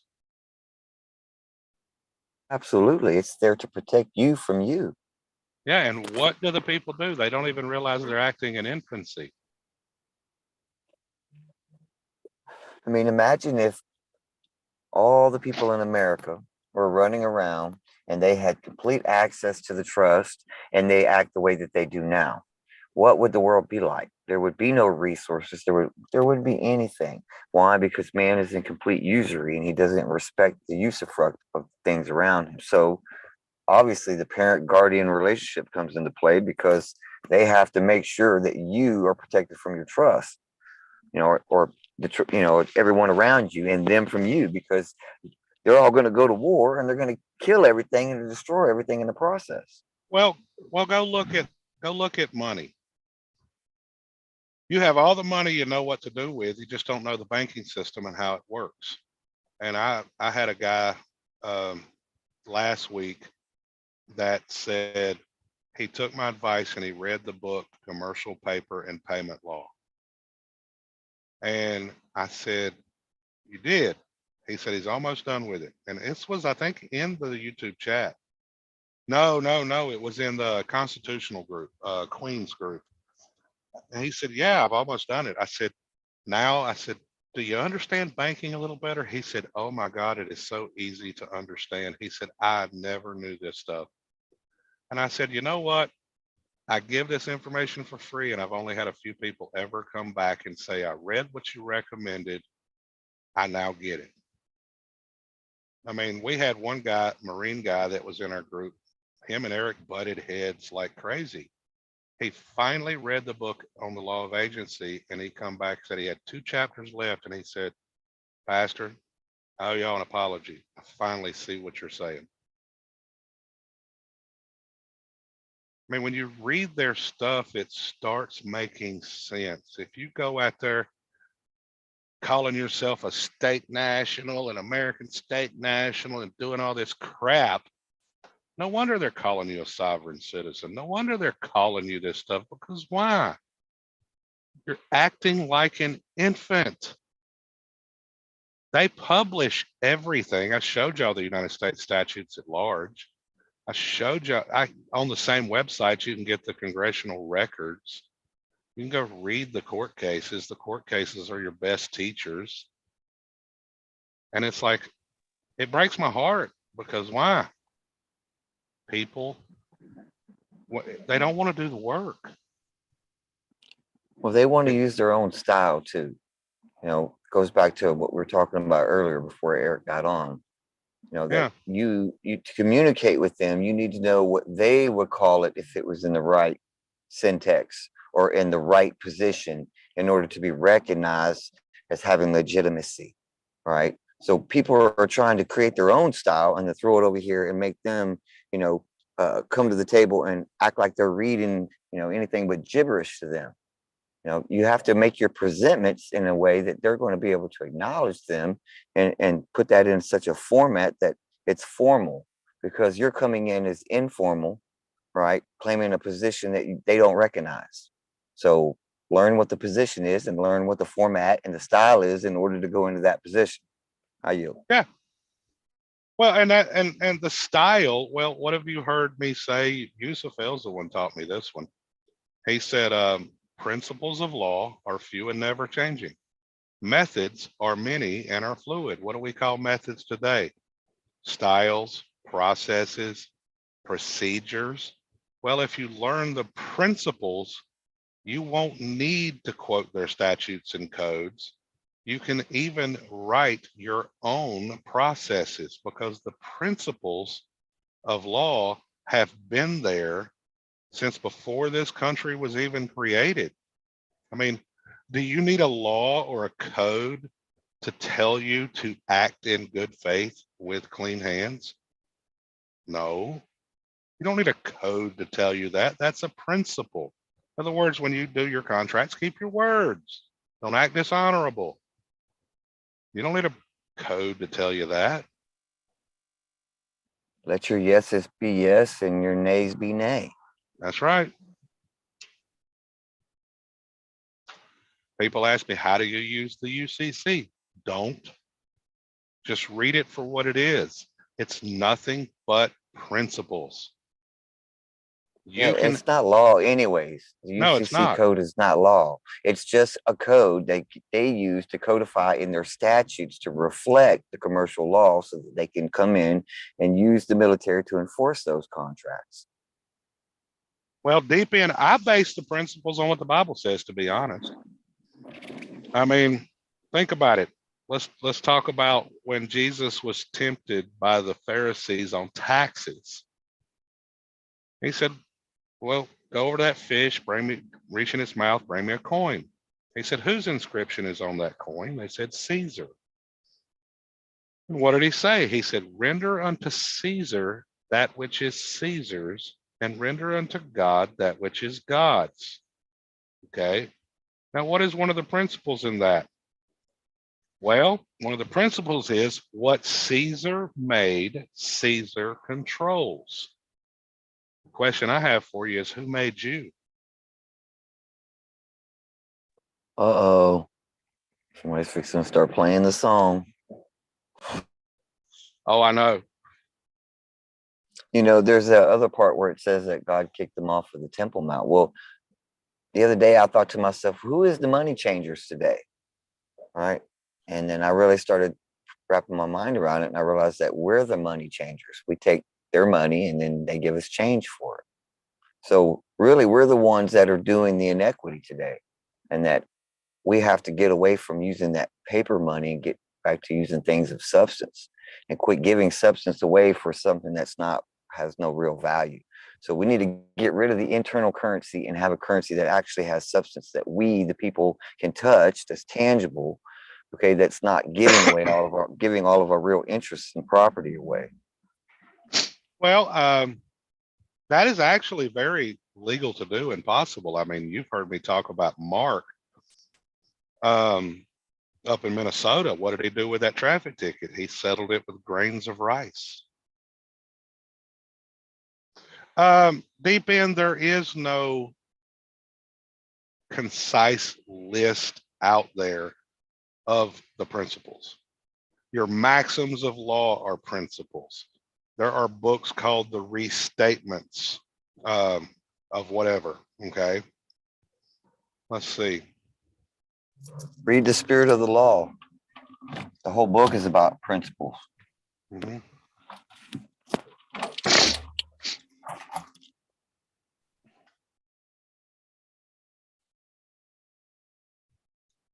Let's see here.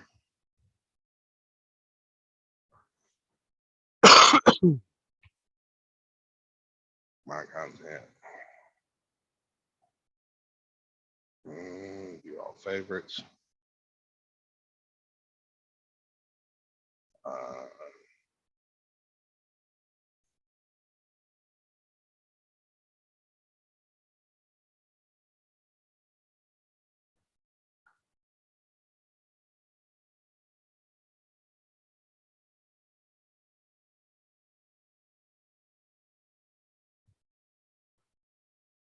Principles, a basic rule, law, or doctrine, especially one of the fundamental tenets of a system. Okay. Now, let's go back. Legal maxims.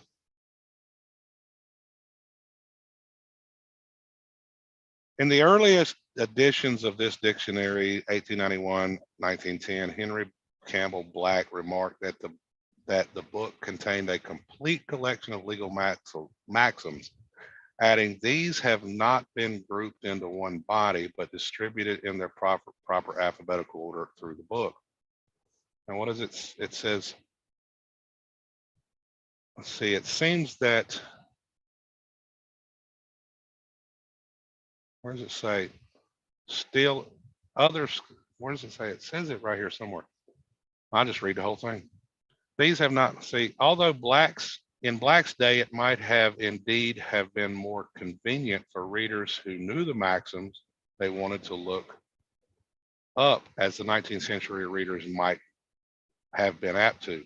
Spreading Latin sentences through the book is decidedly inconvenient for most dictionary users today. We have therefore collected them for ease of reference. A bibliography of works cited appears on page 2027. And what he means by 2027 is Black's Law Dictionary 11th edition. Of course, many scholars have long been intolerant of those who use maxims to decide cases. As James Stephen, one of the great 19th century legal scholars, incisively put it before Black's work appeared, it seems to me that legal maxims in general are little more than pert headings of chapters. They are rather minimums than maximums, for they give not a particular great but particularly small amount of information. As often as not, the exceptions and disqualifications to them are more important than the so-called rules. Other scholars have been equally derisive. Still, though in some jurisdictions, the principles or policies that they represent have been enacted in statutes, even if they will rarely, if ever, provide a decisive rationale, they can serve as supporting authority. So they call them, in some areas, they call them principles, okay? So like this one, abisu, ad, whatever, the first one. A conclusion about the use of a thing from its abuse is invalid. Next one, no injury is done to things long acquiesced in. In other words, you contracted.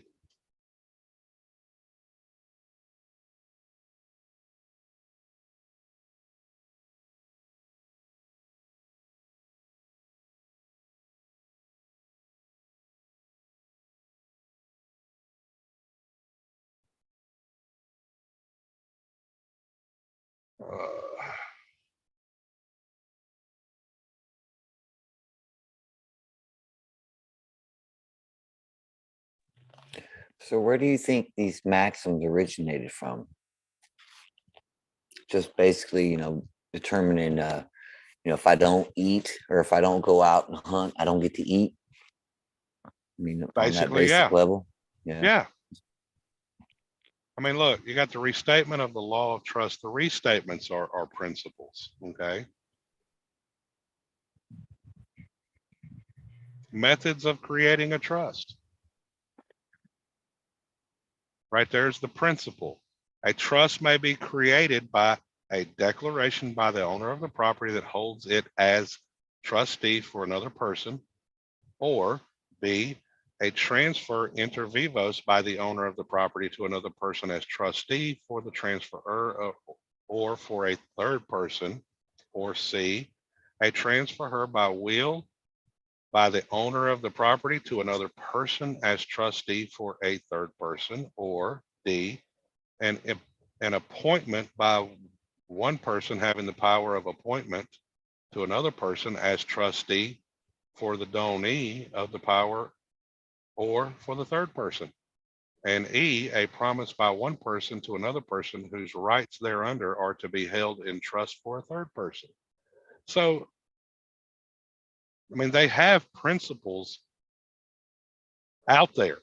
The problem is they're not in a one book or one list, because principles of law are all over the place. For example, I was listening to a guy talk about business, Price's Law. I never heard of this one. Price's Law. Price's well-known square root law states that half of the literature on a subject will be contributed by the square root of the total number of authors publishing in that area. Okay. And that actually goes into business. If you are in a business, oh yeah, Truth Girl, you already know because you've got them. There's actually like 3,300 of them. So in business, Price's Law, if you have say you have 10 businesses, 50% of your profits are going to come from 5 of those businesses. The other 50% is going to be split between the other 5. And the way he explained it is the way they explain it is through that square root. So right here it says Price's Law says that 50% of the work is done by the square root of the total number of people who participated in the work.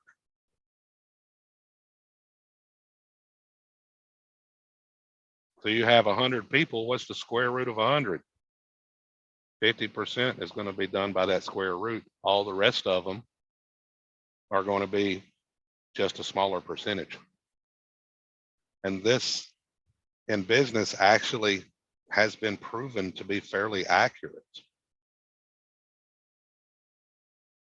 That's part of the reason why people pick on Trump. Oh, he went in bankruptcy, blah, blah, blah. Well, he got rid of a corporation that was no longer profitable. That's what you're You supposed just tell to people do. you've been in bankruptcy since the day you came in this world. What are you talking about? Ain't that the truth? Well, let's be realistic here. What's going on?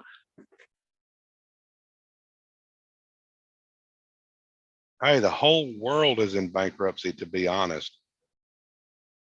Yep, I've absolutely. talked to people, I have talked to people in Canada, in Europe, and in Australia, and I've told them the same thing. If you have the same system there that we have here, the only thing you need to know is you need to go find when the bankruptcy started. In Canada, it is difficult. They have not been able to nail it down to the exact year. They said they think it happened between 33 and 35. For us, it was in 33. Everything happened around the same time in 1933, and everybody changed their banking system to match. So pretty much all the Hague countries are in bankruptcy. And the Yeah. BRICS nations, they kept their gold and stayed on the real system. Or tried to anyways. Yeah, well, go look. Russia is one of the BRICS nations. What did they do with the freaking international bankers years ago? Didn't they kick them out? Mm-hmm. They sure did.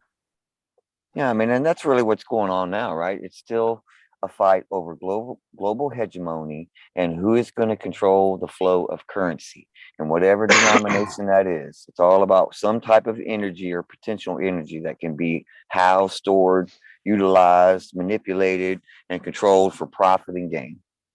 Mm-hmm.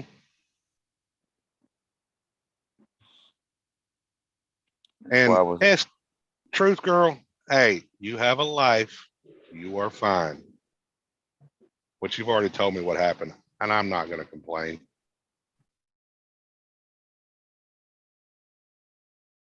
Yeah, ST had a death in the family, so y'all keep her in your thoughts.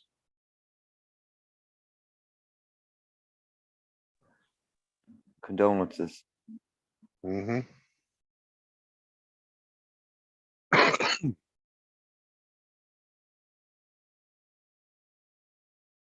Well, control of resources, yeah, that is somewhat true.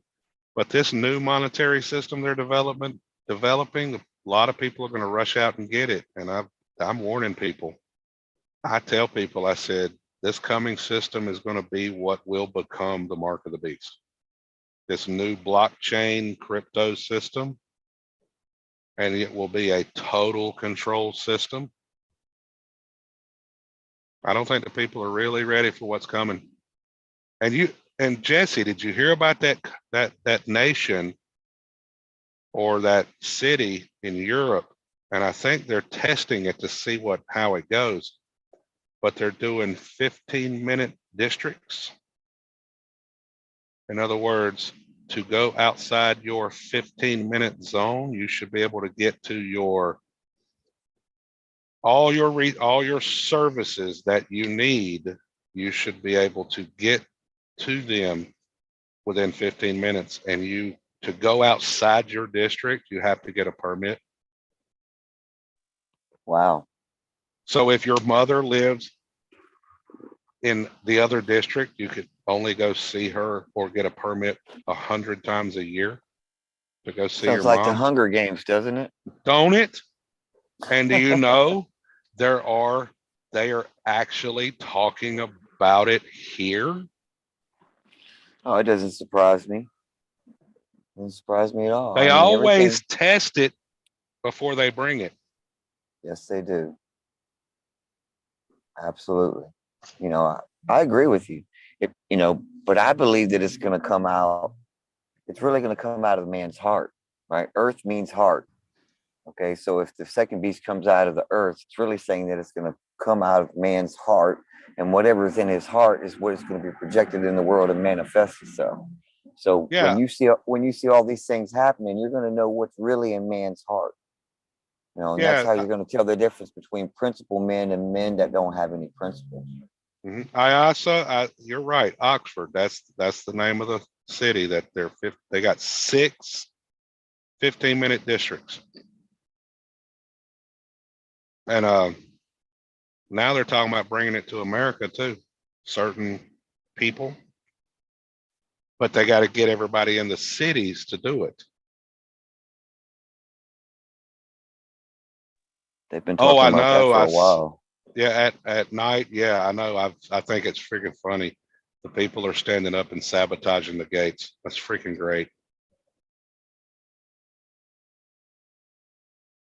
Well, I don't think it's just going to be from the heart. It's going to be, yes, the people that don't have the right heart, they are going to flock to the Antichrist, because I think there's going to be a coming world ruler after World War III that says we have to stop all this, and the people are going to bow down and say, yes, this war was terrible. We just we got to have a world leader that will fix it all. And they're going to bow. They're going to bow to that world leader. Yeah, they're going to bow to that world ruler. Same thing with Germany. They were despotism. Country was going under. Somebody came along and said something that really perked their ears up, and they had somebody to point the finger at. And next thing you know, they're going to town. So I mean, it's the same thing. History repeats itself. It's nothing new. Same modus operandi every time. That's right. No, Matthew Cooper just commented on my video. He said, I prefer not to own anything, especially the liability of said ownership. Surety is the estate, not the man. Most are the individual surety. And then he said, benefactor, mom is the grantor of the original security. No, I disagree with that. Mom can't be the grantor. Why? Mom was incompetent. She was the grantee who was incompetent. Yeah, she granted her signature over and she informed, but she was incompetent. So how could she do something that's legitimate when that would be constructive fraud then, wouldn't it? That's right, because she couldn't be competent because she was under duress. Okay. You see what I'm saying? Why was she under duress? Ask any woman that's been pregnant how much pain they're in. Do you think they're competent during that time? Heck no. All they want to do is punch you in the face. Well, that's why they want to get her alone, because they know she's vulnerable. That's right. They want to get you when you're at your lowest, so that you will give whatever that it is you need to give. But isn't But you that the know, responsibility of the man? Okay, the father to make that's sure. right. Okay, so that's very important that people know that it's not her responsibility. It is the man's responsibility to make sure that everything that she's not capable of, making a sound decision on. Yeah, the man is the one because the offspring is what? The seed of the father. The only one competent at the time of birth to declare the intent and use of the name was the father. Well, And don't guess who forget, never guys, declared it? Don't forget, men are a nation unto themselves in the scriptures. So every man Yep. is its own nation. So the nation is responsible. Mm-hmm. That's right. Go back to Abraham. I shall make you a nation. No, now Raylan Rios, no, that doesn't fall under parens pancreas. What falls under parens pancreas is this.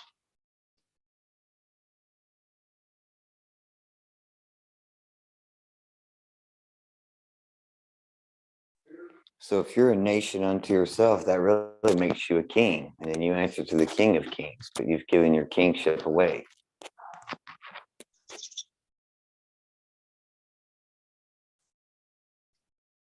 Right here. Infancy. This is the definition of infancy. It's right here. In England, the Lord Chancellor is the general guardian of all infants. Not age of majority, only infants. So are infants really the estate, not the man? That's right. Okay, that's what I thought, until the man equates to the estate and then he remains an infant. Well, ma'am, you're awesome. You strong. You strong. If you had them that way, no, all natural, no drugs, all that stuff, I give you props. Because us men, ain't no way. We would have freaking invented cloning before fire.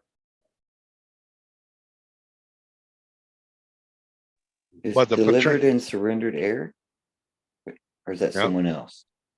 No, I'm looking at the comments on YouTube. No, I meant in the chat here with us. Is that Eric? Eric, is that you? Oh, on It is, brother. Zoom? I got back to my terminal at home, so I jumped on. Okay, cool. I was just making sure. Yep. Go ahead, Pastor. So parens pancreas, that actually applies to the infant, and you're not the infant. The problem is you haven't learned how to act as age of majority either. You're representing the estate thinking it's you, so you're accepting all the liability. So doesn't that parents patria basically fall under the Cesta KV Act, where they had to put everything, take control over the estate because there was no one left there to run it? And that I've went and researched limitedly the Cesta KV Act. And I have yet to find any evidence that it's the act itself is in force and effect here. Okay. Well, I always Because, you thought know, it was just a principle, not really necessarily the act itself, because they're Well- using the same principle to express the trust. Well, trust law was developed before the Cesta KV Act. So the principles of trust, yes, that I Yeah, but agree with. The principles far of does- trust law, well, Well, that I was goes just- back pre 1666. Because why? The king tried to take the land and property of Vatican or the Roman Catholic Church, right? What did they do? They put all their property in trust, and that prevented the king from doing it. Well, doesn't it go back to, that a trust doesn't fail to a lack of a trustee, in the sense that just because you abandon it doesn't mean that somebody else didn't have to take up the slack for it or keep it on their property. So, you've completely abandoned it. So while you've abandoned it and you've never showed back up, you really don't have a claim to anything. Well, actually, not in this case, because if the infant is one of the products of conception, you have to ask the question, which product? Well, the way it looks by operation of law is the placenta in most cases, right? Because why? Under slavery, you can't own people. So that means it can't be you, the man or woman. The Right. mother took the baby home. Sometimes she took the placenta home, but that was before, like last week, that was after she signed a contract giving assignment to the hospital of it, right? That's why Right. since she gave assignment, now she's the informant or the custodian, okay? So the infant is of the placenta. Well, the placenta died intestate. Why? Father never put up a will. He never declared anything. Since it's intestate, it was placed into probate. Okay, yep, that's why deceit in estate. So it was placed in probate. Now the state has to take care of it. That's why they're the grantor. They appointed the trustees, aka the banking system, aka the treasury, the social security. And plus, because of Title IV, who gets the Title IV funds? The beneficiary, the state.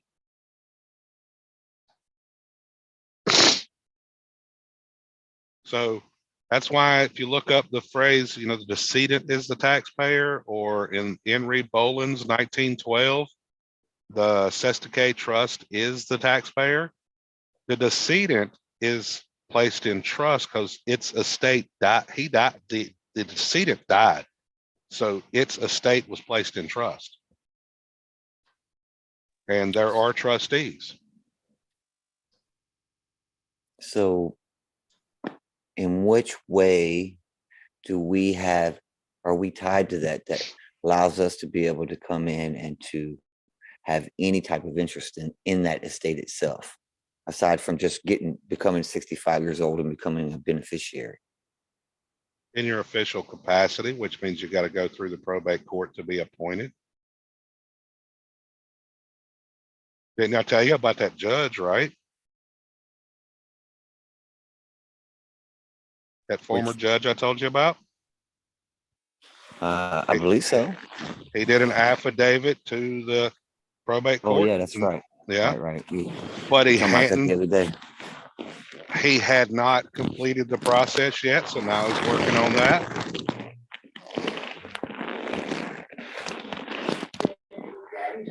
Well, what I'm asking though is, do we have a tie to that because of the order of operations in regards to the umbilical cord and the placenta, or is it more because we're tied to we have a tie to the land itself?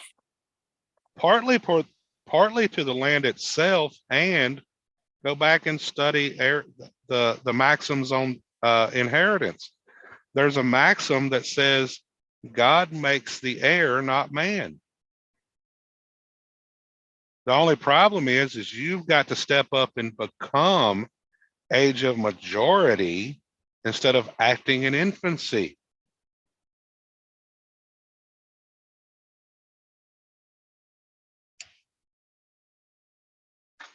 Now, deep in, I don't have a problem with somebody going to the hospital. Start writing your own contracts.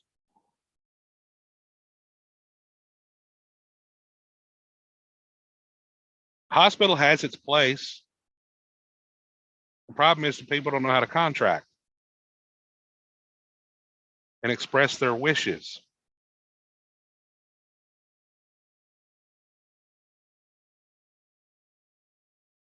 And and have the father declare the intent and use of the name. And I've shown the document from CDC. Let's see.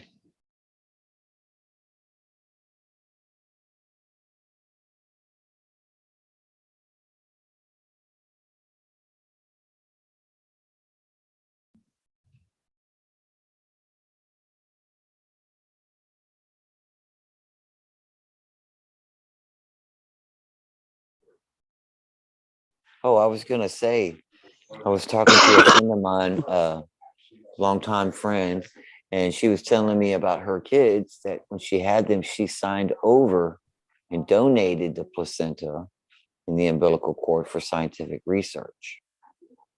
Yeah, So if she donated those things, would that negate a claim to that under that premise? it would. Okay, so what premise would you stand on in order to be able to come in and say you had some type of interest in it if you didn't have that vantage point? Did she still go and get a social? Yes, you did. Well, did she ever once declare the intent and use of that social? Of course not. I mean, you only know what you know Aha, until you know better, right? that's right. Look, you know Jeff in my group, right? Of course. Jeff gets annoying at times, but he tries, and I had to tell him stop posting screenshots. And he's getting better. He's starting to post links, right? Yep, and He PDFs. he actually posted a link to the Social Security website that talks about a vow of poverty. And I've heard about the vow of poverty, and the Social Security Administration recognizes the vow of poverty. So you are able to donate your earnings to your ministry. In my opinion, what is your first ministry? To your family, but you got to establish your ministry or establish a ministry. Okay, that's not hard to do. Nope. And you should see the stuff I'm working on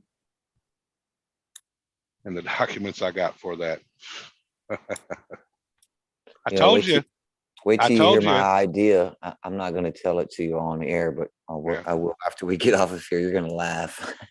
Didn't I tell you that a religious organization can have its own court? Yeah, absolutely. I mean, we know the diocese has their own court, so why not? So does another place. I blew ST's mind on that one the other day. Where'd you get that from? Even Eric's. I showed him. He said, "Oh gosh." Well, I was talking to Pastor John the other day, and he said that when he was part of the clergy there, that he had a letter that basically acknowledged his agency, and that he got special provisions as a result of it. So, that's why I said agency sometimes can be your best friend if you know how to use it. Now, deep in to go back to your question though, right there, this is New York State. I use it because of the last sentence, but it's like this in pretty much almost every state. There are 3 products of conception right here. Okay. If you never declare your intentions before birth for the name,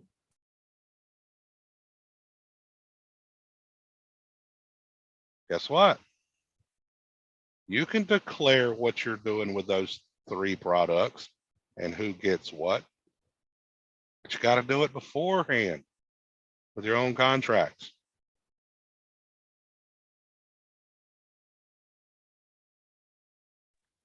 So, what happens when someone has a birth at home and they don't get any of these things, and they don't get to, in this instance, take those things and use them and attach them to the decedent estate or to the living trust?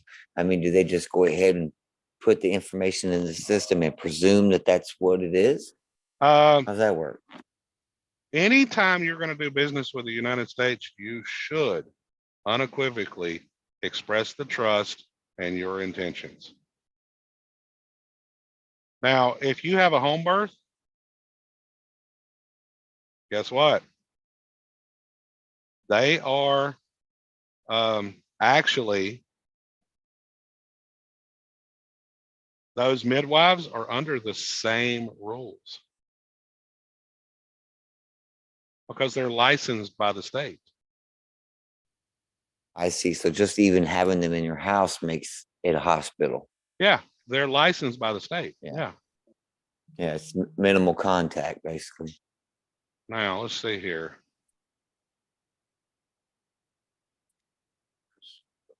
See, I look at things differently. The government is supposed to be there to secure our rights and interests, right? Well, if you never express your rights and interests, so they can do their job. How do they know? Well, they're going to presume not to know. I mean, they know, but of course they're going to take the opposite stance. Yeah.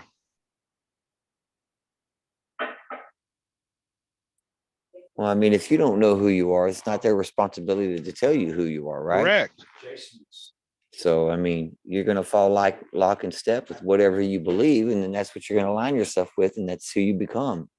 So they're going to treat you as that persona, right? Uh-huh.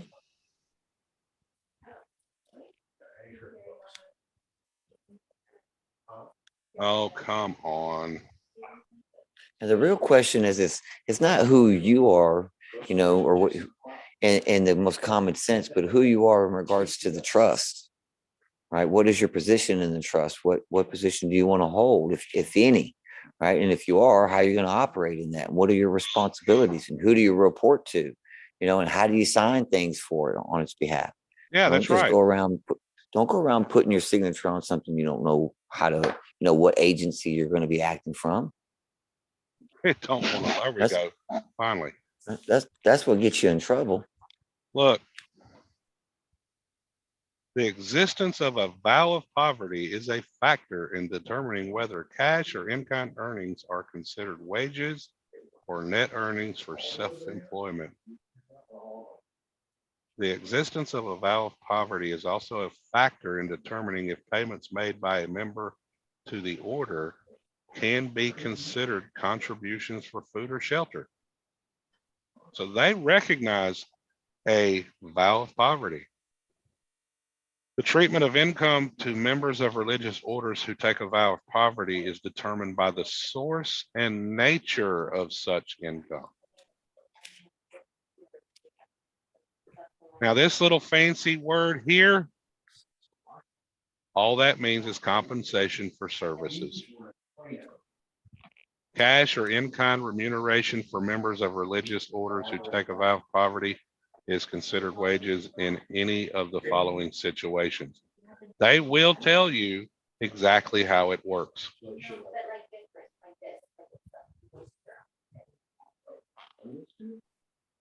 Yes, lady, we usually run from 1 to 5 Central. And so we're approaching 5 o'clock Central.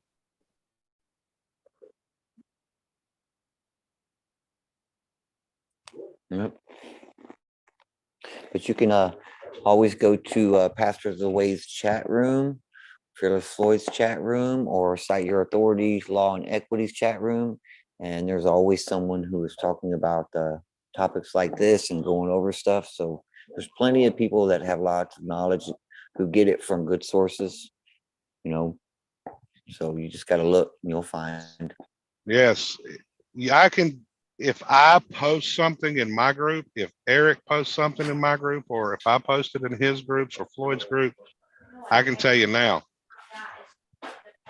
I post it straight from the government's own mouth. I give you their documents because why? They're going to tell you exactly how to do everything. These people out there, these bad gurus, I call them out. I can't stand them because why? A lot of them, they won't verify their source information. They won't show evidence. And I'm like, no, look, if you got to be able to defend the stuff, so you need to know, is it true or not? And if you read the government's documents and attorneys' writings, you'll never go wrong.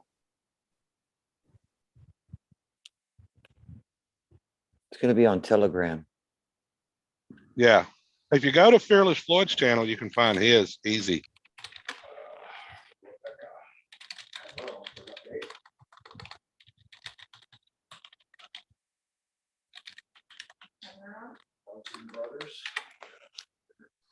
Now I can't post the link, but I can post it as a text. That's how you get to my chat group. You'll go to my main page, then you got to get to the discussion group.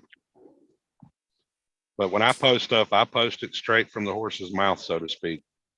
Once Yes. we get go ahead, my bad, sorry. If you ask me about a question that I don't know, I'll tell you I don't know, but I'll see what I can do to find out. But somebody's going to know. At least have enough information to get you started where you can start looking for yourself to discover the truth. I mean, once I'm blessed. I have some very bright and smart people. And Eric's in my group. Private, nobody's in my group. Boris is in my group. He comes on every so often. There are people in there I respect. Look at Floyd just posting away.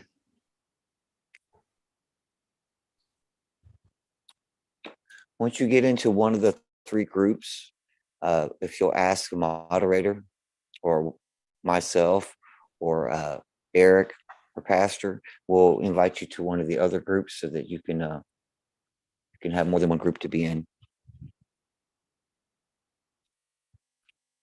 Some Now- groups talk about equity, some groups talk about at-law positions, some, there's all different types of approaches to, Yeah. the things that people talk about. So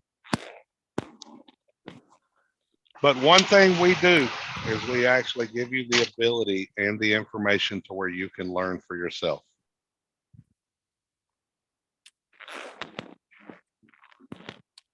yeah, they're talking about Telegram. Yeah. Yeah, download Telegram. You should be able to find the Fearless Floyd channel. You join it, and then if you'll ask on there, to be somebody will put you in Pastor's group or Cite Your Authority group, whichever you're looking for. So we'll help you out with that.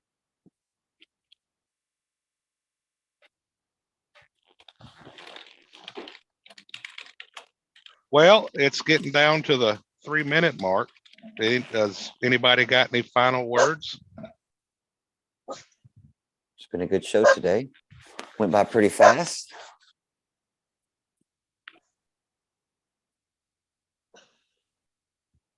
Says, where the requisite formalities are not perfectly compiled with, the transaction can only be regarded as a contract to create a trust. You discovered who from Mickey Khan's broadcast on Rumble? Aha. No consideration, no equity. You discovered Fearless Floyd or someone else? Yeah, God bless you there. And you're welcome. And you're welcome. It's my honor to do it because honestly, I didn't plan on being in the position I am, but I got tired of the bad information. I really did. Tim, you have a great day. We appreciate And when all you're- of y'all. Yeah. And they will be back on next week. Hopefully Eric will not have to better. go to the doctor, and we can get him on and we can have a meeting of the minds and we can see what's going on in the world. Yep. And we typically on this show, we will talk about anything. When it comes to law stuff, even the Bible, I will talk about all of it.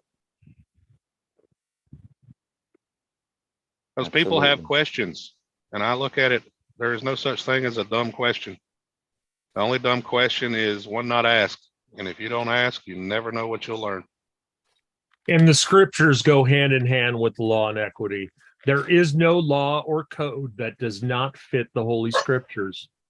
I've never run into the problem, ever. That's right. Yeah, they all line up one way or the other. Principle, maxim, or tenet.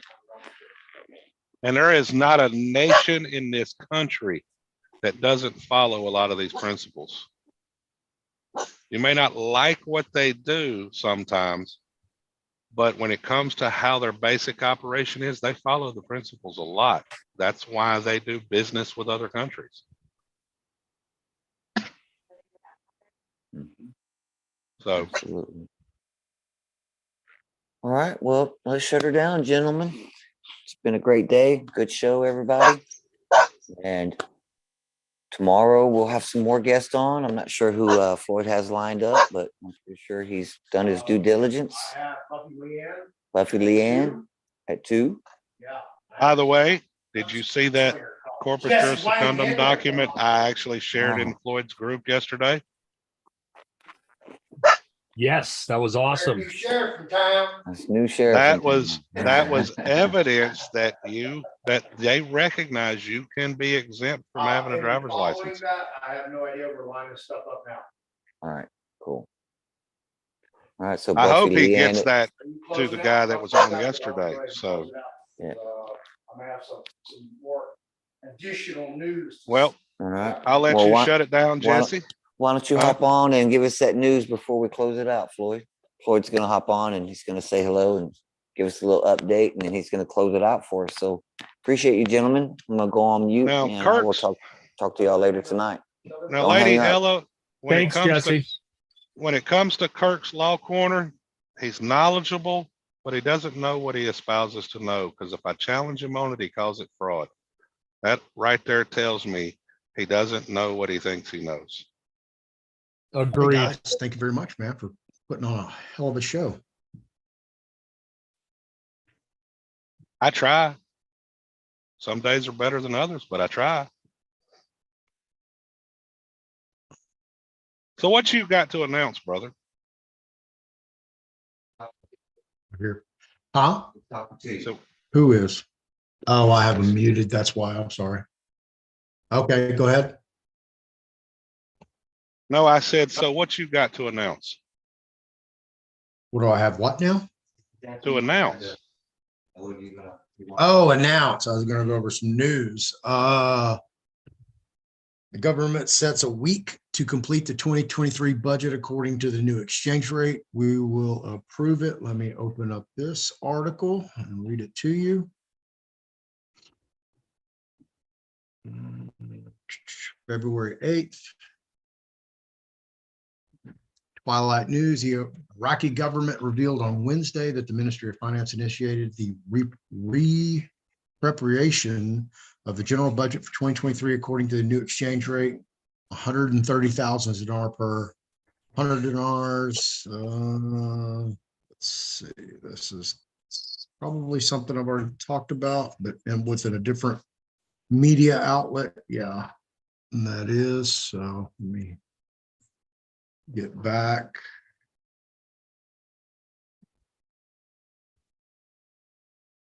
You know, a lot of this is going on the same side. Bank of Internet settlements picture. Got some stable coin crypto stuff.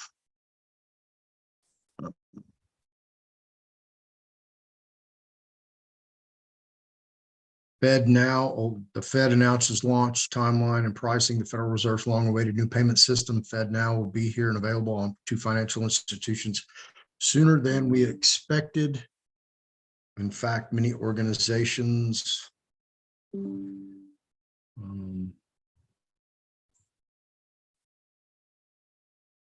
have already started using it.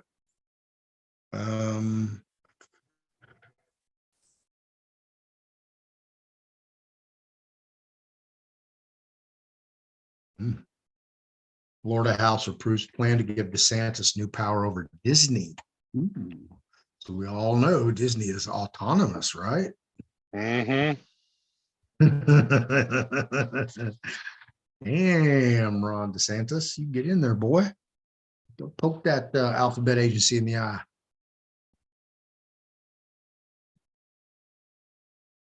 Russian visit strengthens ties with Iraq.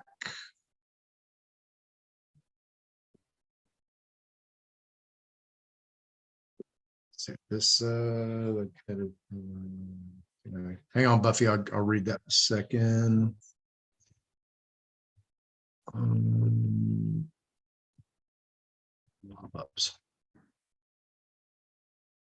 That's just talking about trade, mainly in oil, but that's a good thing for Iraq because now they're going to get some real assets for their oil instead of fiat currency. And I believe that is it.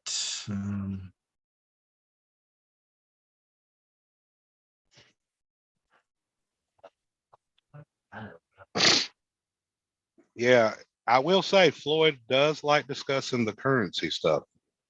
I do, because it's right there and wide open in the public. I mean, it's not like this is some conspiracy theory. They're openly talking about restoring the rate back to what it was pre-invasion. which It's means $3.20, like 23 cents or 28 cents per dollar. Or per yeah, no, dinar. hold on. Per dinar rather, yeah. So what is it? What is the value right now? Roughly 1,300 dinar per dollar. So it's still Well, got a ways. that'll be a big freaking jump. Oh, huge. Yeah. Yeah. Absolutely. Let's see. 1,300 per dollar times 3.28. That 1,300 goes up to 42.64. 42.64. I think you're going the opposite. Well, it's got to go. It's actually in the negative. So it's got to go to the positive.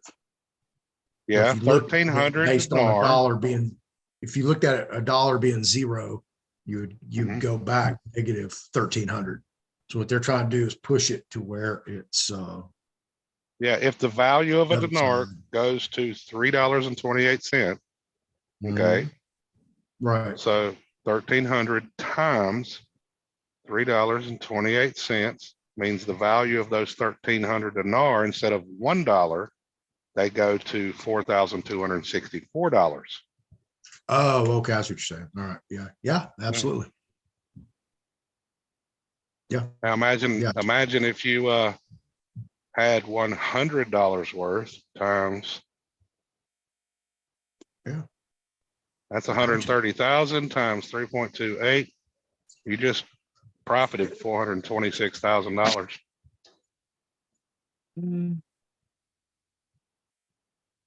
I wouldn't call it a profit. I would call it an even exchange. Yeah, dollar for dollar. Yeah. Yeah. Because it's not a profit. You're just exchanging. Mm-hmm. Good point. Good point. Yeah, if Yes, you don't call it a sir. profit, you can't be taxed, right? Bingo. Thank you, sir. They can only tax profits or gains. Yep. And And you're people just don't giving- realize what a profit and gain is under 26 USC 83. Mhm. Yep. So, well, Floyd, you have a wonderful night. And Yes, sir. as always, it's a pleasure. And I will be here Mhm. next week. Yes, sir. Thank you for being on here. And Floyd, the same. I want to say Oh. thank you. I know I've been on and off today, but I really appreciate the time. It was a good Oh. show today. Thanks, brother Hey, Brian. look, man. Yeah. You're welcome. Thank you. Thank you both guys, and Jesse as well. And Man, Jesse, yes. God bless. yeah, my new assistant here helping me behind the scenes, helping me get caught up. I really appreciate it. And I appreciate you guys coming in here and solidifying this every Thursday. I really do appreciate that. And You got a question in the chat, by the way, in YouTube. Lady I Ella do. says, may I ask one more thing while he's looking for info? I have Middle Eastern money from when I served. Is there a trusted place to exchange that currency? And I Yes. thought, depending on what she's got, she might want to hold it. I would say the same, brother. I think it's valuable to hold, unless it's over, say, $2,000 or $5,000. It's worth keeping a hold of. Absolutely. Right. Well, her question is may I ask one more thing while he's looking for info, and then a trusted place to exchange that currency. Okay. Private. When the RV happens, if you're following me on Telegram or you're following me here on your YouTube or any one of my platforms, you will not know where to go. Okay. Or what to do. I will fully inform everybody until I'm under an NDA. Once I'm under an NDA, I ain't talking about nothing for 90 days. Because that's how long the NDAs run. So anything about the RV, currency exchange, exchange rate, contract rate, anything like that, don't even bring it up.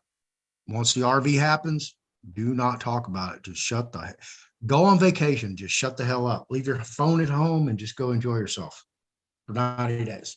If you can't do that. Depending on what currency you're holding, a lot of currencies are going to go way up in value. Well, they're not going to go way up. They're going to reset. And they're going to reset because they're getting rid of the fiat and they're going to asset backed and they're issuing national currency as opposed to promissory notes from the central banks. Yeah. And that's what's increasing the value. Because right now you can go buy Venezuelan bolivars for, pennies. And they're, for example, if you buy the 1 mil note from 2020, that's $100 trillion note. But they don't use paper currency in Venezuela. All they use is debit cards because their currency is so hyperinflated that if you want to go buy a loaf of bread, you'd be carrying around a roll of currency about the size of a roll of toilet paper. So they just don't do that there. So all the paper currency is outside of Venezuela. So to give you an example, the wealth of Venezuela has more proven oil reserves than every Middle Eastern country combined. So put that in your brain, let that roll around and figure out, should I buy some Venezuelan bolivar? Could they possibly be a little bit more worth later down the road than they are today? Possibly. The recommendations for currencies are the Zimbabwe dollars. You want to get the trillion notes from 2008 and 9. And you want the Vietnam dong, Iraqi dinar, Venezuelan bolivar. There's a host of other currencies going to be in the first basket: the Chinese yuan, Russian ruble, British pound sterling, the yen, the yuan, the real, Canadian dollar, US dollar, some South American countries, some other European countries, about 21 to 23 in the first basket. Could possibly be more, but those currencies are going to reevaluate. What the contract rate is going to be different. What they call the screen rate is when you actually go in. This is a private setting. It's not open to the public. That's a whole different deal. If you want to do it publicly, where you just walk in a bank, do your exchange, or go to an actual foreign currency exchange center to exchange your currency, then you're going to get the regular street rate, what everybody else gets. But if you go through your appointment with the redemption center that will be established more likely than not in branch banks that have been shut down specifically to do these events with everybody. Like right here, I have a Wells Fargo branch that probably has 20 cubicles that are empty every time I go in there. So that's what they're going to be using, is facilities like that. They're going to shut them down for a couple of days, and you're going to have to go in by appointment only. They'll have extra security there. You can go in. You can bring somebody with you, but you can't bring your whole family.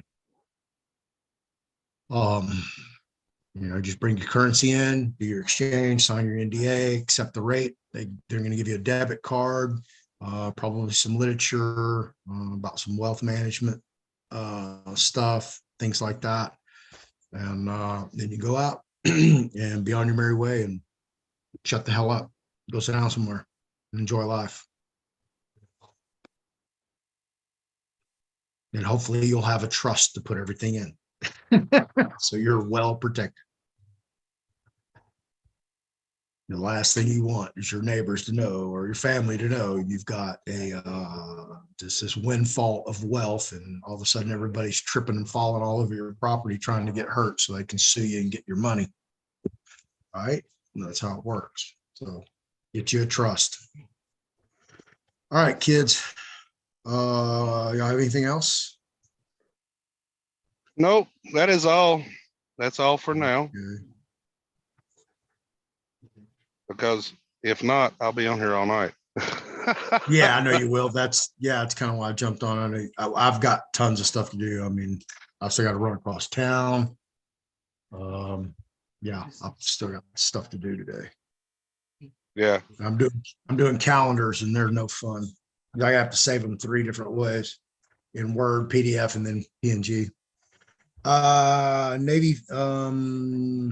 I have no idea who you are talking about. Kirk does not know as much as he thinks he knows. Well, And they're I've saying he said got that. murdered. No, Kirk didn't. Chris Hallett Oh. did. Oh, okay. All right. Yeah, I missed that whole.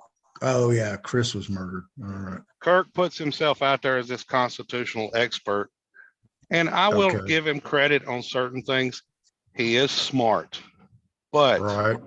when I've approached him on certain understandings under the Constitution, Right. he will scream fraud instead of look at the information. Ah, I mean, I've told him, we the people of the United States are not us. Now the citizens, we the people of the state of is us, but he won't even touch that, you know? And Brother Brian, I made available to him the Founding Fathers Concordance and the 2,200 page color coded dictionary. And I haven't heard a word back from him. Nothing, no comment, no nothing. It was pretty amazing. Because usually Yeah, when I give people those, they at least comment about it. and But I there's know nothing there from was his somebody side. that was in his group the other day. All she did was ask a single question. And what did he do? He booted her from the group and blocked her. He didn't even want to address it. And that's what I'm saying. I've known Kirk for a long time. And when he put that, when he did certain things that were, let's just say, lying to the people, I lost respect for him. But I'm not going to talk about all that on here. right. That's fine. Yeah, I just didn't know the context of what they were discussing. All right. No, Anything else? there are some people that think he knows the Constitution just great, and he doesn't. He knows certain things, but he doesn't know a lot. Okay. So, well, I will let you go. You have a wonderful day. Yes, sir. Thank you guys again for being on the show. I really do admire both of you. Appreciate you. Hey, Eric, did you talk to Brian about any of the discussions we had, privately, you know what I'm talking about with the project? No, I haven't had a chance. I've been so slammed, and then Okay. teaching the Wednesday class, it just even put me further behind. Yeah. But when I have a second, I will do so. Okay. And I really enjoyed going on with Eric yesterday. That We was. had a meeting last night. Oh, you did? Was it a Yeah. private meeting? Yeah. Did I miss it? Me? Hey, Did you? send Eric that document I sent you, by the way, on the license, on the exemption. That's a 2022 document. Oh, really? Who's got it? Floyd, I do you have sent it? it to Floyd. Oh, good. Yeah, send I it my think- way, Floyd. I think I shared it Okay. with you. It's from Corpus Juris Secundum on You those that did. are exempt from a license. Did you text it to me? Or No, I Telegram? emailed it to you. Okay. Yeah. Yeah, it takes me like an hour just to go figure out what the hell platform something. I'll send it to you on Telegram. No. I'll go find. I'm in my email right now. It's just I really got to dig for some of this stuff. Gee.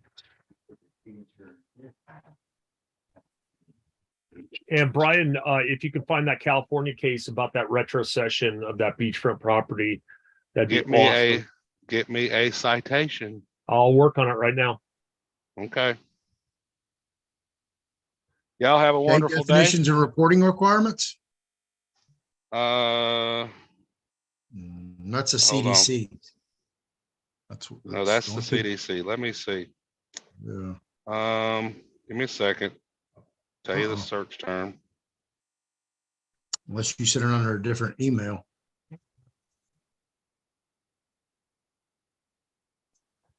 Just it's subject line CJS.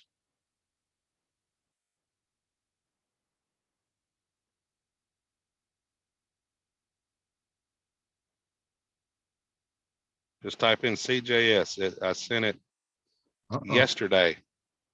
Really? Ferris Floyd show? Or my Yeah. Floyd Tar? Uh-oh. Not popping up. Yeah, Fearless Floyd Show at yahoo.com. Check your spam folder. DJS, shouldn't be a spam. If it was spam, it sure should pop up. But it's all right. I'll send it directly to you on Telegram. That way it's easy for you to find it. Yeah, yeah, I don't see it. It's tied. The document is persons or vehicles excluded or exempted. That's the name of the PDF. It says statutes applicable only to motor carriers operating on a commercial basis for the transportation of goods or passengers do not apply to persons transporting their own property or employees. And although a private carrier may be required to obtain a special license or permit, such a carrier is not subject to provisions applicable only to common carriers. And it says statutes that require a special license, permit, or certificate of public conveyance and necessity of motor vehicles do not apply to vehicles used only for the owner's personal or private pleasure or convenience. Moreover, where a person is engaged in other business at which he or she works regularly and does not hold himself or herself out as being in the business of carrying passengers for hire, such a person may be permitted to use his or her motor vehicle to convey other individuals to certain points and accept pay for it without becoming subject to the authority of the Public Service Commission. Likewise, a statute requiring a contract carrier to procure a permit may not prohibit the casual use of the roads by individuals not in the general business of carriage for hire.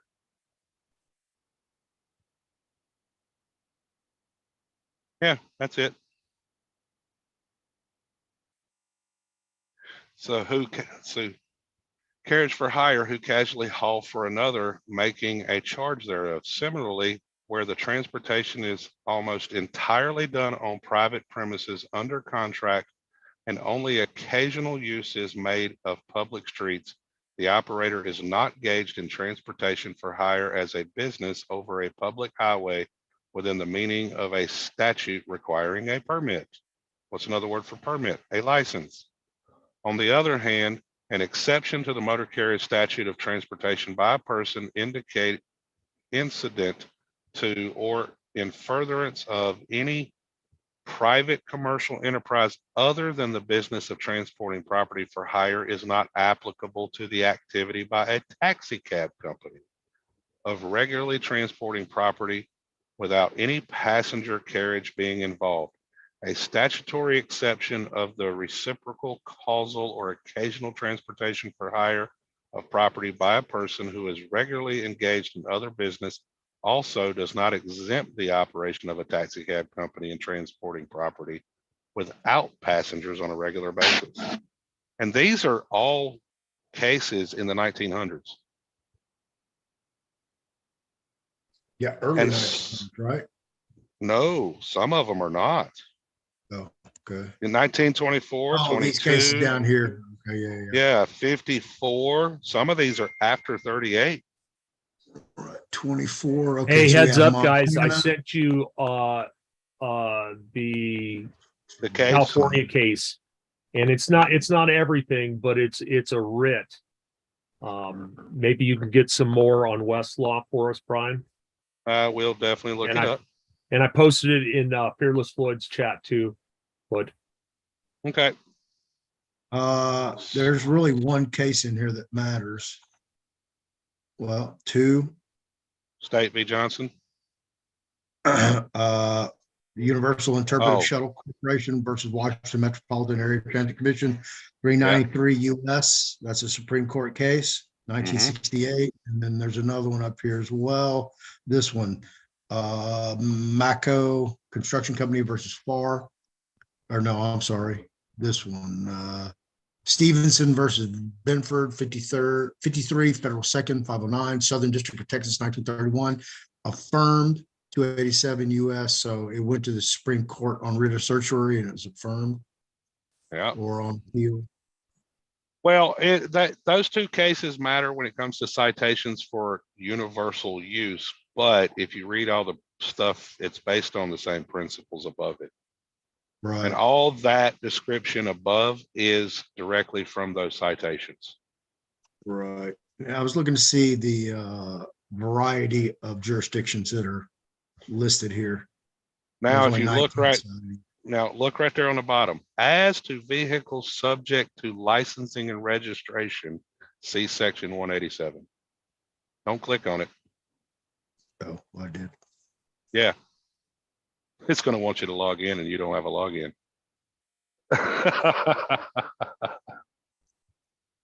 So, yeah. Johnny can't read.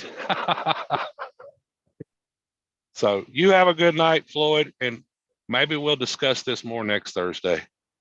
I think you're going to get a lot of requests for you to discuss this at length next Thursday. It would probably behoove you to dive into those cases a little bit more and get some ammunition to come to the gunfight. I know, right? Right. Don't bring your pen to a gunfight. That's what Jesse says. All right, guys, let's wrap this up. It's Talk to you 5:30. later. No, y'all get to keep going. Thank you again, guys. They will be back Thursday if they don't pop in and out throughout the week, which they are more than welcome to do at any time.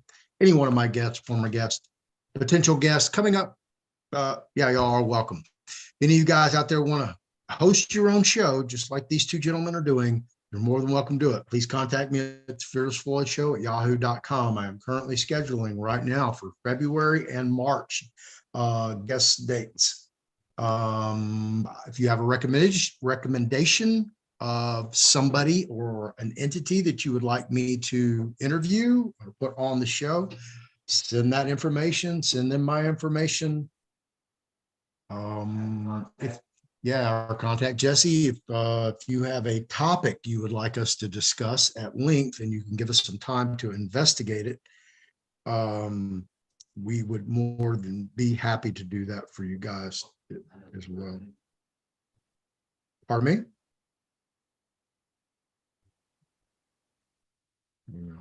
For a speech report. Let's see. Have classes coming up. Let's see, what do we have here? It's a long month, so let me go get the right month for you guys. So you have a good night. All right, my Talk to brother. you later. Yes, sir. I'm looking for the third and I don't see it.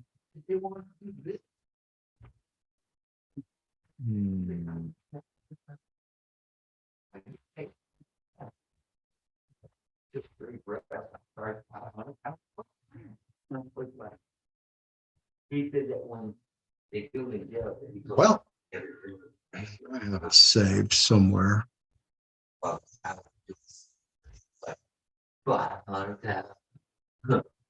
minute. Oh, I see what's going on. Sorry, guys. I was in the wrong place, wrong time, wrong. Go here. Would show last one. Calendars. All right, guys. Just so y'all know, these are classes coming up for March.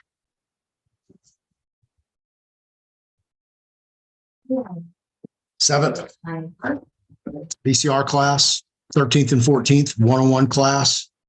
Yeah, these are actually 2-hour classes. I have them at 3 because there's generally a lot of administrative questions in between these two classes.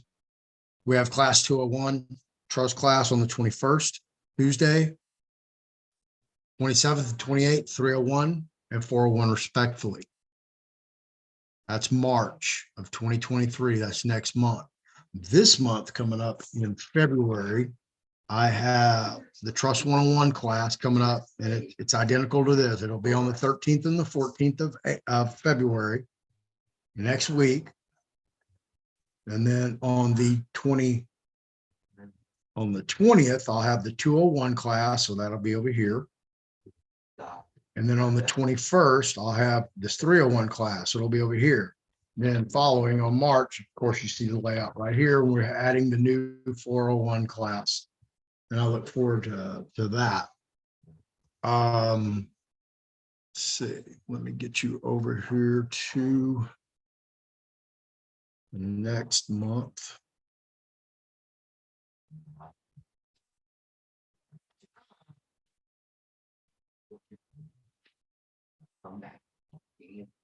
This is April. And you see VCR class on the 4th, that Tuesday, and you see a pattern here. It's Tuesday, Monday, Tuesday, Tuesday, Monday, Tuesday. That's when all classes occur, and they'll always happen in the same sequence. VCR class is first on that Tuesday, then the following Monday and Tuesday, 101 class, and you can see I've changed the hours back to 7 to 9.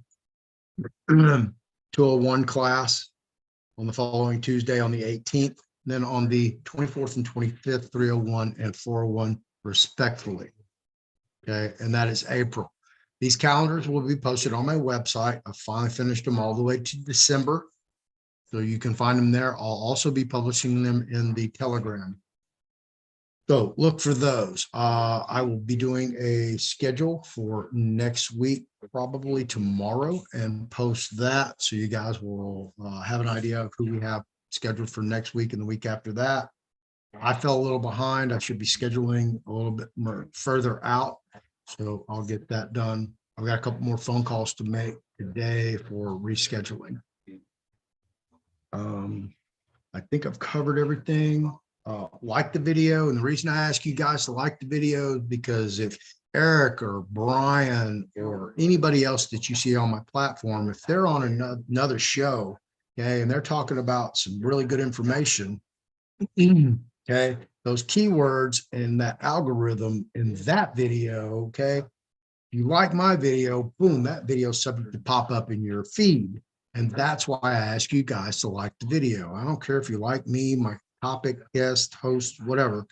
It's an algorithm. If you like the subject matter, put it in there, like it. That way you'll receive like videos. All right. So like, subscribe to my channel, so that way you know when I put out new videos, especially some premiums that I'll be doing here pretty soon. Hit that notification bell, so when I do put out new videos, you do to get notified. And I am being banned, shadow banned. So not everybody gets notifications. Even Jesse doesn't get notifications, and he signed up. Leave a comment below. Description to this video will be in below. I also have links to Brian and Eric's Telegram website, all their information. You can go to my website, fearlessfloydshow.com. I have information up there. Thank God we got through to PayPal today, and I believe we have the whole merchandise purchase thing worked out, and I had no idea I've had that much merchandise purchased from me that I have yet to fulfill. So my weekend is going to be busy fulfilling merchandise orders. I mean, I opened it up, my eyes just went, "Meow." So, and all my visitors to my website, I saw how many I had in the last 31 days, and I was shocked again. So all my visitors, thank you very much for coming to the website, checking it out. For those of you who've purchased something, I will probably more than likely have to call each individual one of you personally, just to make sure everything's worked out and everything, we're all on the same page and everything's functioning, that, you know, you're going to get what you pay for, and I'm going to be paid for what you get. So I am very busy. I've been doing a lot of things, man. I really want to appreciate my staff now. I actually have a staff, believe it or not. I have Jesse, and I have Natalie here as my administrative assistant. She's making calls for me, sending emails, scheduling, doing a lot of stuff that I usually do behind the scenes while I'm talking to you guys. So they're kind of getting a gist of what I go through by myself. So I did go yesterday morning or yesterday afternoon after my show. I went and bought a brand new laptop as my second backup laptop.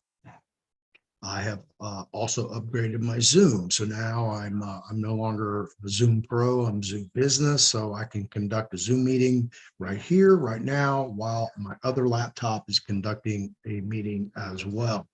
I do that so I can facilitate the classes on that one, and I can do whatever I want over on this particular platform. We're doing a lot of really neat things. And I just cannot tell you guys enough about the Zoom we had last night. It can't wait to talk to Chris. He is going to, I'm just here to talk to him. I guess I've covered everything. Let me go over here to the chat, see if you guys have any questions or anything. Oh, let me get back over here because I actually edited the video. Brother Floyd, Yes, now sir. that you have all that help, there's no excuse to not show up to class. I'm not, I know, I thought about that. Hold on. Fair. I'm not contesting. Yeah, but I'm not quite caught up. I'm getting close. So yes. and I they're look helping forward me. to seeing But you. they're studying too. And when they're studying, I let them. Sure. But yeah. Jesse has got to have told you how much fun we've had and how much we're learning. It's always a great time, Floyd. You're never I gonna know it is. you're never gonna walk out of there without being full. Yeah, probably. Oh, every time I talk to you personally, it's information overload. So, and the problem is I do the show, and then when I do talk to you guys after the show, my brain's starting to, be fried. My voice is gone. And sometimes I talk to people, at 10:30 and then it goes till 1. And by 12, I'm brain dead. And I tell them, I'm not going to remember anything you're telling me after this. So, can we just talk tomorrow? And they keep on talking. All right. So I retain bits and pieces, and sometimes I can't even remember who told me all that. Well, I just want to give you that open invite. I want to see you over there at least once or twice, brother. I'm coming. I actually I'll show you what I have in my hand right here. Somebody told me to go read a handbook for attorneys on court-ordered retirement, health benefits, and life insurance under the, and the rest of it right here. Yeah, good stuff. I printed out the odd pages. Now I got to flip it over and print the even pages on the back. So good. Now, if you are interested in a printer, I can give you a hint on which one's probably the best to purchase. I've got a laser printer, Canon. Okay, good. Yeah. I've got a good printer. Sweet. It's just me going back to the file and reprinting it. I just haven't had time to do that. I mean, I haven't had to, we went through my emails earlier, Eric, and I've got, oh my God, probably 80 emails I haven't even read yet. Hello? Do what? 80 emails I haven't read. Yes. Oh my Yeah. God. Yeah. So yeah. I'll let you off the hook. Oh, thank you very much. I appreciate that. Yeah, I don't want to get Hannibal lectured. Yeah, I don't want to start feeding you your toes. Yeah, right. Some fava beans. Oh, you're killing me slowly. Right. Yeah, no joke. Okay. Let's see. Somebody had a question up here, I think. And you guys are just whizzing in the chat. I don't understand what Mark Z feels like sometimes. Kim Palmer, please send to me. What do you want us to send you? Let's see. Kirk has good information. Please post that in the chat, Pastor. Oh, y'all want the information on traveling? All right. Yeah, that looks good to me. Did you send that open, or did you send it to my private Telegram? The traveling private Telegram. Okay, Yeah, private. thank you, Floyd. And You're more than welcome. and if you can, give me a ring privately when you're off the line. I want to hear about last night. Apparently, I missed Oh, missed a great okay. call. Yeah. Yeah, I'll start, we're gonna start meeting every Wednesday. And Brian was on, you're more than welcome to join in those. We're gonna start solidifying what we're doing. Now, my Um, class time is at 8 o'clock Colorado time on Wednesdays. So, what are you guys scheduling? That's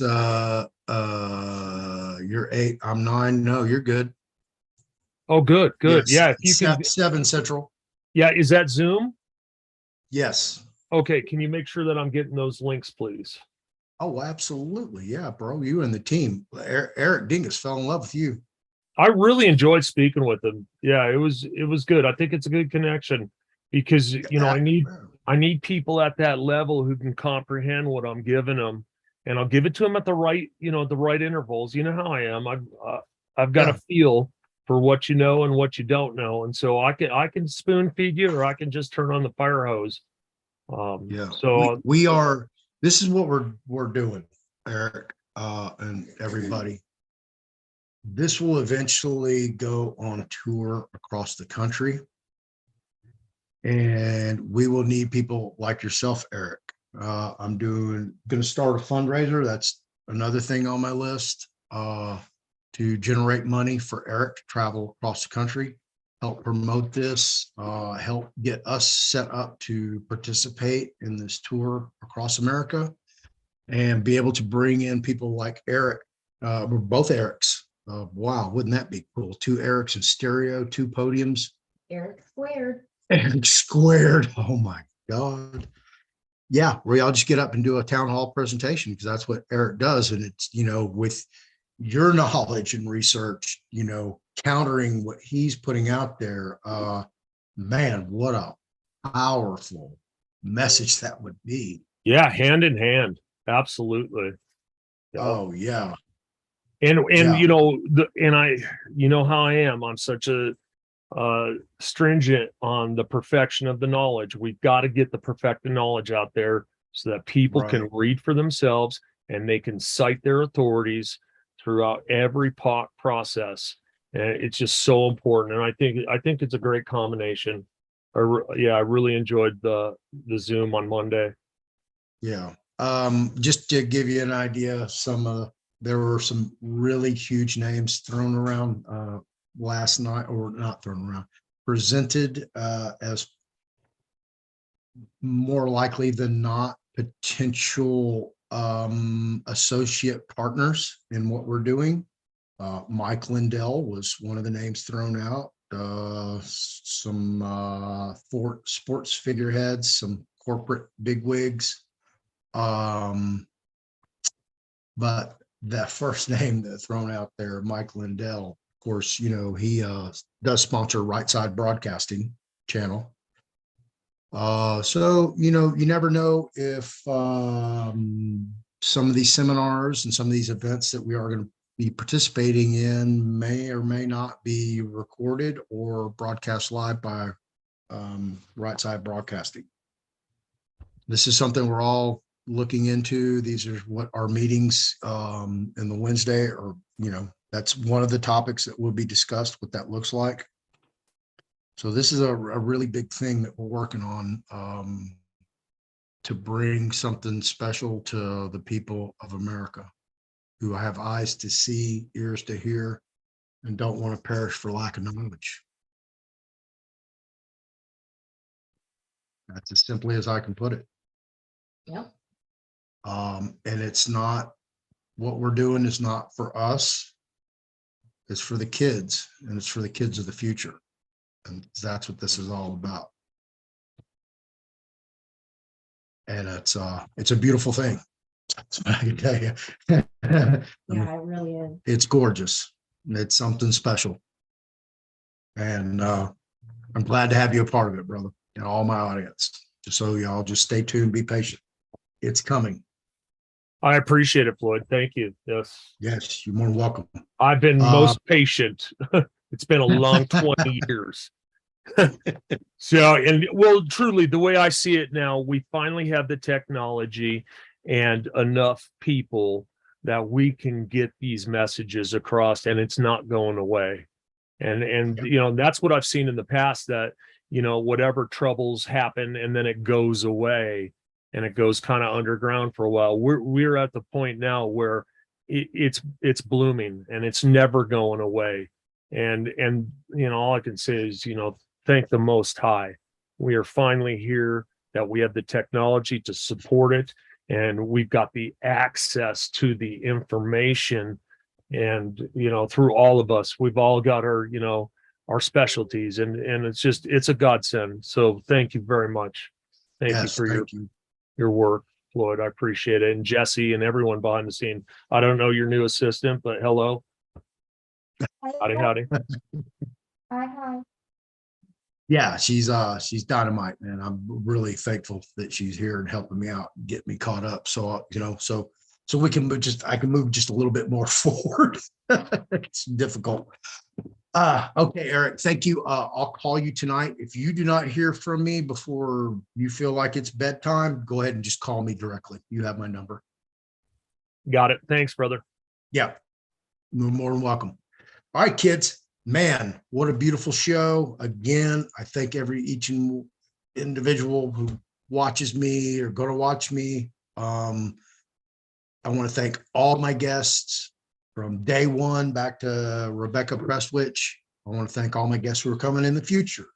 If you're contemplating on coming on, come on. Love to have you guys. There will be some more new guests coming up. I'm trying to spread the variety around. So we're working on that now. All right, kids, I'm going to close this out. It's almost 6 o'clock. Y'all have a safe week. Be careful if I don't talk to you or don't see you guys before next Monday. Y'all have a safe and happy weekend. Be careful.